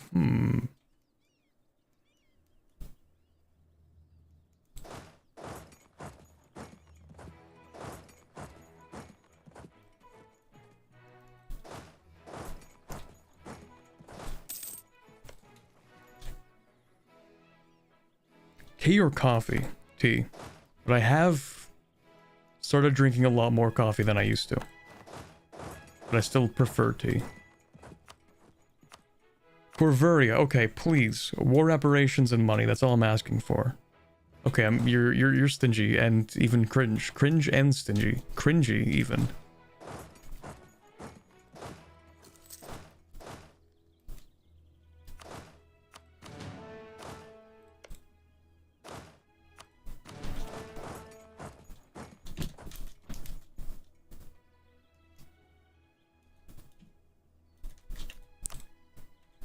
Okay, Corvuria, let's destroy you. I just kind of want your money. That's kind of it, man.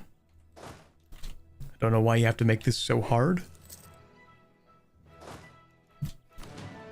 That means you're turning boomer? Please, no, I'm not ready yet. Take another sip of my monster.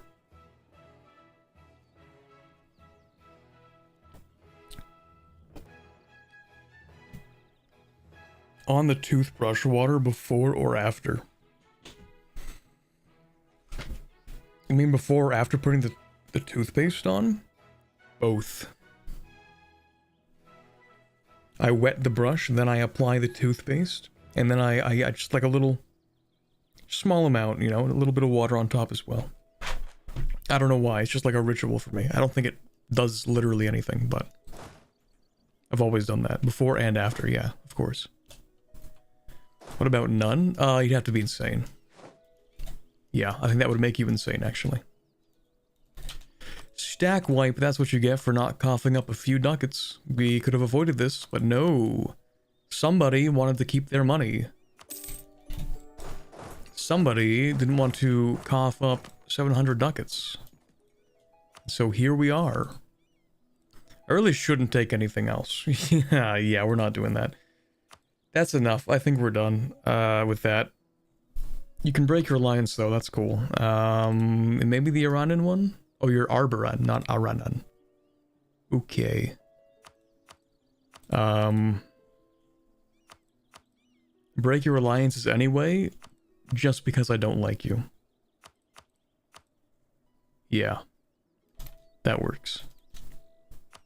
I could force them to release a country, actually, because we have the unique core benefits. You know what? Yeah, let me try to siege this real quick. Thank you. Now we can demand more stuff. Ooh, pop-ups, my favorite. Yeah, how about you release that country just because we can, and I don't like you. Okay, that'll be enough. Thank you, that's fine.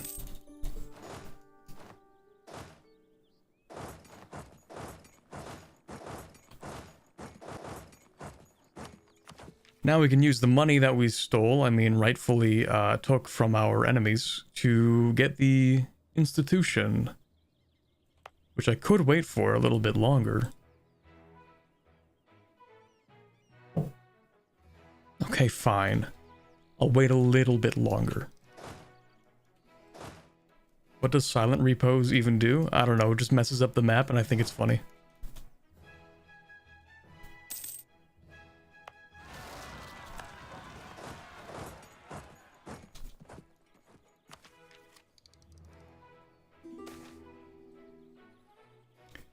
Oh boy. And what is this?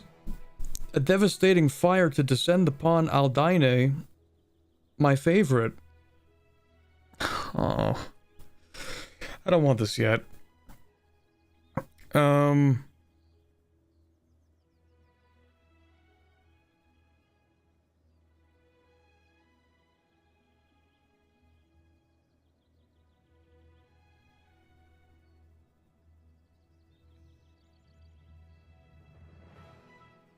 Might as well just evacuate. I feel like it's not going to be worth it to try to make the buildings resilient to fire. Should probably evacuate, to be honest.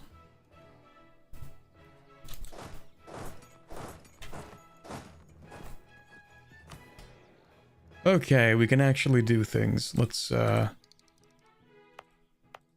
4 per month. What is that, 7, 8 months or something? It's not going to take too long, it's fine. Actually, you know what? Maybe I should drill the armies. Might as well. Make a lot of money.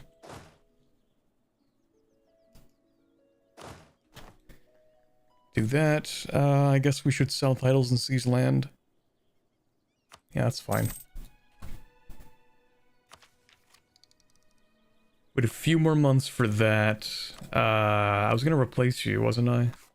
Or were I not? Yeah, because you are probably gonna die, and also we have a better guy waiting.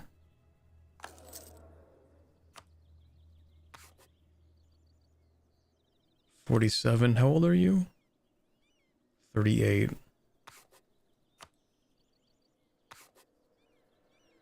Okay. Also, I haven't been casting spells a lot. Maybe I should do the one for improved relations.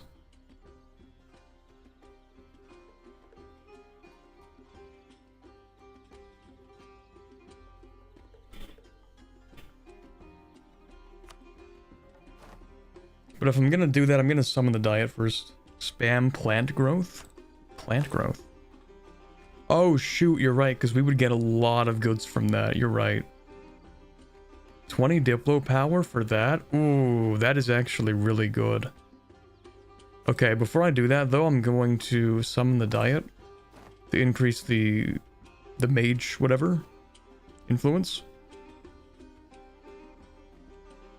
You know what? We should build a mage tower in Dustin Wall. That's the capital. We actually should do that, just for the sake of doing it, to be honest.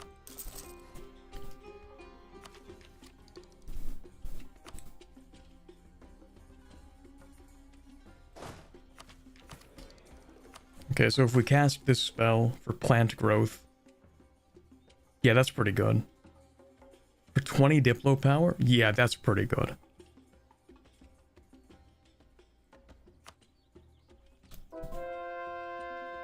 Maybe a good time to click the funny mission. Yeah, you're right. Okay, we might as well do this. Because now we actually will get the manpower recovery speed will be pretty good. So we might as well disband the mercenaries as well, because we don't really need them anymore. We have a pretty strong army, so we'll do that. Why we fight? I feel like actually I read this one already, so we might as well just click it. Okay, what else do we have? The Cleave of the Hoe. Giveth to Halan, and Halan giveth back. Spend mill power. I don't know if I want to do that yet, actually, because I kind of want to grab the institution, grab the next tech, all that stuff.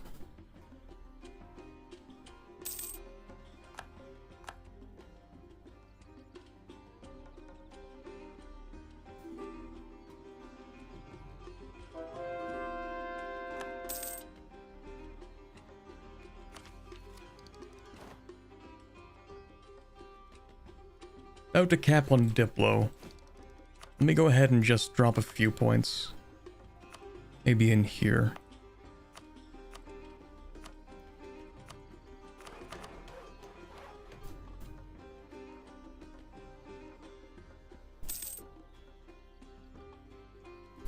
I didn't even notice the tea versus coffee argument going insane. What? People talking about caffeine pills? Cheaper tea? What? Price per gram of caffeine?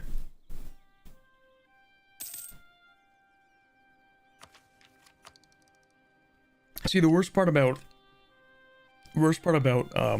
getting a can of Monster for me is that I sip it over the course of the stream, which means that around like 6 o'clock I'm still having some caffeine, which is probably not great for me, but it's probably better than chugging it all at once, right? Drinking one Monster over the course of 4 hours is probably not that bad for me. Probably. Not as bad as it could be. Let me change that a little.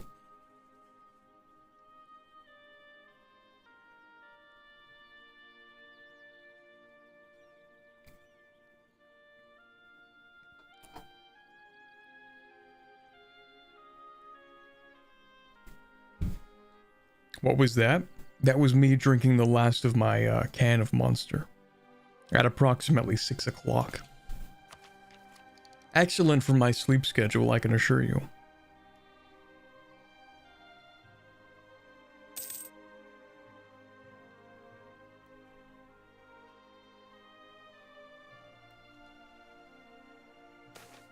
Okay, just one more month, bro. Just one more month. I promise. I actually do want you. Yeah. One more month, bro, I promise. Just one more month. Just one more.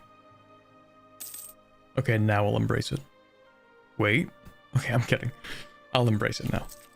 Alright, let's take that, and let's take that. And then I want to take the mill tech, and then after the mill tech, I'll take these. Because I lose 200 mil on those. Also, new idea group. I think I want infrastructure, maybe? I'm pretty sure I do. Because I have a lot of developing in these missions.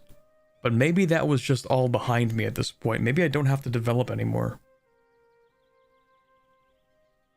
I'm sure I will at some point. You do want mercenary ideas eventually? I thought someone said that mercenary things are... Oh, right, maybe because we get the benefits for the rework or something, I don't know. We do need to invade these guys, actually. At some point. Maybe I should take a mill group like plutocracy, plutocratic ideas. Goods produced, development cost, manpower recovery. They're all good things to have, we just don't fight better with them. What's the objective of the campaign? Well, it seems so far the objective of the campaign is to kick everyone who isn't a halfling out of this area. That seems to be the objective so far.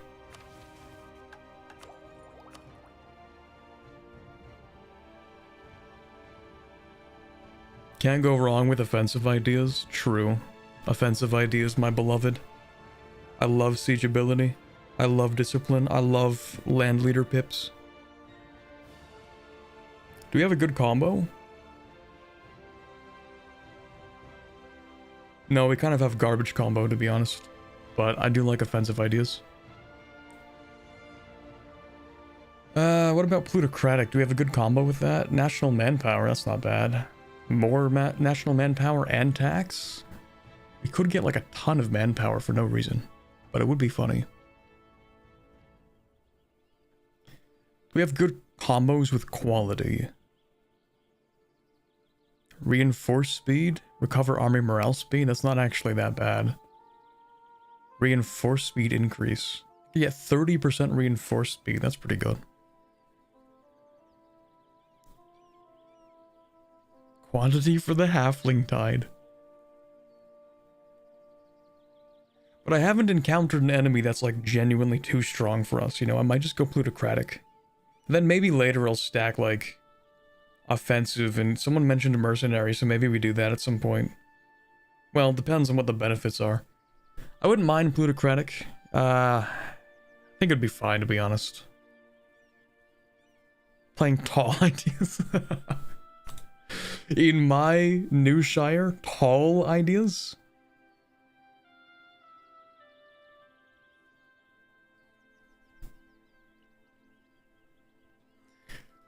Okay, screw it, we go plutocratic. I think it'd be funny. It's also like thematically appropriate. Why not? I love plutocracy. Okay, so in a few years, in 11 years, we're gonna swap to focus on this. But for now, we're gonna grab the half-cost level 2 guy from here. And he's gonna become level 4, maybe. Hold on. Maybe even level 5. What a lucky guy getting a promotion.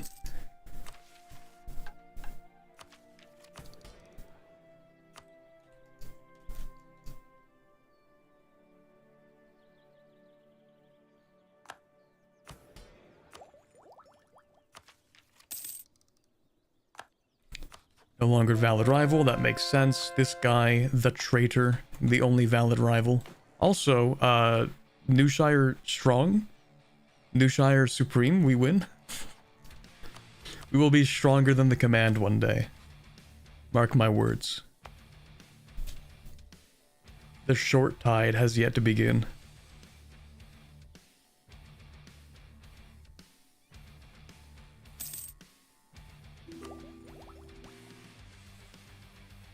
No, you don't get knowledge, actually. Oh, hey, can I be friends with you, actually? Yup, thank you. Anybody who hates Gawed is now my friend. This is your fault, Gawed. This is what you wanted. You want to rival me? Okay, I'm gonna ally your rivals.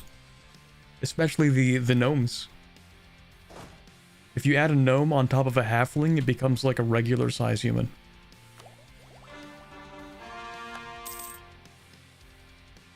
You can just have like a gnome standing on the shoulders of like a halfling in a trench coat. No one will tell the difference.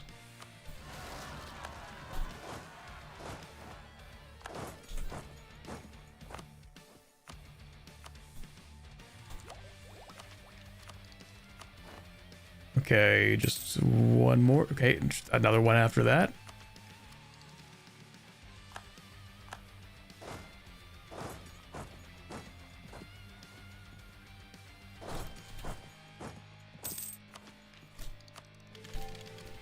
Here we go. We have new unit types. Go for that one, and... Alright, Pony Knights, let's go. As the wars of Dominion escalated between Gawed and Laurent, Viswal would emulate their Laurentish overlords' cavalry. Oh, so this has nothing to do with us, but okay. Combining the halfling pony's strengths and mobility with the robust plate armor of Laurentish blacksmiths, these pony knights provided halfling armies with competitive, albeit limited, shock cavalry that was most useful in open battles, where halfling contingents were often forced to fight under disadvantageous terms against their mightier enemies. I'm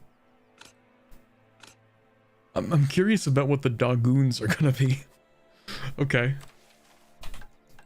Halfling tanks would actually be pretty fire. Yeah, get the gnomes to make tanks for us.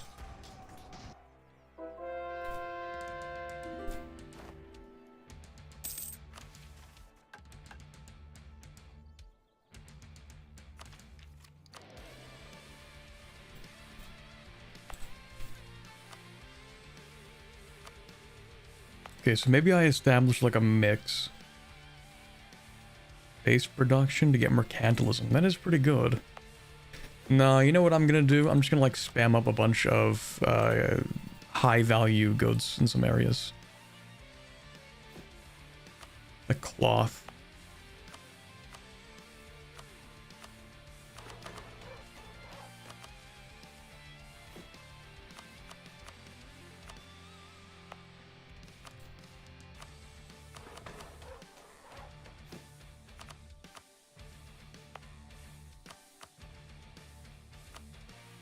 Yeah, that's fine.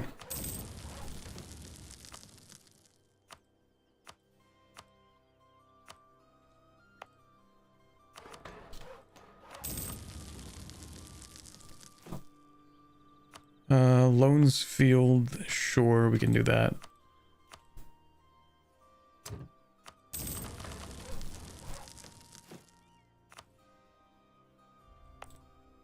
And I also kind of want to like spam up a few of the admin ones because we get innovativeness for that.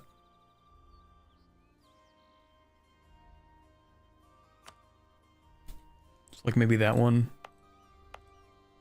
Maybe like that one's fine.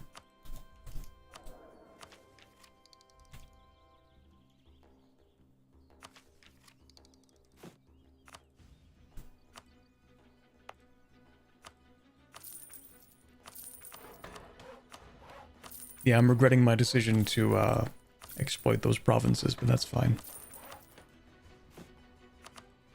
Okay, that should be enough. Big development. Let's go.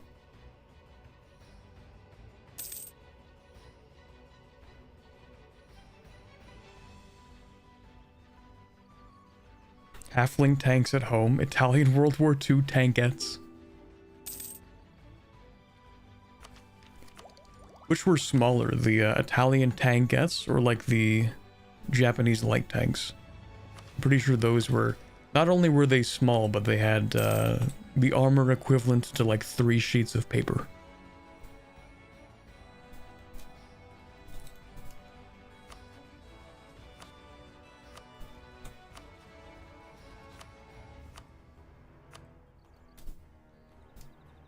The tankettes were smaller? That's crazy.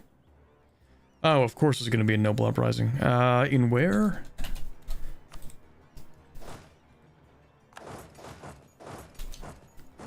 Death war against Gaoerwen?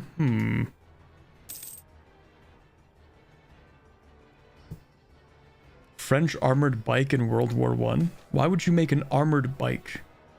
What is even the point of that? That sounds like something the Dutch would make, to be honest. They love bikes in the Netherlands.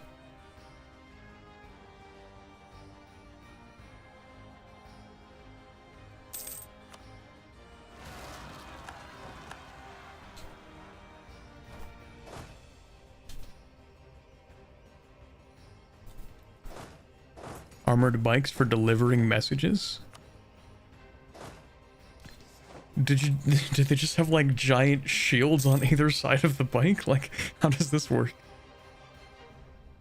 Does it shield the person at all in the slightest? Saw an image in the past? Look how much money we make from workshops in grain provinces. This is ridiculous. Alright, let's do it. We make big money off of them. Might as well.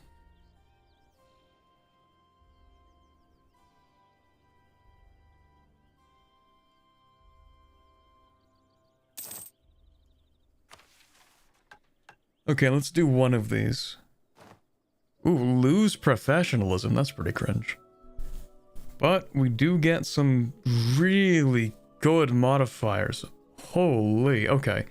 The heft of the toolbox. Our people might not be fighters, but that doesn't mean they aren't strong. Their talents simply lay in different places than the rest of the world. Besides, a toolbox to the head is as effective a weapon as any. It can't be serious. Okay. Alright. Well, hey, that's free discipline.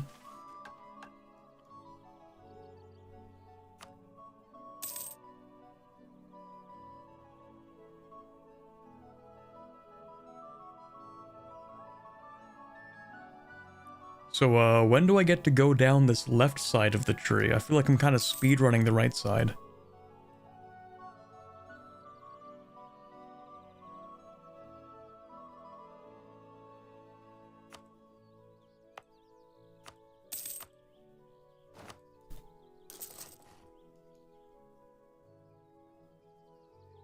Just waiting on the blood rain? Lovely. This mission tree looks very old. It doesn't feel old. It doesn't feel old the same way that, oh, maybe they're dead now. I don't know what happened to these guys. It doesn't feel old the same way that...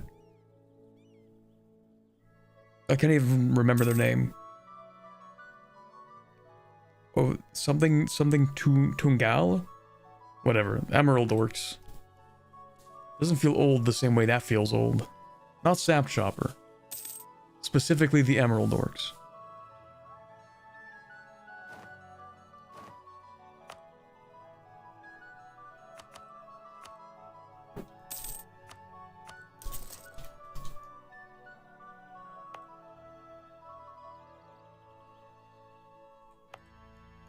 Oh, right, I can rebuild the Citadel. I could have done that a long time ago.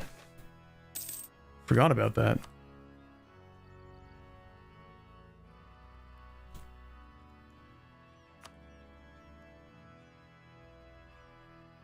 Tugund Darak. That's what they're called.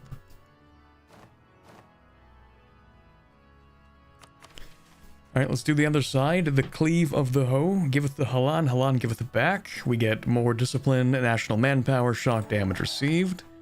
The last lines, we've already done this. Perhaps the sedentary Newshireman lifestyle might not be such a bad thing. Mind games are awfully popular, especially amongst older halflings, and all are adept at gleaning insights from even the smallest of phrases. It shouldn't be too difficult to train them up, and the top brass of our army would benefit greatly, okay? That's a gentle halfling viciousness, okay. And then we wait for that fort to be done, and we'll be done with this. Ooh. That's pretty big. That's a lot. A lot of buffs. Morale of armies, national manpower modifier, recovery speed, discipline, shock damage received. See, I feel like they updated this. Because this actually counteracts the limitations we have, the shock damage and shock damage received, rather than the old benefits, which I think, or the old malices. So maybe it's, maybe they did change it just briefly for that.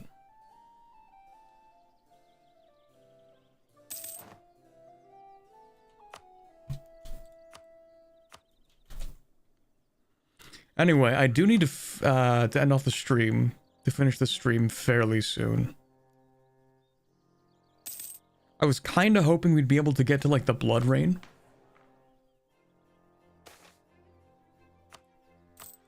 But I'm starting to think that's not going to happen. We do make, like, a ridiculous amount of money, by the way. So in terms of force limit, third highest that we can see, at least. Army, fourth highest that we can see. Economy is the strongest that we can see, because of course, halfling wheat, strongest wheat in the world, I guess. This one province makes 8.5 goods produced, so kinda goated. Command great power check. They're the number 2 great power, we're the number 1 great power. But that is because we're the only one who's embraced all the institutions. So... I have no idea who this guy is. Baihon Shinth? Or Shin? Or something? Ryaz.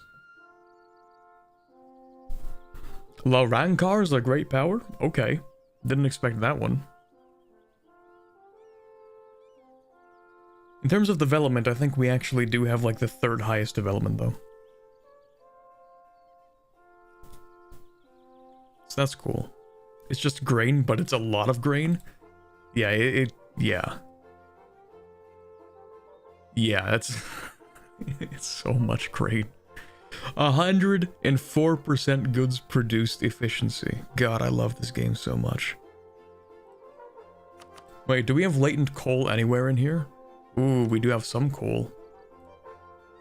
1, 2, 3, 4. More goods produced. Interesting. Anyway, you know what? I think this would be a good place to end things off. Probably would be a good place to end things off. It's like, it's been 4 hours. Almost 5 hours. My Hon Xin is the formable of Hong Sai, the Ghost Emperor in Hales, apparently. Is the Ghost Emperor still leading the country? That'd be kind of cool.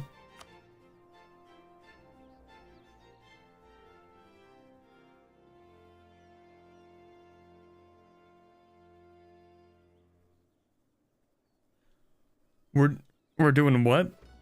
Okay, hold on. Maybe... Yeah, okay, no. We're gonna end things off today. Okay, that's... We're gonna end things off. You see nothing. Avert your eyes.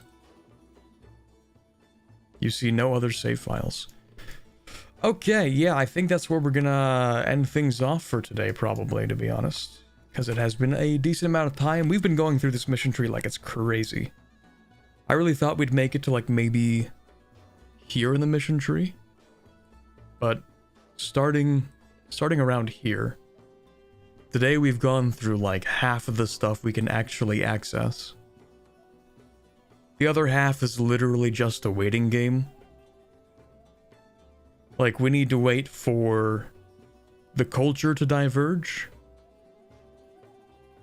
And then we need to wait for, you know, the Crimson Deluge.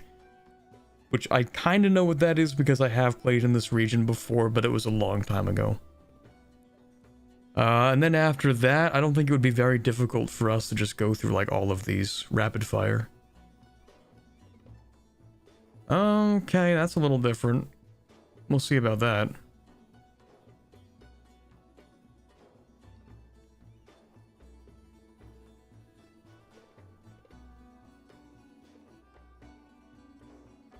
The divergence is apparently 50 years after forming Newshire.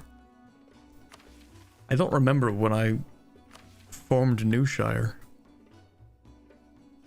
Well, either way, it's fine, because the divergence... It's probably gonna happen before the Crimson Deluge anyway. I don't remember when this is. Maybe it's 1550 when the Crimson Deluge happens. I don't know. You can check, look at your modifiers.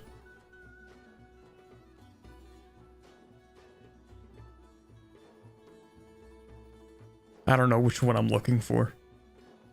This one, maybe?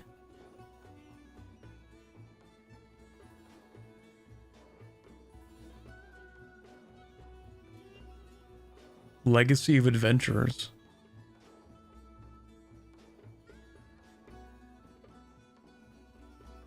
Huh?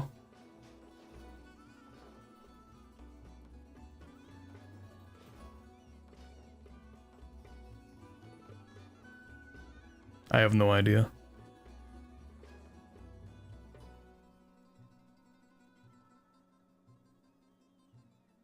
$1478. Oh, so it could be literally in 4 more years. Okay, we have stuff to look forward to for the next stream then. Halfling stream number 4 incoming. Coming to a, some day of the week next... No, actually, it's not next week. Today's Thursday. For some reason, I thought it was, Saturday. That's when the next stream for this happens, in case you're curious. Here, let me just go ahead and, swap back to the chatting screen real quick. There we go. Okay, we have things to look forward to for next week. I keep saying next week. It's not next week. It's this week. It's in 2 days. Things to look forward to for in 2 days. All right. Here, let me, there we go.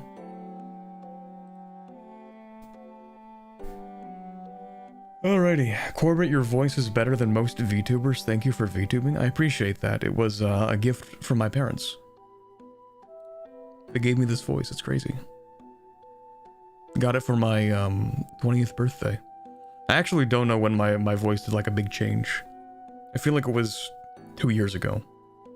You can watch some of my old videos and be like, wow, this guy sounds very different. Isn't that crazy? I feel like it was 2 years ago.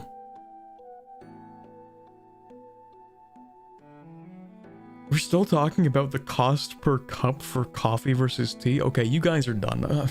I'm shutting down the conversation. Thought it was mic quality? I mean, part of it is. And then sometimes it's like half mic quality because most of the time it sounds fine like this. And then the other half is if I move my microphone even slightly and it does this. Where it makes this extremely annoying noise. Because I don't know how to fix it, to be honest. Anyway, I'll see you guys on Saturday. That's enough yapping for today. I doubt anybody who has me on their raid allow list, or whatever it's called for YouTube, is online, because it's like kind of late, so I'm gonna say, have a good night, chat. And I'll see you guys on Saturday. Alright? Bye, bit.